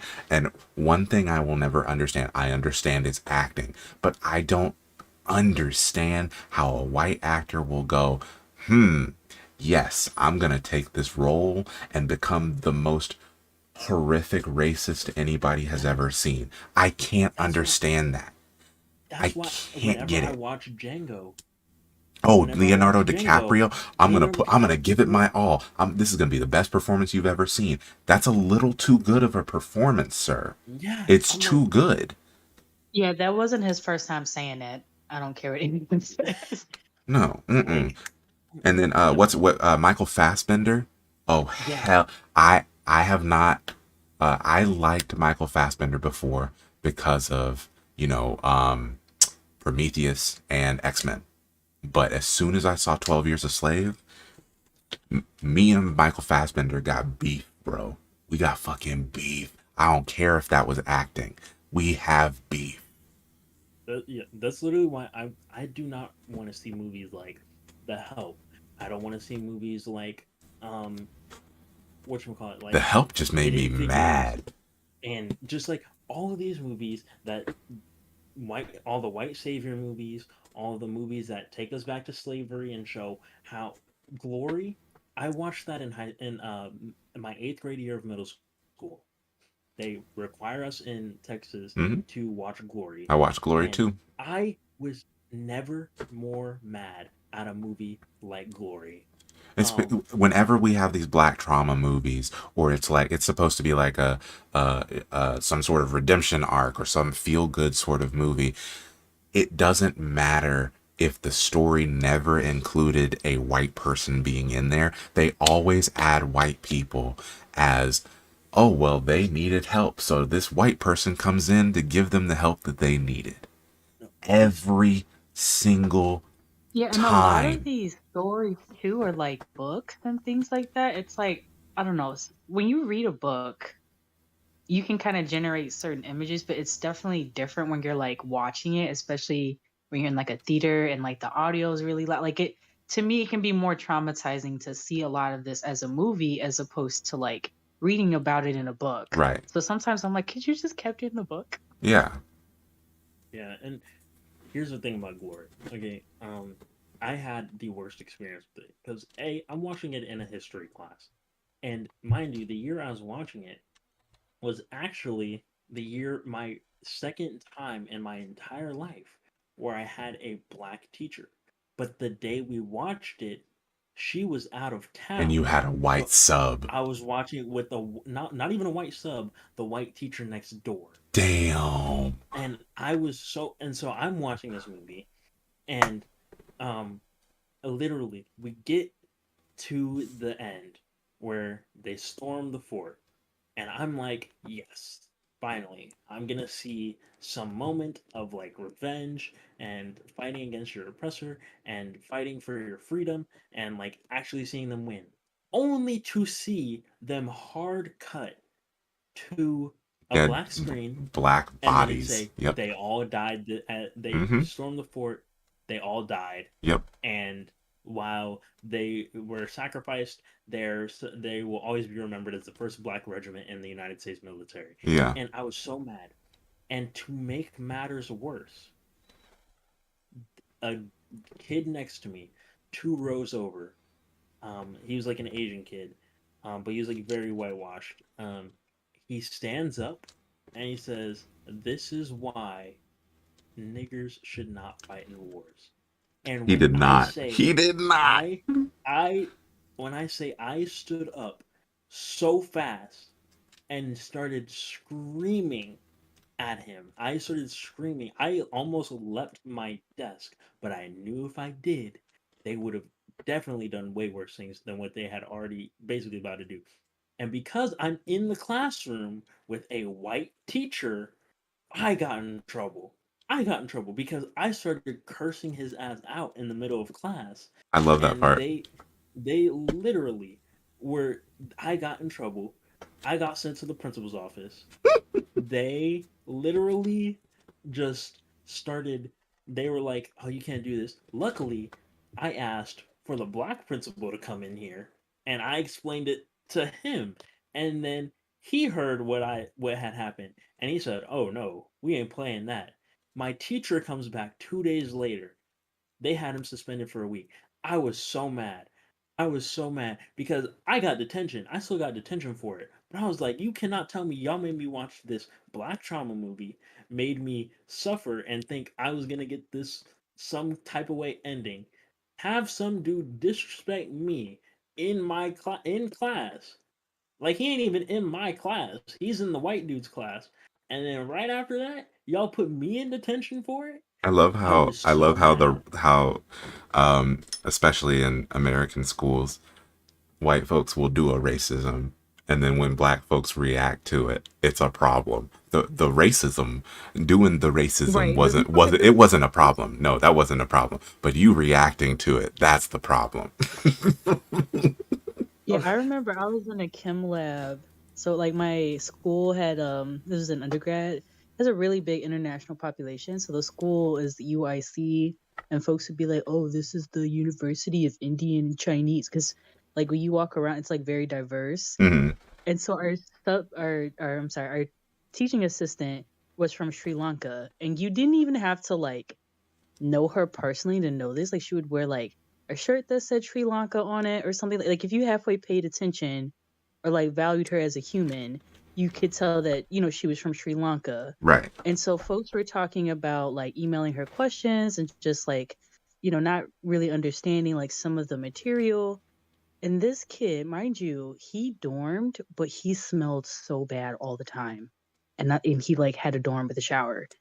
And so he's like, "Oh well, maybe next time you can translate the email to Indie," is what he said. Okay. And I looked at him and I was like, Indie? I'm like, that's not even a language. And I'm like, how about you actually learn where she's from? I'm like, she's not even from India. So I ripped him a new one. Like, what are you talking about?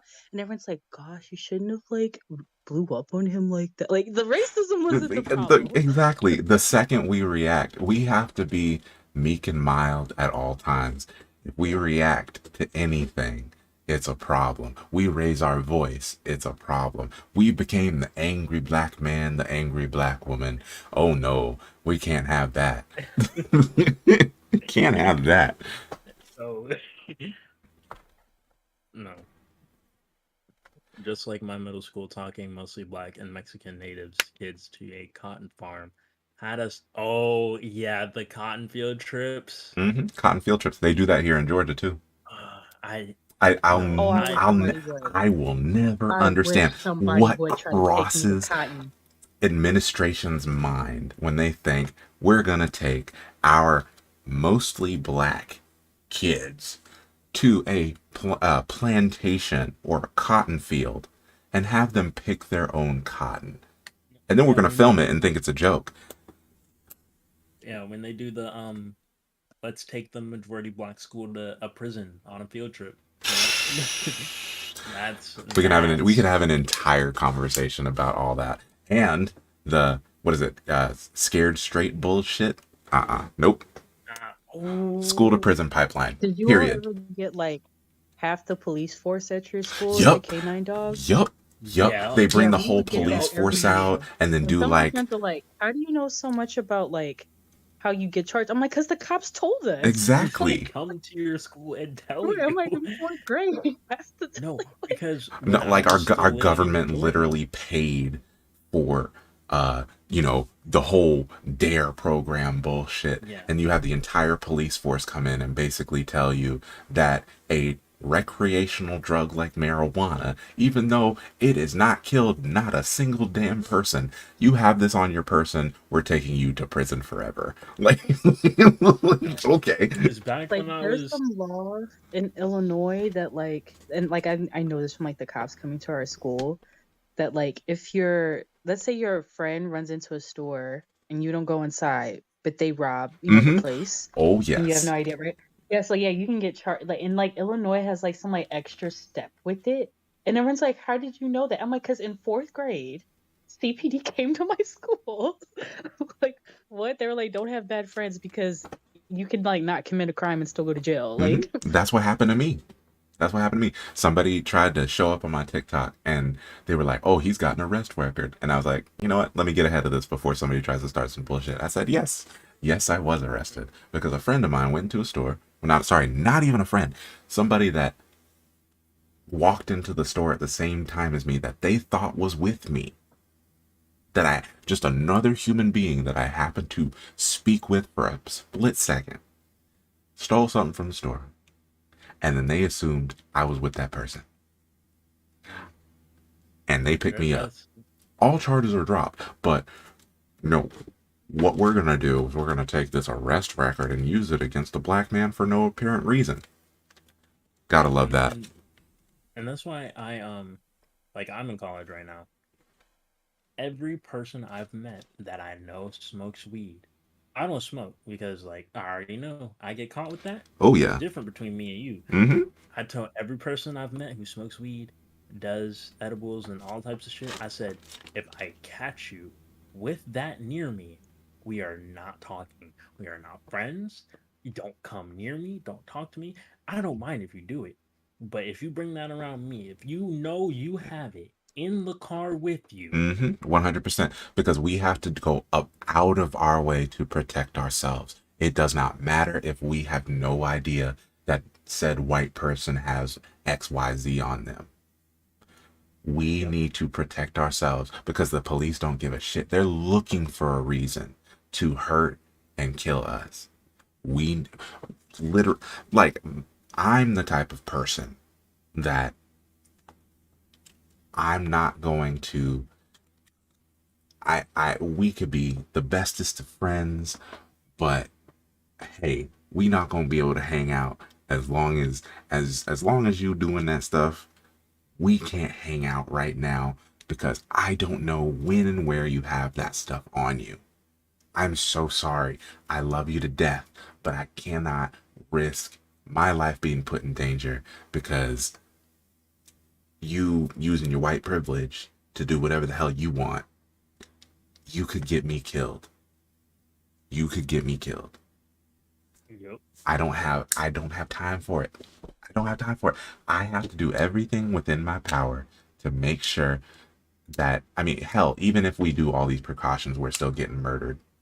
So we're doing all this extra work and we're still in danger every single day we step out the door.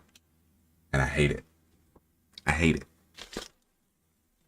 Yep. And oh, I see something. A great one is having Native/Mexican kids play the Indians in Thanksgiving school play. Yeah. Oh, Jesus. I will never forget one of the worst things I ever experienced in elementary school was one of my teachers was explaining to us how they used to pack slaves on slave ships, Oh, and no. and she was explaining it to us, and then she was like, "Let's do a visual model." Nope. She picks me and I was in the gifted program. I got lucky. So I'm one of 4 black people in this class, while in other classes there are like 6 or 7.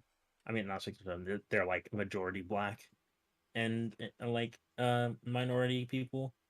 And my class is like a bunch of white kids and Asian kids. And then she picks me, the one other black girl, and one other black guy, puts us in the corner and says they stand like this and do this. And I didn't realize at that time because if I came home and told my mom what happened, she would have been right up at the school and thrown a whole fit. Mm-mm. Especially that teacher treated me more harshly than anyone else because my she used to be a prison warden before she became a teacher. What? So you already know Oh what my she's God. thinking. What? Yeah. That's a very interesting That is transition that is career a move. change in career path. Yep. Yep. She went from being a prison warden to a full-blown English and social studies teacher. Oh, hell no. She's So did she like get pissed an as English hell. degree and then be a prison warden and then say like, forget this, I'm gonna teach? Like what? Nah. Is she had her degree, was a teacher for a while, stopped teaching, became a prison warden for a few years, and then went back to teaching. Nope. Because then, because I had her in second grade,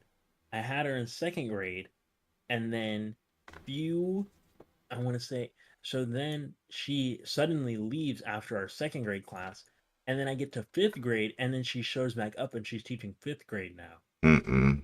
And nobody knows what she did for a few years. Red flag. But we knew that like before everything, she was a prison warden because she had told us in second grade, and then she told us again when we were in her fifth grade class. So it was very weird. I don't know what made her change careers, but realizing it now about how harshly she treated me and the 2 other black people in the class, I see why now. Yeah, that makes sense. Makes Have a lot you of sense. ever been like have you ever been like one of the only black kids in the class and something you say just like rattles your teacher's mind? Like I was in Oh, like honors American Lit my junior year. And I don't know why again, I don't know why she picked me. I was the only black kid, but she asked if I say aunt or aunt. And I said the way that I said, oh, I say auntie.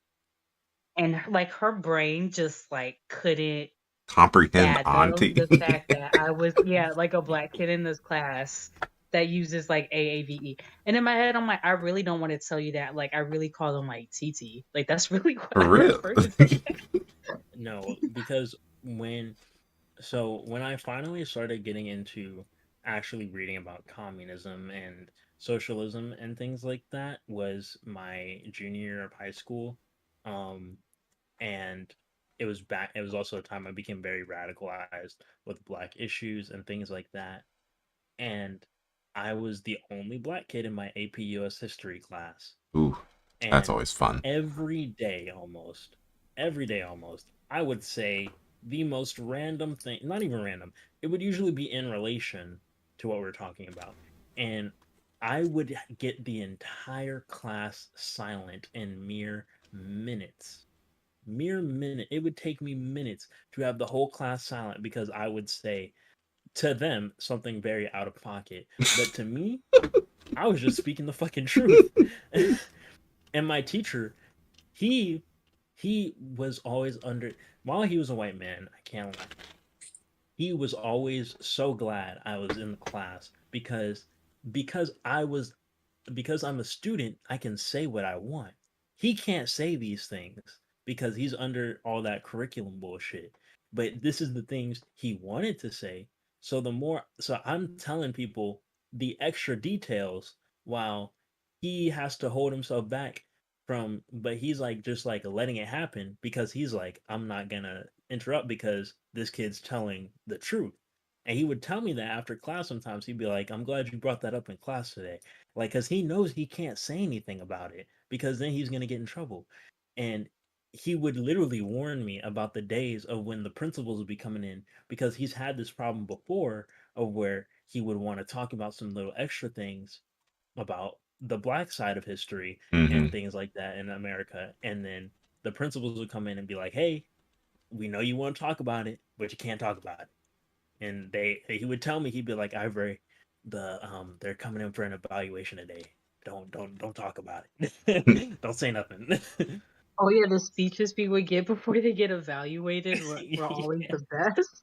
They're like, Hmm. hey, I kind of go off the rails a lot. Don't encourage me, okay? Like tomorrow they're coming.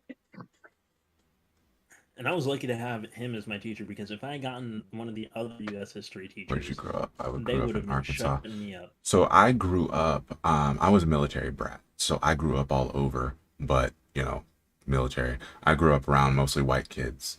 So I was born in Turkey, grew up in Georgia and California, Robins Air Force Base and Edwards Air Force Base, but it was mostly white kids. I was typically one of, if not the only, black kid in my class.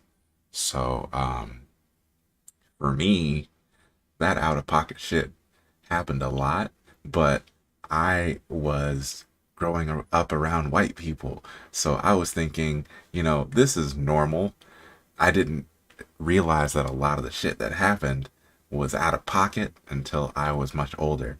I've said it before on some of my other videos and whatnot that I really learned and reconnected with my blackness in college. And I was very, you know how the military is.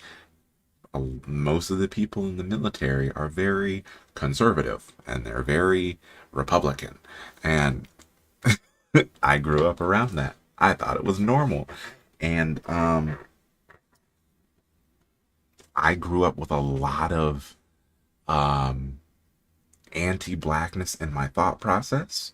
Grew up with a lot of self-hatred in my thought process as well. So it was I remember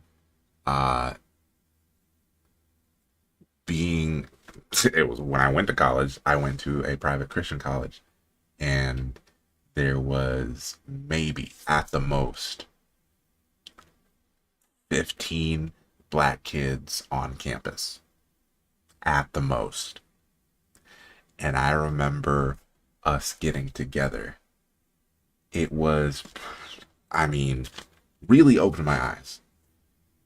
Finally having a group of black friends that I spent a lot of time with, fellowshiped with, hung out with, and seeing really the differences between black culture and what we consider white culture, because we know that white people ain't got no culture, they steal everything, crime, like, die mad. So but seeing the difference between what I was missing out on and what I was really like raised with was wild. And so I really sort of, I wouldn't say reinvented myself. It was just a relearning period of relearning my history, relearning myself, relearning who I wanted to be as a person. You know, you could, if you go to my Facebook and look at like photos from when I was in college, it was an interesting time. There was Yeah, the one you put on TikTok. yeah, the one I That put on sticks TikTok. out in my mind. Yeah, my barefoot photos. Yeah, that was great. Great times. There was this redheaded white girl that I dated in college that man, just you know the things that you do when you're young and all the pain and heartbreak you put yourself through that you shouldn't have put yourself through. And then just everything that I was going through and living through. If I could go back and change it, I would. Everybody says that, but I put myself through so much, but just because of my immaturity level and because of me not knowing who I was at that point, not knowing who I was at that point in time. Good God, the formative years. Like we You said, have to start somewhere. you really do. Like we said it the other day. We said it the other day on when we were playing Apex. You think you're grown 20, 18, 19, 20, 21, 22, 23, 24, 25. You think you are grown at that point. You think you're grown. Boy, you ain't grown. You have no idea who you are. You have no idea what you want. Oh man, if I could go back to talk to Still got a lot of learning 25 to and do. That younger, just made 25. if I could go back to talk to 25 and younger Xavier and tell him to shut up. Oh my God. He thought he knew everything. He really did. He thought that he had everything planned out. He thought that if anybody questioned him, they were just, treating him like he was a child, when in reality he really was still a child. Mm. So it's crazy. I was watching something earlier today, a video, talking about Gen Z and the era we're growing up in, because I'm Gen Z, so, and I'm realizing, I'm like, man, I am only so many years old, and I am so tired already. Like, Oh I man. like on top of already being Gen Z, like I'm already growing up in a time where I am numb to almost everything. Like I see, like, I've been seeing videos of black people getting shot in the street since I was in like elementary school. And I've been watching the harassment of South Asian people. I grew up and watched like I literally would watch South Asian girls in my school get harassed for just being South Asian. I Mm. would see so many different things so young. I had the most difficult classes at like middle school level. Like in Mm-hmm. middle school, I'm doing some like crazy math classes, and like they're just talking about all this stuff. I'm like, man, yeah, I'm tired. I'm so many years old and I'm already tired of Mm. literally everything. See, now this is an amazing conversation to have because I am, I'm coming from the millennial perspective. We are the ones who, um, we grew up, you know, in two different eras essentially. We grew up before the age of mass of social media and cell phones, and we remember dial up. We remember um, the we remember being able to have basically unfettered access to everything on the internet, like unintentionally.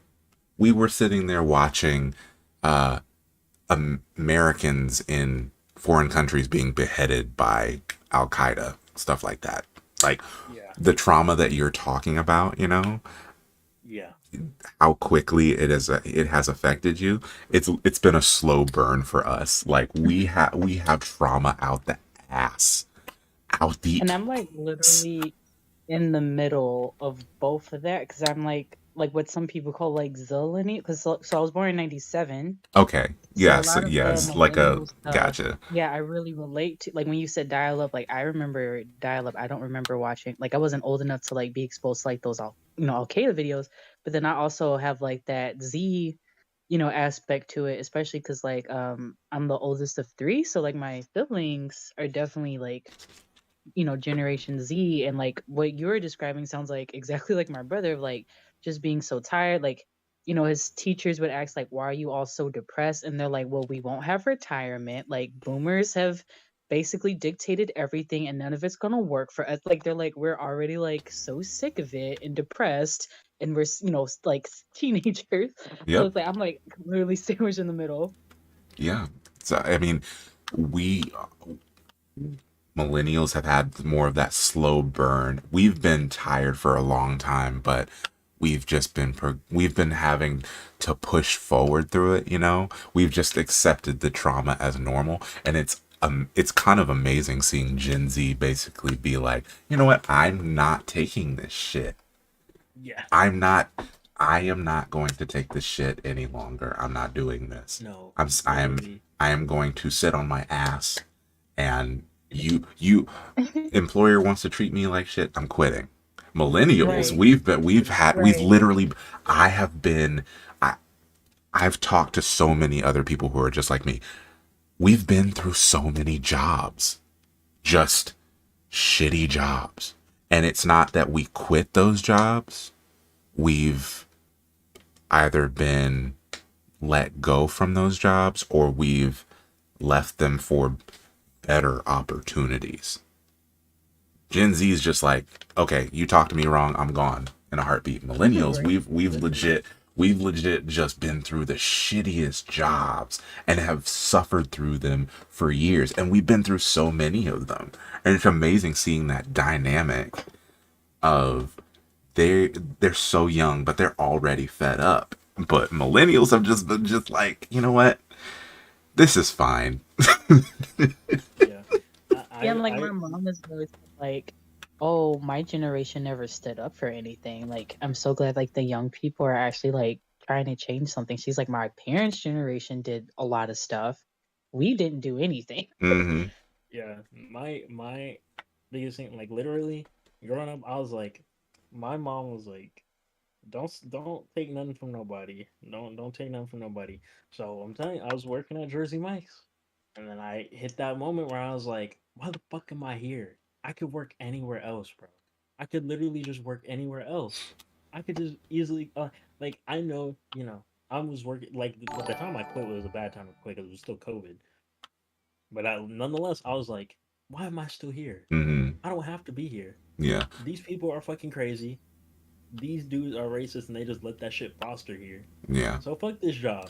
I And then I think left. I And also they've been think downhill since. I think part of that also, like, completely not disregarding, you know, any of what you just said, but I think part of that too is, for a lot of us millennials, we've been through, we've been seeing essentially our future just being stripped away from us. The boomers just set us up for an amazing future. So we have been seeing our future slip away from us.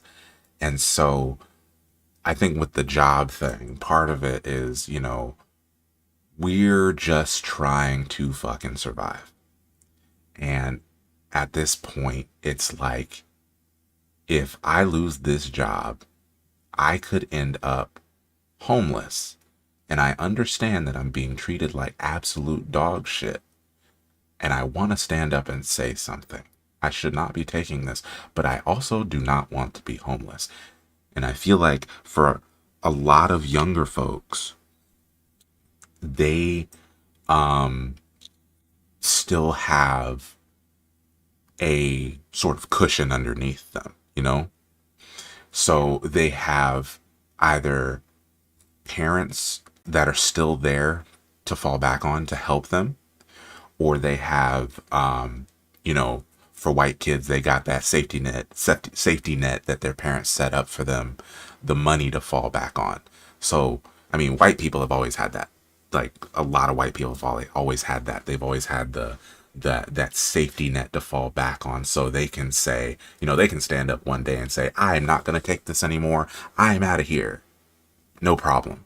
But for a lot of black folks, don't have, we've never had that ability. Oh, yeah. Oh God. Like, for a lot of black folks at 18, your parents may not kick you out the house, but you are paying to be in that house. It's either, and a lot of times it's more expensive to stay at home than it is to leave the house. Yeah, And, because you gotta go to school and work. mm-hmm, Yeah. yep, At least just work. yeah. So Yeah. for a lot of black folks, it's like at 18, you are an adult. You got to get out the house. You got to figure everything out on your own. And that's part of that is like your parents could do everything they can to set you up for success. But the way that our education system is set up, the way that everything in this country is set up, they've set us up to fail. We don't even like I didn't even know what a fucking APR was. I still barely know what APR is. I I don't mean, know what that is. I didn't. Me having to go get an apartment Electronic for the credit first card? time, me getting an apartment for the first time was the scariest shit I have ever done because I didn't know jack shit. I walked into the leasing office and they're basically saying, you know, you got to sign this. You need to pay however much fucking money up front so that you can do the application. But the application doesn't guarantee you an apartment or that you will, you know, that you will get this apartment. And then you have to make however many times the rent to get this apartment. As a 20 something year old out of the military, that shit is terrifying as fuck. Yeah, my first Terrifying. apartment, I didn't even sign a lease. Like people were like, "When's your lease up?" And I was like, "I didn't sign one." They're like, "How Mm-hmm. did you get in this apartment?" I'm like, "I applied and they approved it and they gave me the keys." And I think this is one good thing for Gen Z is like tech savvy, because I already know so much about like things that might happen to me after I leave like home permanently. Like I'm not coming back here. Like, you know, I'm home right now for the summer while I'm in college. But like earlier the other day I'm watching a video and it's this black lady and she's talking about how she's basically going through gentrification right now because there are a bunch of white people sending her letters and all types of stuff saying, "Hey, we'll buy your house," because her grandpa who owned that house just recently died. Mm-hmm. And I was like, and then so today, I didn't even know this was going on. I go and check the mail, and I'm looking through the mail, and I see a note, and it says from home investors, Mm-hmm. and they're writing to my mom saying, "Hey, we want to buy your house, cash only. Like we'll pay you. You don't have to fix anything. You don't have to do this. You don't do blah blah blah." I look at it, I'm like, "This is a fucking scam. They're trying to Yeah. fucking upsell my mom." I'm like, I'm not gonna let that shit happen. I showed it to my mom. My mom was like, yeah, they've been sending this like ever since you moved out. and I'm just living here by myself, and like they know it. Like, I can't believe this shit. Like, and I'm like already learning about this stuff just because I have access to it on my fucking phone. Right. Like, and Yeah, I just know. it's definitely going through gentrification. Okay, so I live in Chicago on the south side. And not Mm. only do I live in a historically black neighborhood, but the neighborhood that I live in is home to, I believe, the largest African American parade in the US. So like it's black black. Like the neighborhood just north of me is actually where Chicago was founded, which was by a black man, by a Haitian, and it's called Bronzeville. Like it's black black over here. And I keep seeing these like affluent white people getting on the train and getting off at my stop and like skipping across Martin Luther King Drive, and I'm just like, what? And that if I stay in this apartment and renew my lease, my rent's gonna go up. Mm-hmm. All these like investors are like around trying to like buy things up. There is a mural of Lorraine Hansberry up the street, who like if you don't know was a lesbian communist in the 50s, a black lesbian communist in the 50s. I'm like, what are y'all doing here? Yep. I wanted to address what somebody said on TikTok. So, um, I'm the same way. So, um, for a lot of us black folks at 18, it's like, you know, you gotta leave the house or you gotta pay to be here. And for me, I already know that the future for hell for that my future's fucked up. But the future for kids like my son, like Javi, are, unless there is radical change made, their futures are completely and utterly fucked. And so my thing is, I'm going to do everything that I possibly can to take care of him no matter what. So my thing is, if Javi gets to that point, I'm trying not to think that far in the future because I don't want to feel old, but Javi gets to that point where he either wants to go to college or he doesn't want to go to college. I'm going to tell him, you know, if you want that higher education, then I'm going to help you do that. If you don't, you don't have to. You can stay home. You have a place here. Home will always be home. I'm not going to make you pay to be home. I'm going to ask you to help around the house if you're here, but I'm not going to make you pay to be at home. I already know how difficult it is. Especially like washing dishes and things like that. But I literally was like working two jobs Mm-hmm. while a full-time college student, Yeah. and like my parents didn't do with anything. Yeah. Like, I'm not going to Like my expect him sister didn't to. really. My sister got a full ride to a community college, but my parents were like, "Oh, you got to do everything like on your own." And she barely had like her job was barely giving her enough money to like get the transportation to go to the community college and like be able to like eat lunch. And my parents were kind of like, "Oh well," like. Yeah. One thing I'm really glad about is while my mom is not similar to Xavier, my grandmas, both of my grandmas are luckily that way. Um, when I graduate college, my mom's like, "You're out of here. You're not living with me anymore. But you can go live with your grandparents. You can live with one of your grandmas because both of my grandpas died last year, so they're both living by themselves and they need help. Like while I was in college, my grandma had an accident and she passed out while she was teaching a class in because she still teaches. My other grandma, she just lives by herself, but she like just wants to get a dog or something. But like she lives in a pretty decent sized house, and Mm-hmm. it's not really the best for somebody to be alone in that house. Especially because she lives right out. She lives in right out. She lives right outside County, where Fulton is, Gotcha. by herself on all them woods and shit.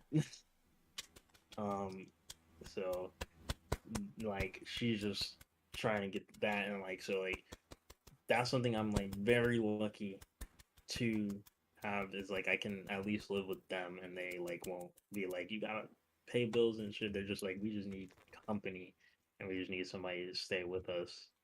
And like I've always felt like my future is not guaranteed because I'm like looking and I'm just like like my passion is music, and like getting a career out of something like music is nigh impossible right now unless you're playing for like some of the biggest artists around.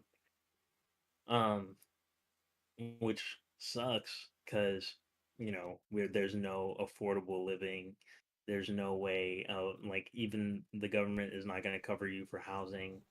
You do not get anything of that sort in order to cover and make sure like hey you're going to be provided for and you can pursue your actual passion.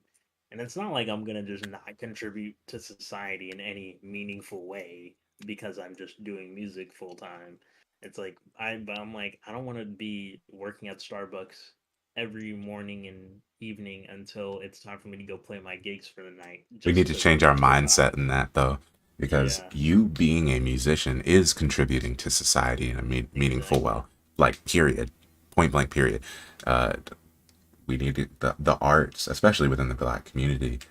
We've been so um, tainted because of Yeah, the trauma that we have faced throughout this country, throughout this our entire time in this country. We've come to we've got within the Black community, we have a very capitalistic mindset when it comes to jobs like that. If you are not doing something that's giving value to the, as far as like your labor, then it's not worth it. Are you making good money doing what you're doing? Are you making that bread? Then if you're not, then you're not contributing enough. And the arts within the Black community, both in part to racism and the defunding of the arts programs in our schools, and to the mindset that we have been, you know, introduced to and poisoned by, the arts are suffering. We think that, like, I for the longest time had to fight with my parents because they thought I wasn't going to go anywhere being a professional artist, a professional cosplayer. They didn't think I was going to do jack shit. They thought, oh, what you need to actually get a job too, because you're not going to be making money with no art. And so it took years of work, but I finally got to a point where I was living off of my artwork, living off of being a professional cosplayer. yeah, But I want to be able to do what I enjoy as a living. Arts, the arts, are a contribution to society. Point blank, period. yeah, Point blank, period. yeah.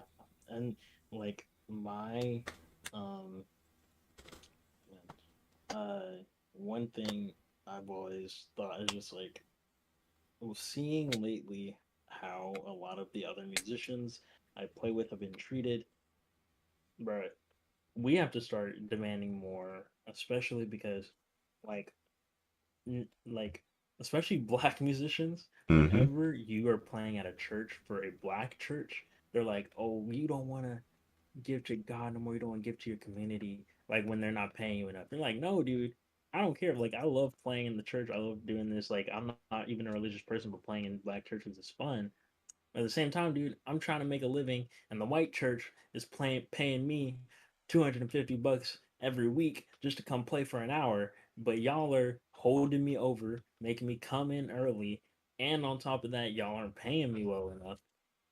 Like we are, like me and a bunch of guys that I play with at jam sessions, we're talking about this. We're like, we're not gonna play for y'all no more. Y'all won't have any musicians in your church if you don't start paying us right. Mm-hmm. Um, I and think like, that's part of there is a um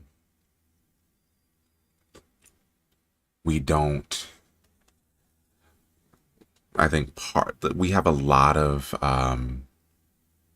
generational trauma within the Black community, and I think that's part of yeah, it. That's part of it. So this idea that you know you you are coming here you should enjoy doing this. You shouldn't be expecting any sort of pay for it. This is the church, or that's also part of that same mindset for, you know, a lot of black folks not tipping. They go out to eat and they either tip incredibly poorly or they don't tip at all. It's just we have we've got to do better about thinking about the well-being of others. We've been so, I mean, we were used as capital. We started this system of capitalism, and now we a lot of us are fully ingrained within that system, and we exploit others, or we try to use it to our advantage. And we've got to be able to talk about that so that way we can change, because it's a really difficult discussion to have. I remember starting that discussion about black folks not tipping on TikTok once, and good Lord, everybody was mad. But we gotta have that discussion to get anywhere. But that's not a conversation that, we're supposed to be having with white folks. That's part of the problem. Like, if I'm having a conversation amongst black folks about issues within the black community, I don't need white folks stepping in talking about, yeah, that's a problem that I have too. You black people need to start Yeah, tipping. like the Yeah, capacity. Like no one yeah. asked Nobody you. asked you. Yeah. This is black folks' business. Stay out of black folks' Yep. business. And there was a live that said like the person's background said something along the lines of like like black people, what issues do you want to resolve in our community or something like that. And there was some really bold Karen, and they read her. For filth. Oh, but yes, they dragged her. Whoa. They're like, "You're not black. Why are you even commenting?" They're like, Who was that? Who was that white girl on TikTok a couple weeks ago? The one, the really creepy "Oh, she one. asked the question like, yeah, like white people, what issues do you have with the black community or some shit like that?" Yeah. And then And everyone's like, "What?" yeah. Oh God, she was out of pocket. Out of pocket. And then come to find out she was that I'm pretty sure that was the same girl that was wearing like braid box braids and then took them out before a meeting that Oh she my. had, an important meeting she had in LA. Oh, she didn't And want to seem. Oh my god. mm-hmm. Yeah, Yeah. Well, all you, these new trends. Have y'all seen the hot Cheeto girl? yep, It's hot the new Cheeto hot girl. Cheeto girl. We had hot Cheeto girls in my high school. I remember them quite vividly. They were white. Cosplayed blackness. They're the Yep. I call the hot Cheeto girls the Catch Me Outside girls. That's Yeah. Yeah, I mhm, like that better than like bad baby. calling them. Yeah. I Yeah, I hate. I like hate. that I've better. always hated hot Cheeto girl. Like I hated saying that. That felt weird. I just call them the Like I felt bad like when I babies. was in high school that we didn't really verbalize that. I'm trying to think, how do we verbalize that type of thing? Oh, I think we talked about. I think the way we described them was like they always are screaming like really early in the morning. Like when we Mm-hmm. first get to school, Yes. they're like already so energetic. Like Like I think that's you kind of can how we think were of the thinking. outfits that they wore. You can literally think of the Yeah, like outfits that they wore. They wore the the little pajama pants. either the pajama pants, and the jacket was always one of those like midriff puffy jacket type things.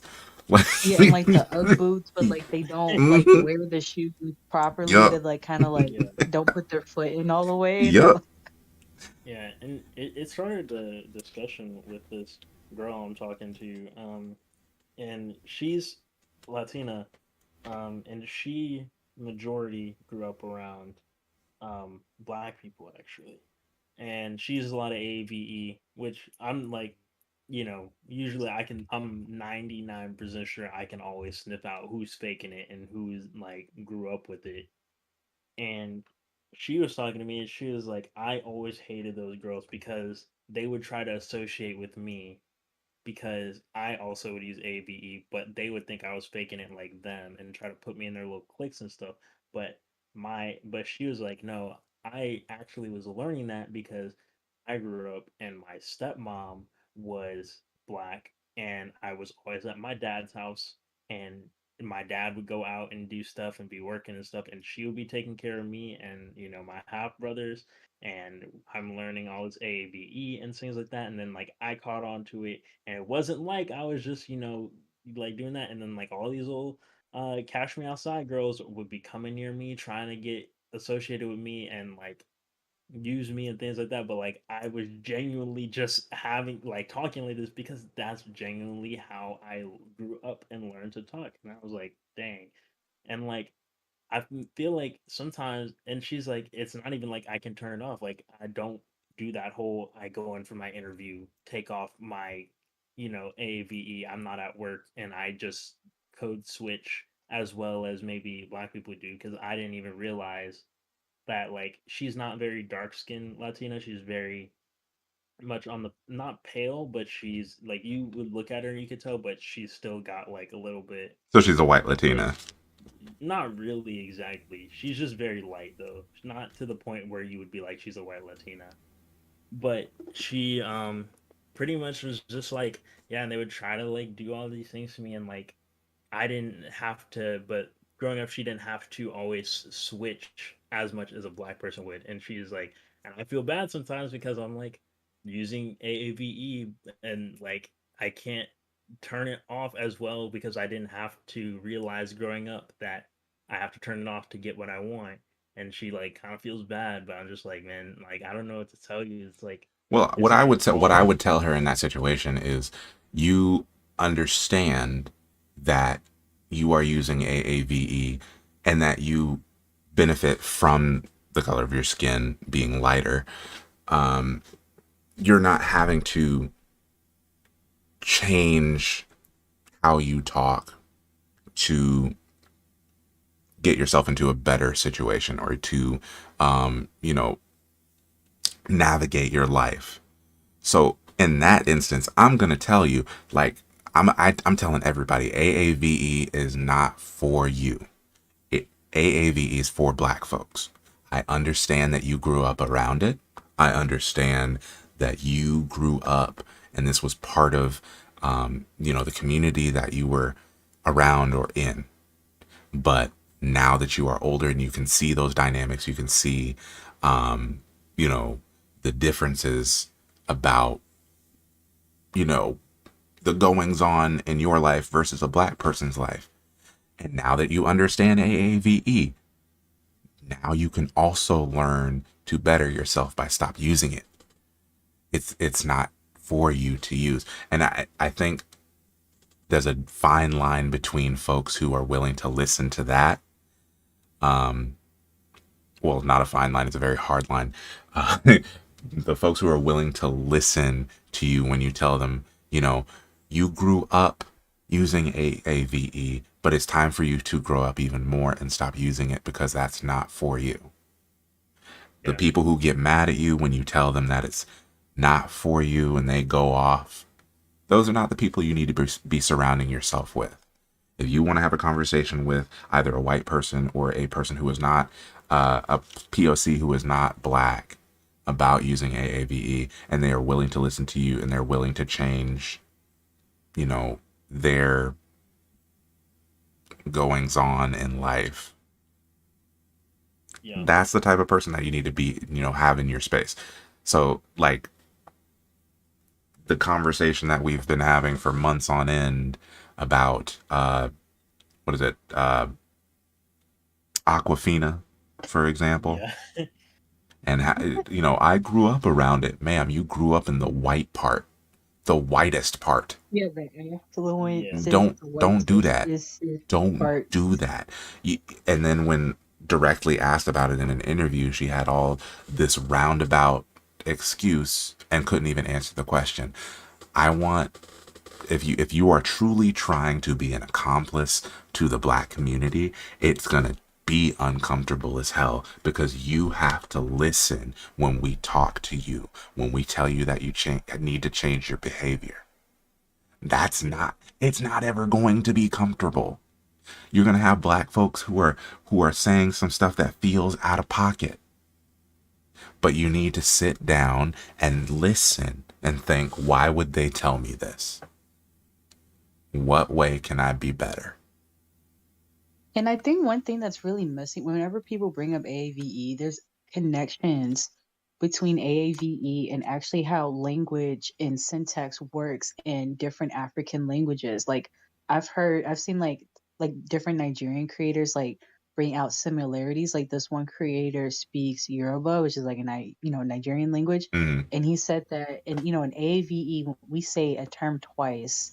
Like a woman used the example of like early, like Mm-hmm. when we say the same phrase together, it's like more so. Mm-hmm. And so he brought up the example of Yoruba, how like if you say, one word once, it means someone who sews, but the phrase two times means like a tailor. Like there's direct roots between like how AAVE works and actual like African heritage. And I think that really gets kind of like washed when people bring up AAVE of like, oh, it's just a cool way to say stuff. This is No, how black not people at say, like, all. no, there's a lot of history to it that I'm sure is been erased from history that a Mm-hmm. lot of folks are like rediscovering, but it's truly like evolved Yeah. from Africans being here. Yeah, and my main thing is I understand that you're gonna have those rare occasions where people grew up around AAVE and they were introduced to it, they were comfortable in that with being within that community. I get that, but 9 times out of 10, the people who are using AAVE did not grow up in that environment. They didn't grow up as with AAVE being a mainstay within their life. They're picking it up because it's the cool thing to do. It's the in thing to do. And they're not even using it correctly. I can't stand when white folks who there was this girl on TikTok the other day.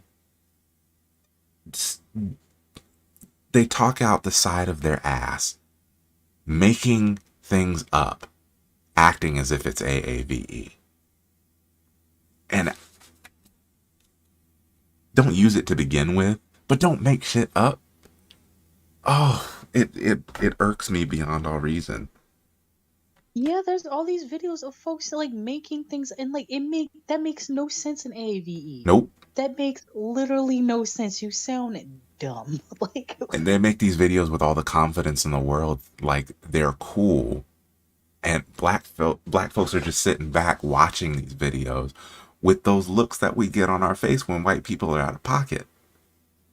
And all the yeah, black like there was this one like they were fairly white passing. I don't know for sure if they were white, but they were definitely a gay, man that appropriates black women culture. He had like the long acrylics Mm-hmm. and everything. No. Yeah, you guys know what I'm Know talking about. exactly Yeah, who and you're he talking was about. saying, yeah, and like he was saying like it needs to give to bust or something like Yeah. that. Oh, yeah. Oh my.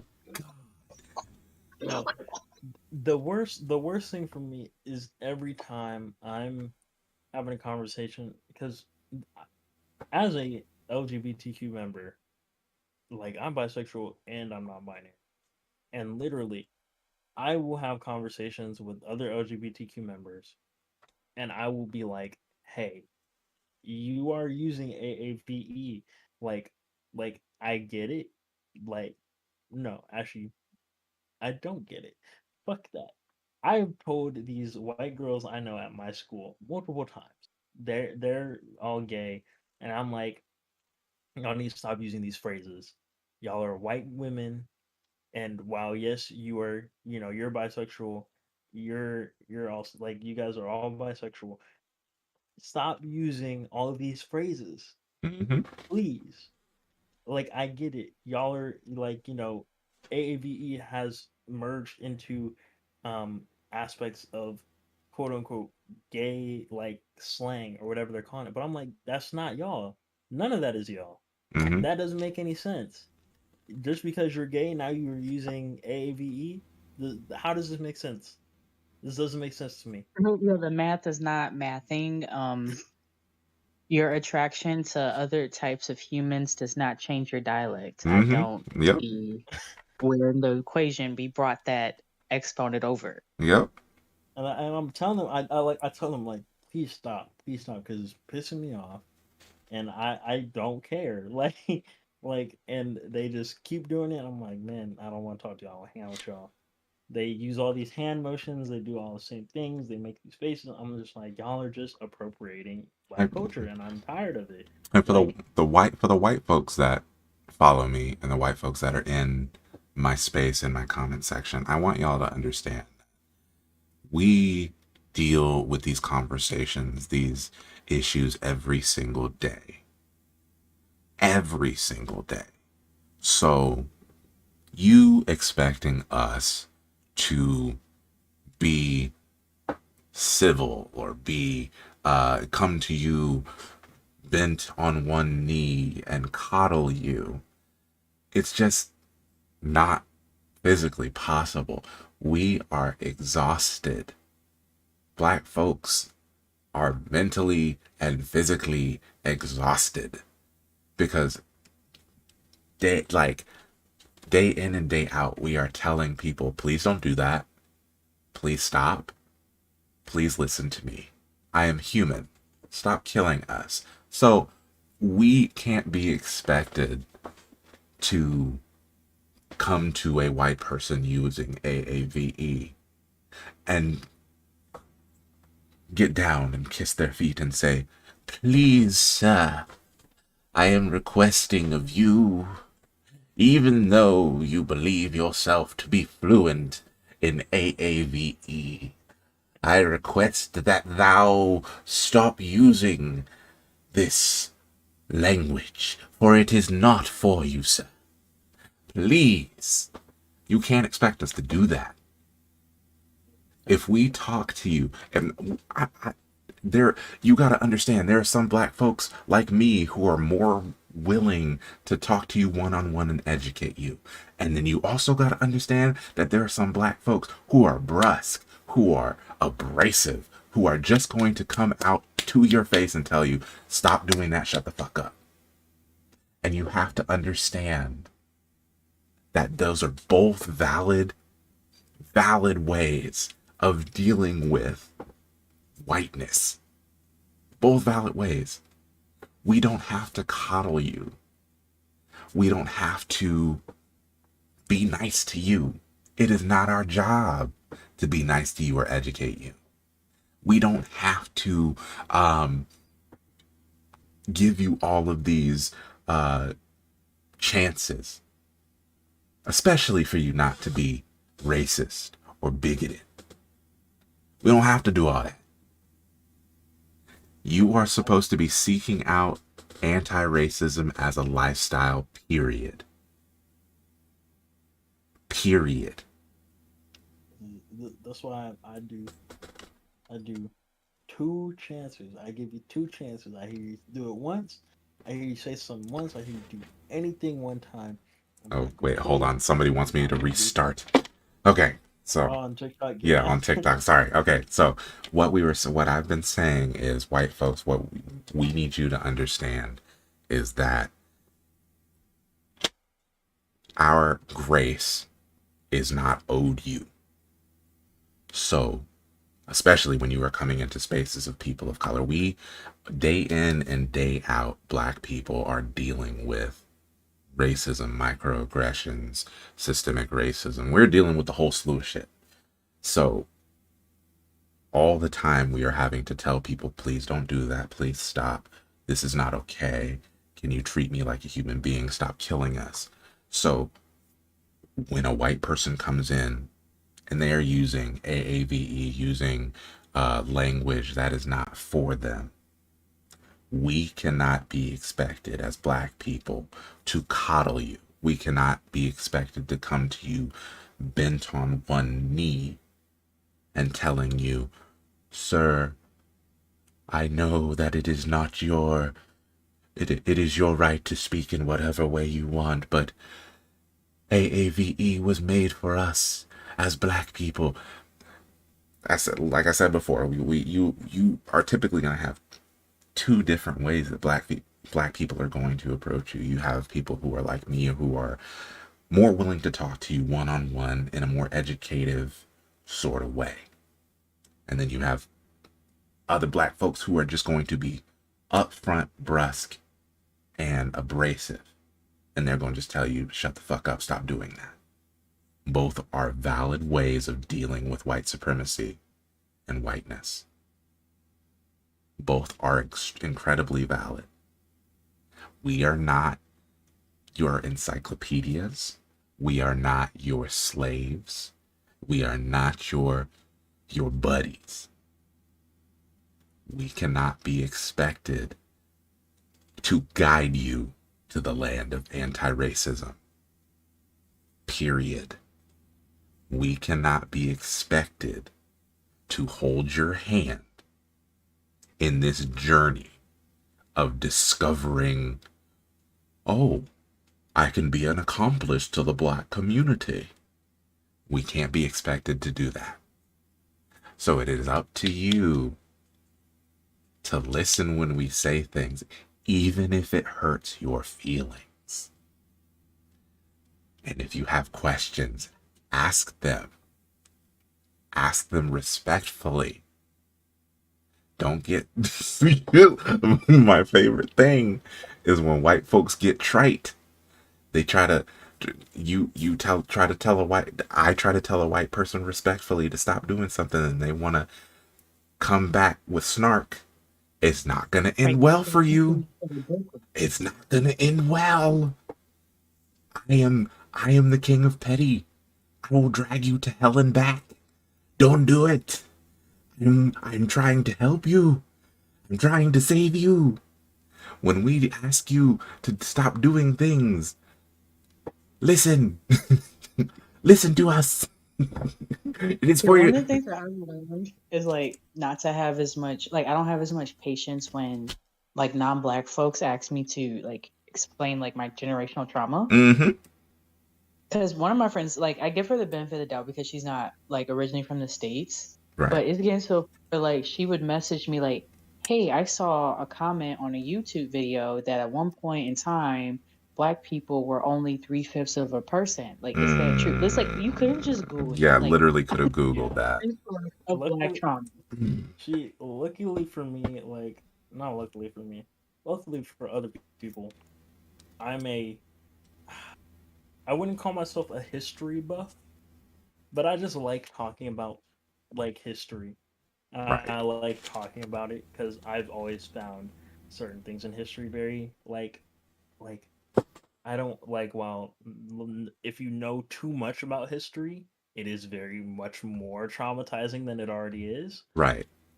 And I'm But incredibly similar. So yeah, it's like, for so me, like, I it's just... enjoy talking about it because I'm like, look at how all of, it's like when you're talking about Star Wars and you're like, look at all these things that have collectively combined into this one like beautiful timeline. Right.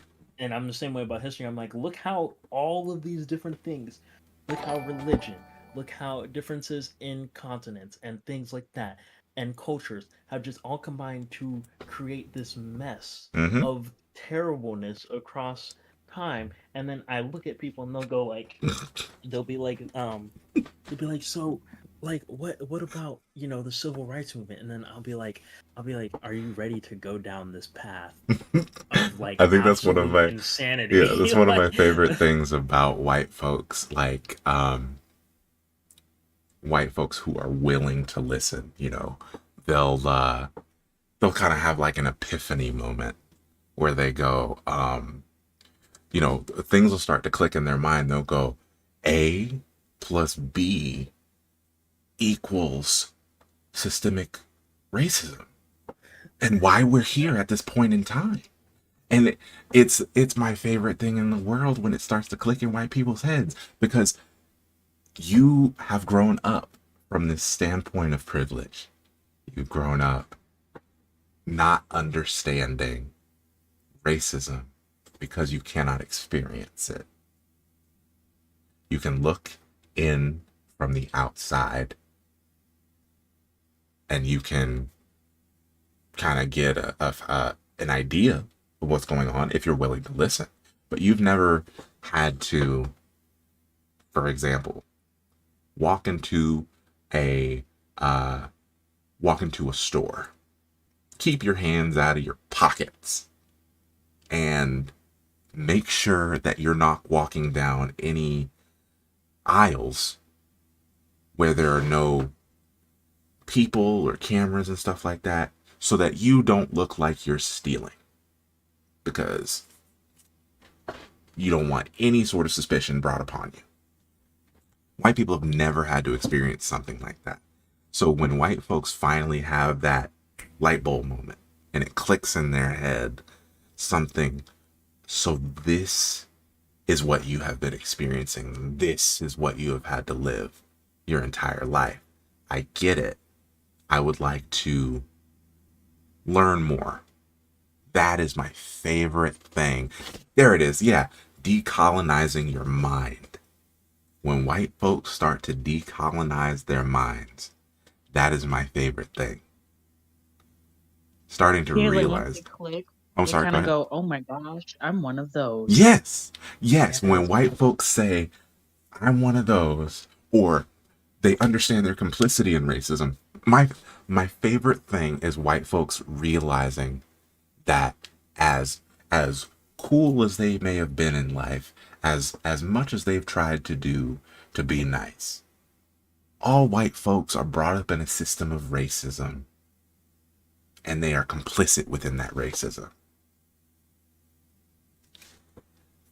When white folks realize that no matter the good things they've tried to do, that they are still racist, like they're still part of that system, that is the best feeling in the world to me.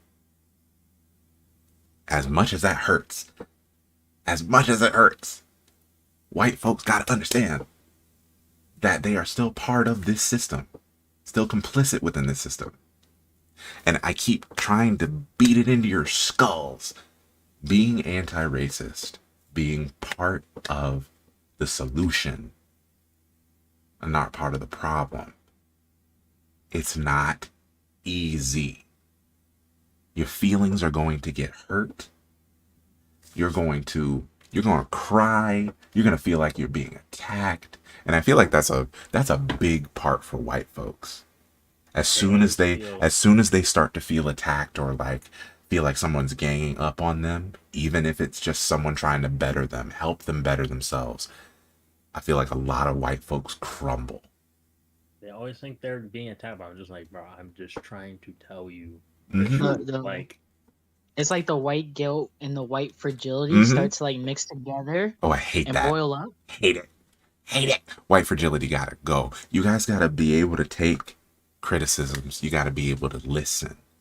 If you can't listen to somebody explaining something to you in simple terms, you know, we got a big problem, because you're not always going to have black folks like me around who are willing to talk to you on a one-on-one level. If you want to be an accomplice to black folks, for example, if you are going to protest or going to be an accomplice in whatever social justice manner out in the real world, you're not always going to have black folks like me around. And if you are getting out of pocket or out of line, you're going to have folks yell at you. You're going to have folks put you in your place, and it's not going to feel good. And that white fragility, it's going to swell right back up. And you're going to say, if you have not tamed that white fragility, you're going to say, I'm done. I can't do this anymore. I feel so attacked. Why couldn't you just say that to me nicely? Not everybody's going to You treat get like a Chili de Castro that's like, I really tried to Mhm. better the black community, but no one black wants to work with me. Exactly. You can't. You gotta. If you are going to be an accomplice to black people and people of color, you gotta be able to take the good, the bad, and the ugly. You have to. Because And it's not gonna be sunshine and rainbows all the time. You gonna get what you're going to feel, what you feel like is disrespect. You're going to feel that. But you need to be able to take that with a grain of salt. You need to be able to take it to heart and do some critical thinking. I think that's one of the big problems. White folks don't want to sit there and do the critical thinking. They have to be able to sit there and go, okay, why is this black person saying this to me in this manner? What is it that I could have done that could have warranted this response? What way that can I be a better accomplice? In what way can I change my behavior? Can I reorient myself to be a better accomplice to the black community? Yeah, and that reminds me of an issue we had in my BSU at my college. So our president and a few of our other members sit on the college like senate, and there was this one guy who's had issues before who was saying BSU, it's a discriminatory student organization. And we were all like, they sent the clip of the meeting from off the Zoom into the BSU group chat, and everybody in BSU was mad. Everybody was mad because, and his reasoning was, we don't let white people join BSU. We've never, ever, You've ever never said white prevented people white people from can't. joining. We actually have like 2 or 3 white members, and they are fine. I'm like, and then our president got smart about it, and he said, "Have you ever gone to a BSU meeting? Have you gone to a BSU event? Because Yeah. if you show up, we're not gonna stop you from coming inside. You can come here. There's a reason why some of our meetings are like, we've had meetings that are literally just about talking about the history of Black Lives Matter and protesting and things like that, and the history of things like that. Not for ourselves, but for the members who aren't black. Like, it's that simple. That's part of it too. We got to have that conversation too, white folks. Listen, there are times when a space, you're going to have, there are two different dynamics here, okay? So you're going to have times where there's a space that is for black folks, and it's not explicitly stated that white folks can't be within this space, right? And then there are going to be times where there is a space for black folks, and it is explicitly stated that it is only for black folks. You got to respect both of those, because the initial one, where it is not specifically stated that white folks can't be within that space, I feel like white folks will see that and they'll do one of two things. They'll either go, this is not fair. Why do you get a space to yourself? I understand that you didn't say that white people couldn't join, but I feel like it's exclusionary. And then you have the other white folks who will go, you know what? I'm going to join this space. I'm going to do it. And then when they get in that space, they try to colonize it and make it about themselves. Right, like, we're here. Yeah, we're because here. it's not about you. Mhm. Like, that's literally the whole point of Right. this space. So what I'm saying, in these times where you have a space that is for black folks, you have two choices. You can see that that space is for black folks, understand that, accept it, take it to heart, and go, good on you. Have that space.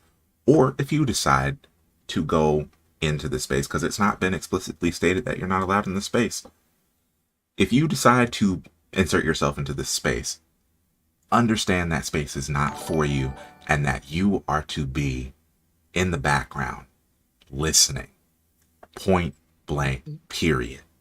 You are not to, you are not there to make yourself a focal point. A dreamer, and like, I'm born here, like, I can't relate to anything like that. But like, if you were to invite me to like that student orgs events, it's like I was there to learn like what they go through. Exactly. I kept my mouth shut because it's not about me. Hmm. I'm like, I can't relate to struggles of, students being asked like, oh, do you have papers, and Like that type of thing, like them having issues just like getting funding for school mm, because they, don't have citizenship. It's like, can't relate. yep. I'm gonna give y'all the analogy I love giving white people. Okay, this when white people insert themselves into spaces that are not made for them, this is exactly what it's like. It's like a person who has never had any sort of horrific injury in their entire lifetime going to a support group meeting for people who are amputees, and then walking into this meeting and saying, well, I had my arm fall asleep once and it felt like it was gone, felt like it was numb, so I should I be got allowed sprayed in with the one time. I should be allowed in this meeting. I think that I should have a right to speak in this meeting. And then when they tell you to leave, well, this is discriminatory. You're being ableist. How dare you? You're being Yeah, ableist. you're being ableist. How dare you? I know what it's like to not have an arm.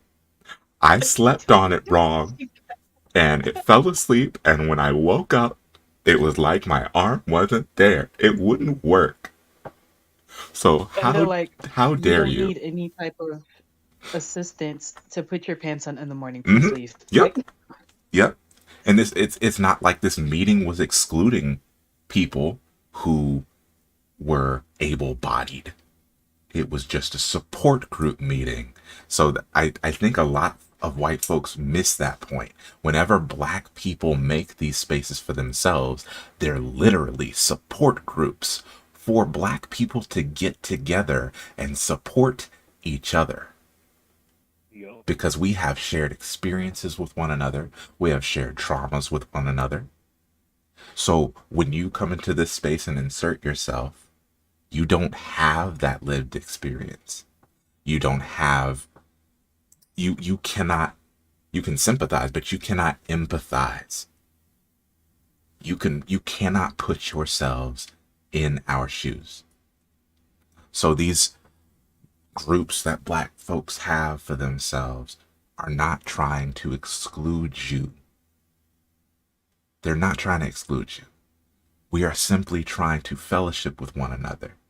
And you think that anything that doesn't have to do with you as the centerfold is exclusionary. That's the problem we have.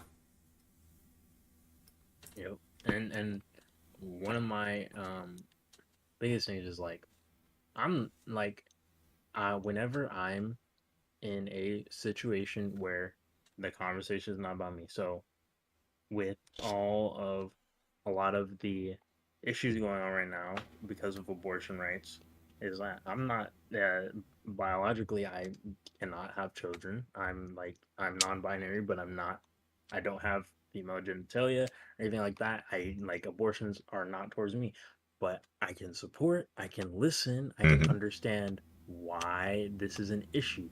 But I can understand all these different levels to it and support them, but I'm not gonna show up and be like, oh, well, you know, what about me? I'm like, literally, it is physically impossible for this to be about me. yep.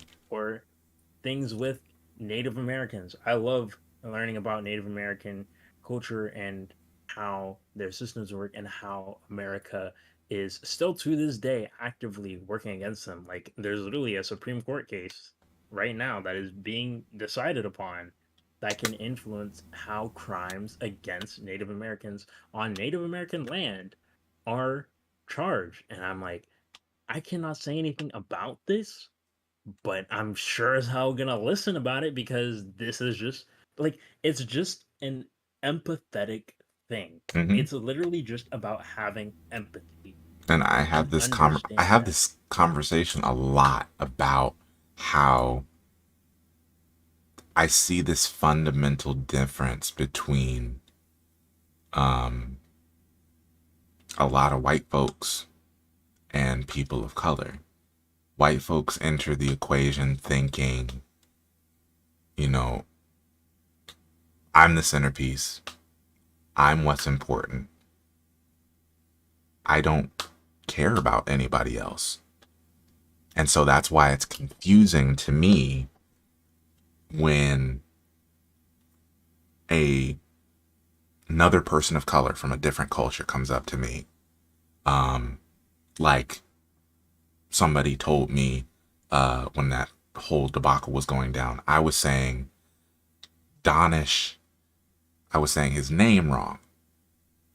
And instead of my gut reaction being, I don't care, he's still a piece of shit, my reaction was, I understand that. I take it to heart and I will do better. I will not say his name incorrectly. Even though he is a piece of shit, I'm not going to say his name incorrectly anymore. I'm going to do what I can to be better. It's like the Ezra Miller thing. It's like you're talking about Ezra Miller, and then you have to go, and then somebody will say he, and then you go, actually, it's they them pronouns, and then you're just like, okay, yeah, they are still a fucking terrible exactly. person. Yes. So I can still. Chelsea, like. Yeah, same thing with Chelsea. I can still. I'm gonna drag Chelsea. I'm gonna drag Chelsea all day long, but I'm still gonna do what I need to do to respect their pronouns. Even if their changing of pronouns was reactionary to the shit that they did. Even if it was, I'm still gonna do what I need to do to respect that, because in me respecting Chelsea's pronouns, I'm respecting every single other one of my friends that is within the LGBTQ plus community. Period. It's like when Clarence Thomas, made that vote on Roe versus Wade, and then what did the white people do? They jumped straight to calling him the N-word. Yep. Like, right away. Yep. That's my favorite part about all this. Like, I understand that everybody's angry about Roe v. Wade. I'm angry too. But it was so interesting to me how everyone jumped to straight up just, let's attack the black man. Let's attack the black one, and we'll call him the N-word too.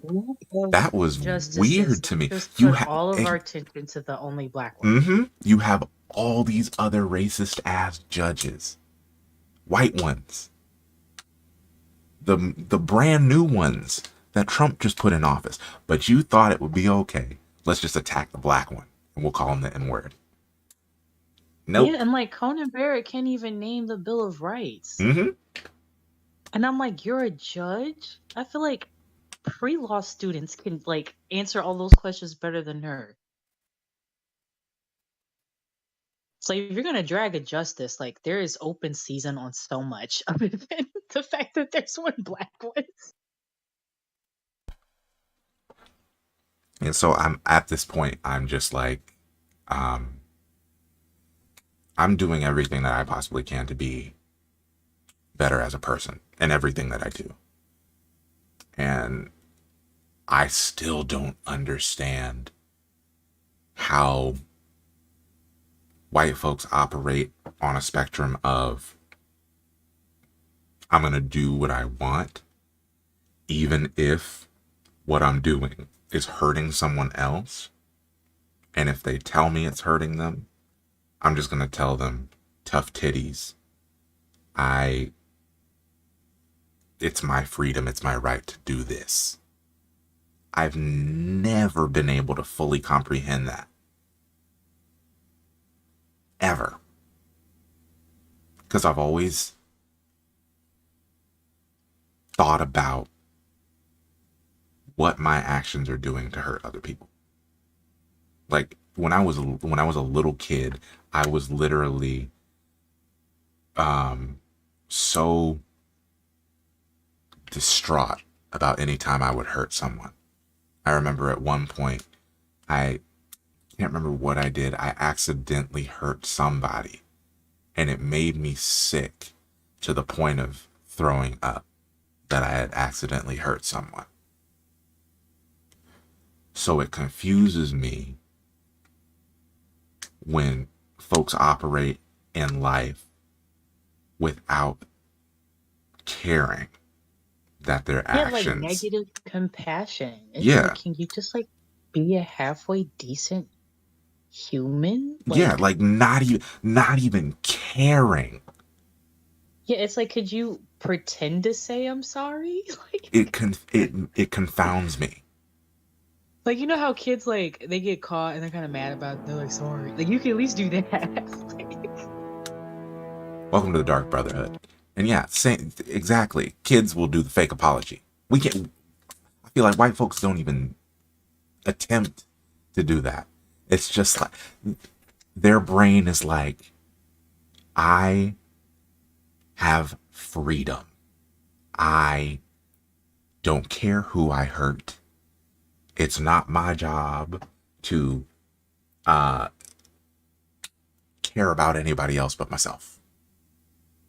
Yeah, I think like Starbucks, like as a culture, is kind of like a microcosm of that. Like Yup. I'm just gonna walk in, I'm gonna tell everyone what it is that I want. Like everyone's gonna cater to my needs, like move out of the way. Like I said 3 pumps, not 4. Like Yeah. Somebody who works at Starbucks. Yes. right? Like I remember when I was in undergrad, there was a student org that I don't know for sure if it was like Turning Point USA, if that's what it's called, but it's like that direction. And they went as far as to pull out the Israeli flag and hold it up in our quad. Jesus.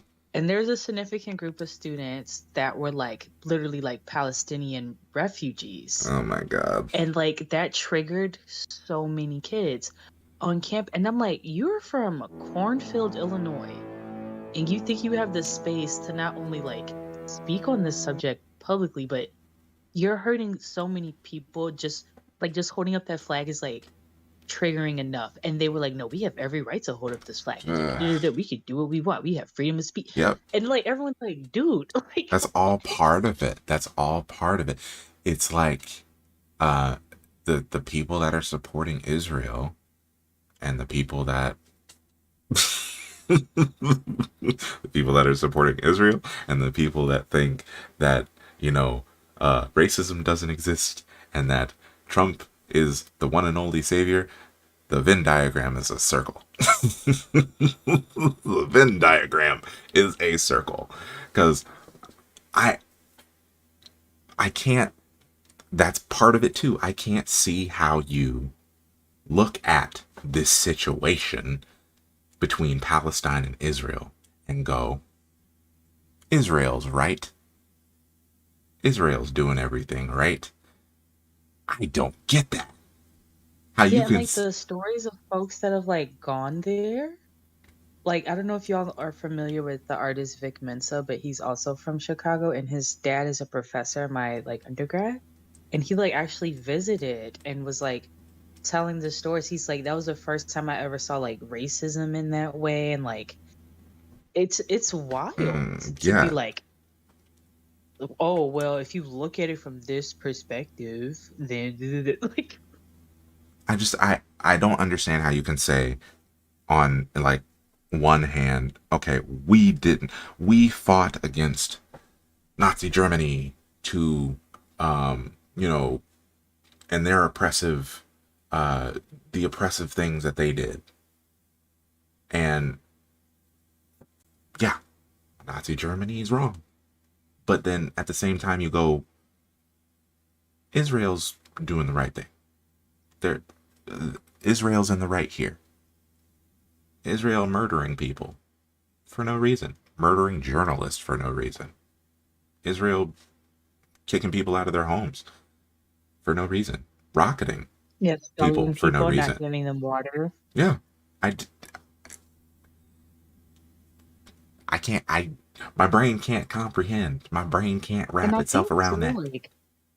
Like I feel as if my perspective as an American, I still like, even though I've gone out of my way to like really understand that situation, I feel like in the US, it's very much kept from like our mainstream media. Oh God, So I feel yes. like even to have a really strong opinion, in terms of supporting Israel, like as an American, to me kind of shows like do you just like not understand what's truly going on? Because it doesn't really get brought to our attention. Like, have you truly do you truly understand what's happening here? Like, have you done the right research? Have you read the right things? Because like, Yeah, it's wild because we try to believe that we truly have freedom and freedom of information and all that, but in reality, what we are shown is so filtered.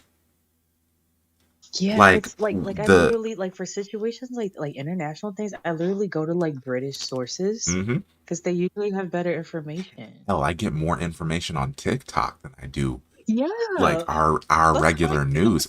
Like I found out that black folks had been murdered in mass at the Spanish border from TikTok. what? Refugees Yeah, I haven't murdered heard of in that. mass.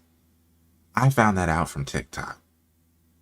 Yeah, I found out that they're the the African folks that were living in the Ukraine. Like I only knew about that because of TikTok. Mm-hmm.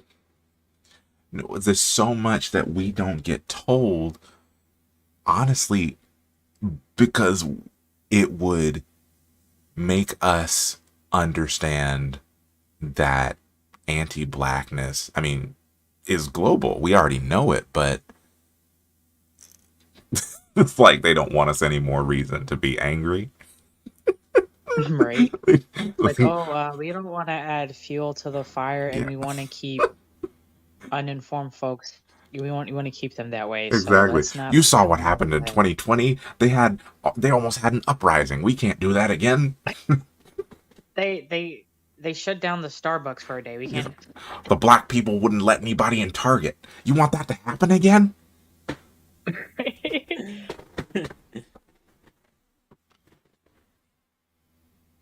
I absolutely loved our conversation tonight, guys. Yeah, this was Absolutely good. loved it. Got Loved like it. a podcast. It was fantastic. We should do this again sometime because I had an absolute blast. What would our podcast be called? Like from millennial to Gen Z? Yeah, I feel like that would be a perfect name for the podcast because it's honestly it's amazing seeing that perspective. From us born in the 90s.